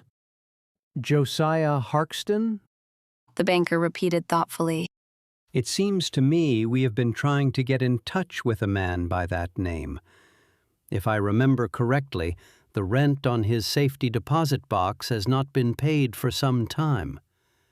If you will wait a moment, I will find out. The banker left the room. He returned in a few minutes with a sheet of paper in his hand. According to our record, a Josiah Harkston rented box 148 from us, but the past year the rent has not been paid. Here is his signature if you care to look at it." Eagerly, Nancy and her father examined the sheet of paper which the banker handed them. At a glance, they saw that the writing was in the cramped hand of Josiah Crowley. "It may be that Crowley and Harkston were the same person, as you say," the banker continued. "but we have no authority to permit you to examine the contents of the safety deposit box." "I have an order from the court," Mr. Drew said quietly. "Oh, that is different." The banker's attitude underwent a sudden change. "May I see the document, please?" "Certainly." Mr. Drew removed the paper from his pocket and handed it to the banker. After examining it for a minute, the president returned it. "You find it satisfactory?" Mr. Drew asked. "Perfectly. You are welcome to open the safety deposit box, of course in the presence of a bank official. I suppose you have the key?" Nancy's face fell. She had never once thought of the key. "We have no key," Mr. Drew admitted. "Isn't there one in the bank which will fit the box?" He knew some small banks had this. "No, we did away with that when we got our regular vault," said the banker. "But wait a minute," he added suddenly. "I think I can help you out." He disappeared into another part of the bank and presently came back holding up a sealed envelope. "That man had 2 keys for his box, and he left one here in my possession, sealed up, as you can see. As you have a court order, I feel you are entitled to this key." And he handed the envelope to Mr. Drew. The envelope was marked with Josiah Crowley's assumed name, also the number of his box. It contained a small, flat key. Nothing more. "Now we will go to the boxes," said the bank official. Nancy and her father followed the president into the main part of the bank. They were then admitted into a small room, which was protected by heavily barred doors. Finally, they entered the vault, which contained the safety deposit boxes. The president inserted a small key in a lock, then used the key given to Mr. Drew, and finally pulled out a metal box, which bore the number 148. Politely, he handed the box to Mr. Drew, who quickly lifted the lid and peered inside. Unable to resist the temptation, Nancy peeped over her father's shoulder. The box was empty, save for one document in the bottom. "Oh, it must be the will!" Nancy cried before Mr. Drew could examine the paper. "It is the will," her father announced, after a hasty glance at the document. "A will, eh?" said the bank official, with keen interest. "Yes, and I will ask you to do me a favor. Kindly place your initials on each page so you can later on identify it if necessary, and I will do the same." "Certainly, Mr. Drew. I've done that before." Mr. Drew thanked the president for the help he had given, and with Nancy, left the bank. Once they had gained the comparative privacy of the roadster, they grinned at each other like 2 mischievous youngsters. "Well, we put it over, eh, Nancy?" We certainly did. But read the will. I'm dying to find out what it says. I can't stand the suspense another minute. The will comprised several pages, all written in Josiah Crowley's cramped style. Mr. Drew spread the pages out before him, and Nancy pored over them. Not only was the fine writing difficult to make out, but the legal terms were confusing. It's going to be a terrible task to study it all out, Nancy complained. "Yes, I think we had better take it to the office," Mr. Drew suggested. He picked up the last page of the will and studied it closely. "I see Dr. Nesbitt signed as a witness. No wonder the will never came to light. If you remember, he died a few days after Crowley. Thomas Wackley, the other witness, I never heard of." "Oh, I don't care who witnessed the will," Nancy said impatiently. "I want to find out if Allie and Grace and poor Abigail got anything. I can't make head nor tail out of it." "I see their names are mentioned," Mr. Drew told her, pointing to one of the pages. "Oh, I'm so glad. So long as I know they're taken care of, I suppose I can wait until we get to your office to find out the details. We can have the will copied in typewriting. Yes, I want to go over the document carefully. It is evident that Crowley drew it up himself, and I want to make certain it is legal. Oh, do you think there is any danger it won't be? Nancy questioned anxiously. I can't tell until I go over it in detail, Nancy. But from a hasty examination, it appears that the Tophams aren't mentioned, and they are certain to make trouble if they can.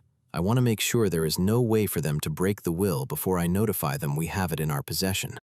Mr. Drew folded the papers and placed them carefully in his pocket. As Nancy started the motor in preparation for the return trip to River Heights, she began to chuckle. If the will does prove to be legal, won't it be a blow for the Tophams? I'd give a lot to see how they take it.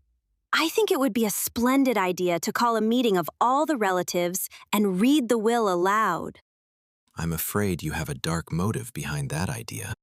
Mr. Drew laughed. But I'll try to humor you this time. What's more, I'll promise that you may be present when the Coup de Grâce is administered to the Tophams. Chapter 24. The Coup de Grâce. Oh, Father, it's nearly 2 o'clock now. The relatives should be coming in a few minutes. I'm so excited. Carson Drew, who stood in the living room of the Drew home, smiled indulgently at his daughter as she fluttered about, arranging chairs. I believe you're more thrilled than if you were inheriting the fortune yourself, he remarked. I am thrilled, Nancy admitted. I can scarcely wait until the will is read aloud. Won't everyone be surprised? Especially the Tophams. Do you think they will come? Oh yes, the Tophams will be here, and unless I am mistaken, they will bring a lawyer with them. Just as soon as they learned that another will had come to light, they began to worry. Are you certain the will can't be broken? Nancy inquired anxiously. Of course I can't be certain, Nancy, but I have gone over it carefully, and so far as I can tell, it is technically perfect. Josiah Crowley was peculiar in some ways, but he was no one's fool. I'll promise you the Tophams will have a difficult time of it if they try to break the will. After locating the Crowley will in a safety deposit box at the Masonville National Bank in the town of Masonville, Carson Drew and his daughter had read it carefully. Without disclosing the contents to anyone, they had called a special meeting of the relatives at the Drew home. With the exception of Abigail Rowan, who was confined to her bed, all had promised to be present. Grace and Allie Horner, although not relatives, had also been invited to attend the meeting. It's too bad Abigail Rowan can't come, said Nancy. But we'll get the news to her fast enough. It will probably be a great surprise all around, said her father with a little smile. Nancy, you have done a remarkable piece of work. Oh, I can hardly wait to have it all cleared up, cried the happy girl. We may have some hard minutes with the Tophams, Nancy. Yes, I suppose so. I suppose anybody would be sorry to see a fortune slipping away. Well, we'll see what happens, returned the lawyer. The Horner girls are coming up the walk now, Nancy announced, glancing out of the window. I'm dying to tell them the news, but I'll wait. She greeted Allie and Grace cordially and escorted them to comfortable chairs in the living room. Is it true the will has been found? Allie whispered. You and Grace have no cause to worry, Nancy assured her, with a mysterious smile. No sooner had she seated the Horner sisters than the doorbell rang again. This time she admitted Edna and Matilda Turner, who were dressed in their best black silk gowns. A few minutes later, the Matthews brothers, William and Fred, arrived. I guess everyone is here now except the Tophams, Carson Drew commented. We had better wait for them a few minutes. There was no need to wait, for at that moment, the doorbell jangled sharply. Nancy opened the door, and the 4 members of the Topham family sailed grandly in. As Carson Drew had predicted, they were accompanied by a lawyer. Why have we been called here? Mrs. Topham demanded, addressing Mr. Drew. Have you the audacity to claim that another will has been found? I have the will here, Mrs. Topham, Carson Drew replied politely. It's preposterous. Mrs. Topham stormed. Josiah Crowley made only one will, and in that he left everything to us. It looks like a conspiracy to me, Ada added tartly, as she gazed coldly upon the relatives who were seated about the room. Isabel did not speak, but tossed her head contemptuously. Richard Topham likewise did not offer a comment, but uneasily seated himself beside the lawyer who had accompanied him. If you will kindly be seated, Mrs. Topham, we will read the will, Mr. Drew suggested. Reluctantly, Mrs. Topham obeyed. As you have probably learned by this time, Mr. Drew began. A second will of the late Josiah Crowley has been found in a safety deposit box in a Masonville bank. The will is unusually long, and with your permission, I will read only the portions which have to do with the disposal of the property. Mr. Drew picked up several sheets of typewriting from the table, and after a moment's hesitation, began to read in a clear voice. I, Josiah Crowley, do make this my last will and testament, hereby revoking all former wills by me at any time made. I give and bequeath all my property, real and personal, as follows. To my beloved friends and neighbors, Allie and Grace Horner, the sum of $75,000 each. Oh, I can't believe it. Allie gasped. Neither can I. Mrs. Topham snapped. $150,000 when they aren't even relatives. Why, that's nearly half of the estate. The will is a fraud. There is no mistake, Mr. Drew told her quietly. Again he picked up the will and began to read. To Abigail Rowan, in consideration of her kindness to me, the sum of $75,000. Oh, I'm so glad, Grace murmured. Now she'll be able to get the medical attention she needs, Allie added. I wish she could have been here, Nancy said quietly. But I'll see to it that she is notified before the day is over. That old lady gets $75,000? Ada Topham demanded harshly. What did she ever do for Crowley?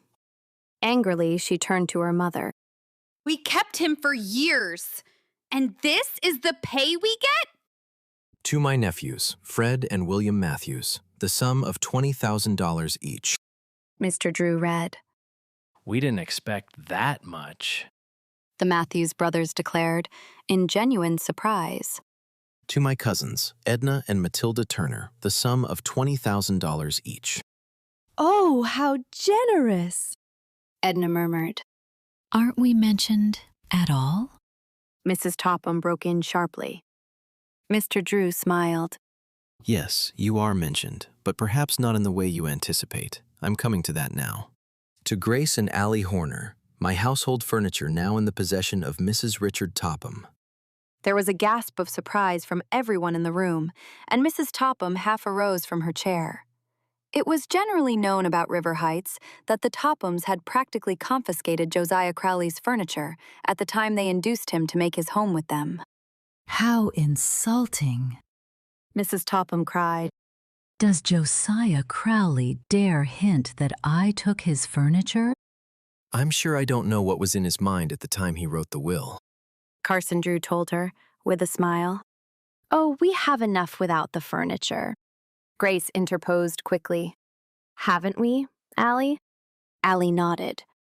We'll not take the household goods from you, Mrs. Topham. Carson Drew carefully folded the document he had been reading, and after placing it in a drawer, turned to the relatives.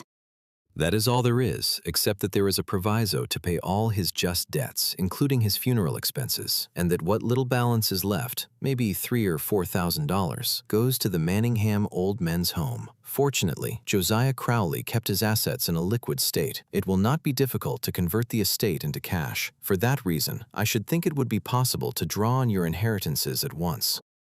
We're actually cut off without a cent? Richard Topham asked in disbelief. His face was unusually white. I am afraid you are, Mr. Drew replied. But it can't be. Mr. Topham returned. You don't understand. I must have the money. I can't help you. I did not make the will. It's a conspiracy! Ada cried bitterly. She wheeled upon Nancy, her face convulsed with anger. You had something to do with this, Nancy Drew, she said bitterly. Perhaps I had, Nancy admitted pleasantly. We'll break the will, Mrs. Topham announced firmly. Of course you may drag the matter into court if you like, Mr. Drew responded. but I warn you, it will be only a waste of your time and money. If you don't wish to accept my judgment, ask your own lawyer. Mr. Drew is right, The lawyer said promptly, without waiting for Mrs. Topham to question him. Oh, he is he? Mrs. Topham retorted. If that's all you know about law, you're discharged.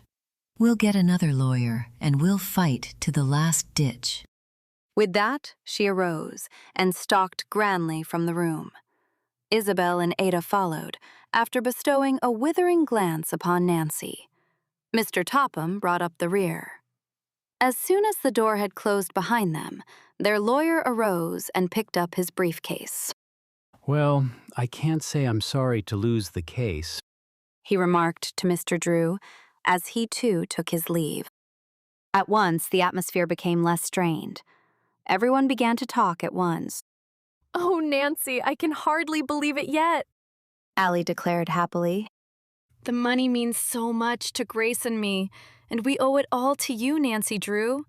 You haven't told us how you came to find the will, but I know you were responsible.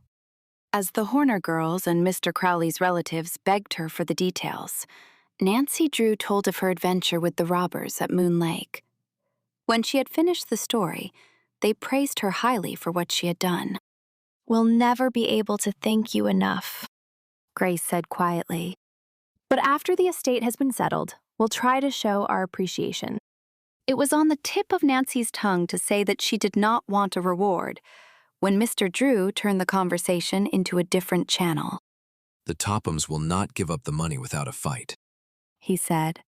My advice would be to ask the court to appoint an administrator at once. We all want you, I'm sure, Grace Horner declared quickly. She regarded the others questioningly. Everyone nodded assent. And of course we want you to act as our lawyer, Grace added. I'll be glad to assist you. Mr. Drew promised. If the Tophams bring the matter into court, I'll give them a battle they'll never forget. After thanking Mr. Drew and Nancy for what they had done, the relatives at last took their departure. Allie and Grace were the last to leave. As they turned to say goodbye to Nancy, Carson Drew opened a closet and took out the Crowley clock. I guess this belongs to you now, he remarked, handing the clock to Allie. It was included in Crowley's household goods. I don't know what we'll do with it. Allie laughed. Presently, the Horner girls departed with the clock. On the porch, they paused to whisper significantly to Nancy. You'll hear from us again. After everyone had left the house, Mr. Drew turned to his daughter with a smile. Well, we administered the coup de grâce to the Tophams all right. Yes. Wasn't it funny to watch their faces when they learned they were cut off without a cent? They took it hard. It's my opinion the Tophams won't be able to hold their heads so high after this. Richard Topham looked rather sick when he left. I suspect he's desperately in need of ready cash. The Tophams deserve to be cut off without a cent, Nancy Drew declared. I'm so glad everything came out right and that Allie and Grace received the bulk of the fortune. Yes, they are charming girls. Unless I am mistaken, they intend to reward you for what you did, Nancy. It wouldn't surprise me, but of course I'll not take money from them. However, if they should offer me a reward, I know what I shall ask for. What is that? Oh, you must wait and see. And Nancy laughed mysteriously. They haven't offered me anything yet. Before Carson Drew could quiz her, she skipped out the side door and vanished. Chapter 25. A Reward. I suppose you've heard about the Tophams. Carson Drew remarked to his daughter, one morning some months after the reading of the Crowley will. Why, no. What about them? They're practically in bankruptcy. Richard Topham has been losing steadily on the stock market of late. After his failure to recover the Crowley fortune, the banks reduced his credit. He's been forced to give up his home on the avenue. No, really? How that must hurt Mrs. Topham and the two girls. Yes, it's undoubtedly a bitter pill to swallow. They are moving into a small house this week, and from now on, they'll not be able to carry themselves so high. I hope they don't try to make any more trouble about the will, Nancy commented. Goodness knows, they've made enough already. The Tophams had not given up the Crowley estate without a bitter battle.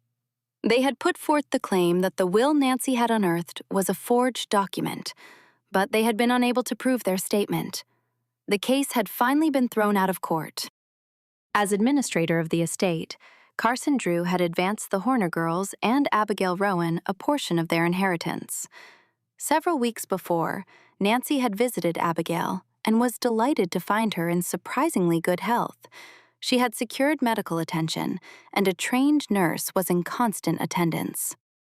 I believe I'll run out into the country today and visit the Horner girls, Nancy told her father. They telephoned yesterday and asked me to come. They hinted they had something special to tell me. Perhaps they're going to reward you for finding the will, Mr. Drew suggested. Oh, it's been nearly a month since they said anything about it, Nancy returned carelessly. By this time, they've probably forgotten all about it. After luncheon, she set off for the farmhouse in her blue roadster. It was a beautiful autumn, and Nancy Drew thoroughly enjoyed the ride. As she came within sight of the farmhouse, Nancy was astonished at the transformation which had taken place. The house had been given a fresh coat of white paint, and a bright green roof replaced the old one. The yard was well kept, and beds of hardy plants had been set out. In the barnyard, many new hen houses were going up. Perhaps the most surprising thing was the large number of chickens in evidence. Welcome to the chicken farm, Allie Horner cried enthusiastically as she ran from the house to greet Nancy. I never saw so many chickens in all my life, Nancy declared.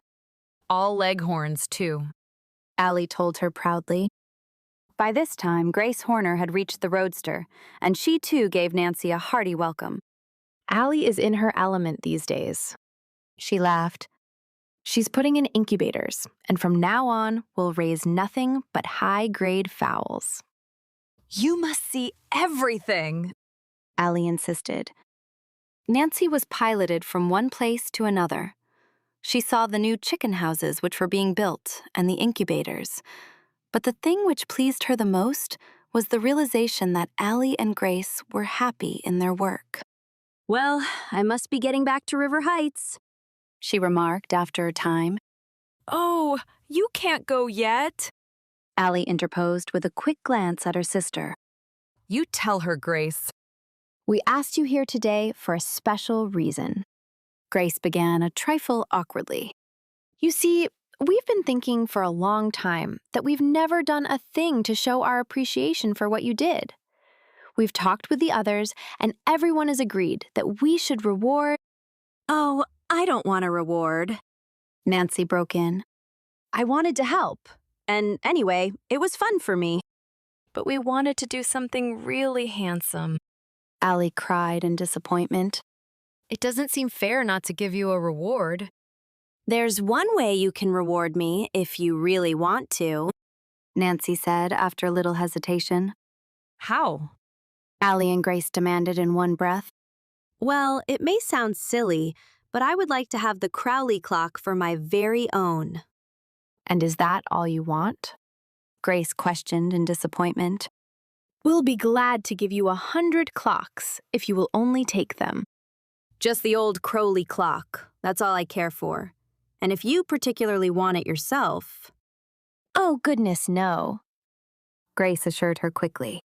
It doesn't keep particularly good time, and we have more heirlooms now than we know what to do with. Wait a minute, and I'll get it for you. She disappeared inside the farmhouse, returning in a few minutes with the old-fashioned timepiece. She handed it to Nancy. You're more than welcome to it, she declared warmly. But it isn't a reward at all. It's the only reward I want, Nancy replied, smiling at the two Horner girls. I don't see what you want with the thing, Allie commented. It's not much to look at. Nancy did not reply at once, but gazed meditatively at the clock. Truly, it was not handsome, but for her it had a peculiar appeal. She could not explain to Allie and Grace just why she prized it, for her feeling was something she could not put into words. Certainly, she was attached to it because of its suggestion of her recent adventure. I wonder if I'll ever have another half so thrilling, Nancy thought. As she stood gazing wistfully at the old clock, she could not know that before many months had passed, she would be involved in a mystery far more baffling than the one she had just solved. Her adventures, recounted in the next volume of this series, The Hidden Staircase, were before her. Nancy Drew did not have the power of projecting herself into the future, and yet, as she looked down at the timepiece, she seemed to know that exciting days were soon to come. I'll always prize this clock as a trophy of my first venture as a detective, she said quietly, turning to Allie and Grace. It will serve as a pleasant reminder of a thrilling adventure, and who knows, perhaps as a promise for the future. The end. Thanks for listening. If you enjoyed this, subscribe to hear more. Let us know in the comments what book you would like to hear next.